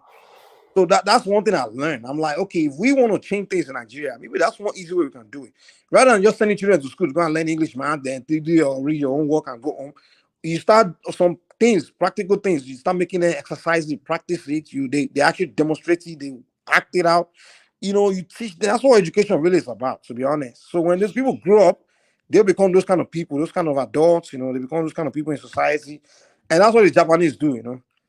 They are schooling their children. They actually practice those things. They make them exercise those things, practice it, do it, and you know, to me, there's so much to learn from different cultures, man. All right. Did you want to speak to the politics, or should we call it a night and reconvene later, or call it a morning here? You like these guys running away. Who? They were all here now. What happened? No, it's only you and I left. Uptown, I'm still uptown. And he's here in body, but not in spirit. He's probably asleep. And to Niger, he's doing his morning shift on, just to wait for Niger watch to start, and then he'll do the cycle again. My goodness me! But there it is. If it's having fun, why not? If it's having fun, why not? Yeah, if it's having fun. I mean, life is too short, man. Whatever I enjoy, might as well do it to the fullest. You know? So I can't tell him that he's doing anything wrong, you know. If he's enjoying his life, doing that, hey, do that too. All right, brilliant. All right, brilliant. Thank you, Mike. Yes, let's wrap it up. We don't have Thomas today. Work has taken him, but he'll be back tomorrow. So hopefully you'll be back tomorrow as well. And sometimes we can just gist instead of just Peter Obi. You know, I will miss Peter Obi after the next 2 months. So when he packs his bag and slumbers back to Oka, never to be seen again. What will we talk about now? It's been so much fun just poking at the at the obedience. it's just like a lumbering element, isn't it? That Peter Obi, it's just like, you know, it's very difficult to take him seriously. It's just like some lumbering element, you know, you know, sort of. Yeah, the guy, there's nothing really special about the guy, man. I mean, like, they just promoting him as if he's something special. And that's the mistake they made. They've done a spectacular job, Joe. If you look at Peter Obi as he presents, and then you look at how they are trying to present him, they've done a spectacular job. Because there's nothing in that guy. If you met him blind, you wouldn't even, you would just think maybe he had special needs or something. And then they are presenting him as some good. Yes. They did a good job. They also mixed it with a bad job. They were doing good job, saying, yeah, Obi, shouting his name. But then they started doing a bad job by attacking, you know, others, and just, you know, that attack is what really hurt the guy, man, because the attack kind of just pushed people away, man. Like, okay, what is this rubbish? What is this? I mean, people are not stupid now. You trying to tell us? You know where I feel they made the mistake? I think they ethnicized them too much. They ethnicize, exactly. That's where they made the mistake. Yes. Because by default, the guy could have just won, because most people would have looked at it like, these people haven't ruled Nigeria. They haven't ruled since, democracy. Maybe we should give them a chance. But they just ethnicized it as if it's an ethnic competition. They made it look like it's Igbo versus Yoruba versus everybody. All those probably just flooded the space. So they just pushed many Yorubas to say, okay, if it's competition, okay, now we'll vote for our guy, vote for your guy too. I think that when they came out, that they tried to use turn by turn, which is always bad politics, and that was where it started to go awry. And I don't think Peter Obi was there. If they had presented somebody like Kingsley Moghalu or Charles Soludo, it'd be very difficult for anybody to really rally against them. But somebody like Peter Obi is just too ethnic, even in his way and manner and his worldview. It's just too ethnic. Well, you have to know, within their space, if you are not very ethnic, they won't even like you. You understand? If any other politician that's not so ethnic, that's not so idiotic, they won't like the guy. If you're not like a Barry Bay, Obi, they won't like you. Once you start being that liberal guy, that like Rochas, you being friendly with other ethnic group, they don't like you. The moment Uzodima, they won't like you. You have to be very gothic, for them to like you. So that's the unfortunate. But then, of course, if you are too ethnic, then the Nigerian state, don't like you. They won't. Yes, especially. I was going to say, especially our brothers in the north, our people. They're not. No. Even us in the southwest, we don't like an overly ethnic sort of presentation, because then you feel at risk that, well, I'm not of your ethnic stock, so what happens to me? Yeah, that's one thing you have to learn. When you're being too self, you only see yourself. You don't see others. It's all about you. They just irritate me a lot the way they do things. All right, brilliant. Let's wrap it up, Mike. I think I really enjoyed this. I don't think you and I have ever really ended up on this sort of one-on-one sort of a real delightful conversation. You see, anybody that calls Mike an Agbero from here on in, I would throw the first punch. So it's a gentleman Mike. That's his new name. So thank you, Mike. So Mike, let me wrap it up. Only then to reconvene with you tomorrow. So thank you, Mike, and thank you, everyone. Just to flash it up, the Prince will be joining us on Sunday. Everybody make sure you turn up, and certainly we'll be coming on later. Make sure you turn up. So Thomas will be available then for his usual rebel rousing. So what are the questions you're going to be? Okay, there's no question, just straight conversation. Yes. What would it be based on? I mean, the whole thing. So that way I don't... Yes, because of course it's our guest, so I'm going to start it off with where he is politically, his journey. Then of course we'll be talking to him about the heavy weight of the fuel subsidy on the Nigerian space, the palliatives that Tinubu is introducing, all of these narratives about the mandate which is coming to an end. does he agree with how Tinubu is positioning? And if he does agree, how is he projecting the future? So a lot of all of that are just, yes, a mixed bag of all sorts of weird and wonderful questions. Yeah. Okay, no problem. I'll prepare. I'll be there. And you ask him about culture as well. You know, he's an actual Yoruba prince from Ondo, so he would know about. Yeah, yes, he's a prince now. You know, he could take a stool if he wanted to, but I think he's taking to politics instead. You know, the last time he came, he said he'd been paying for people's education since he was 11. Wow.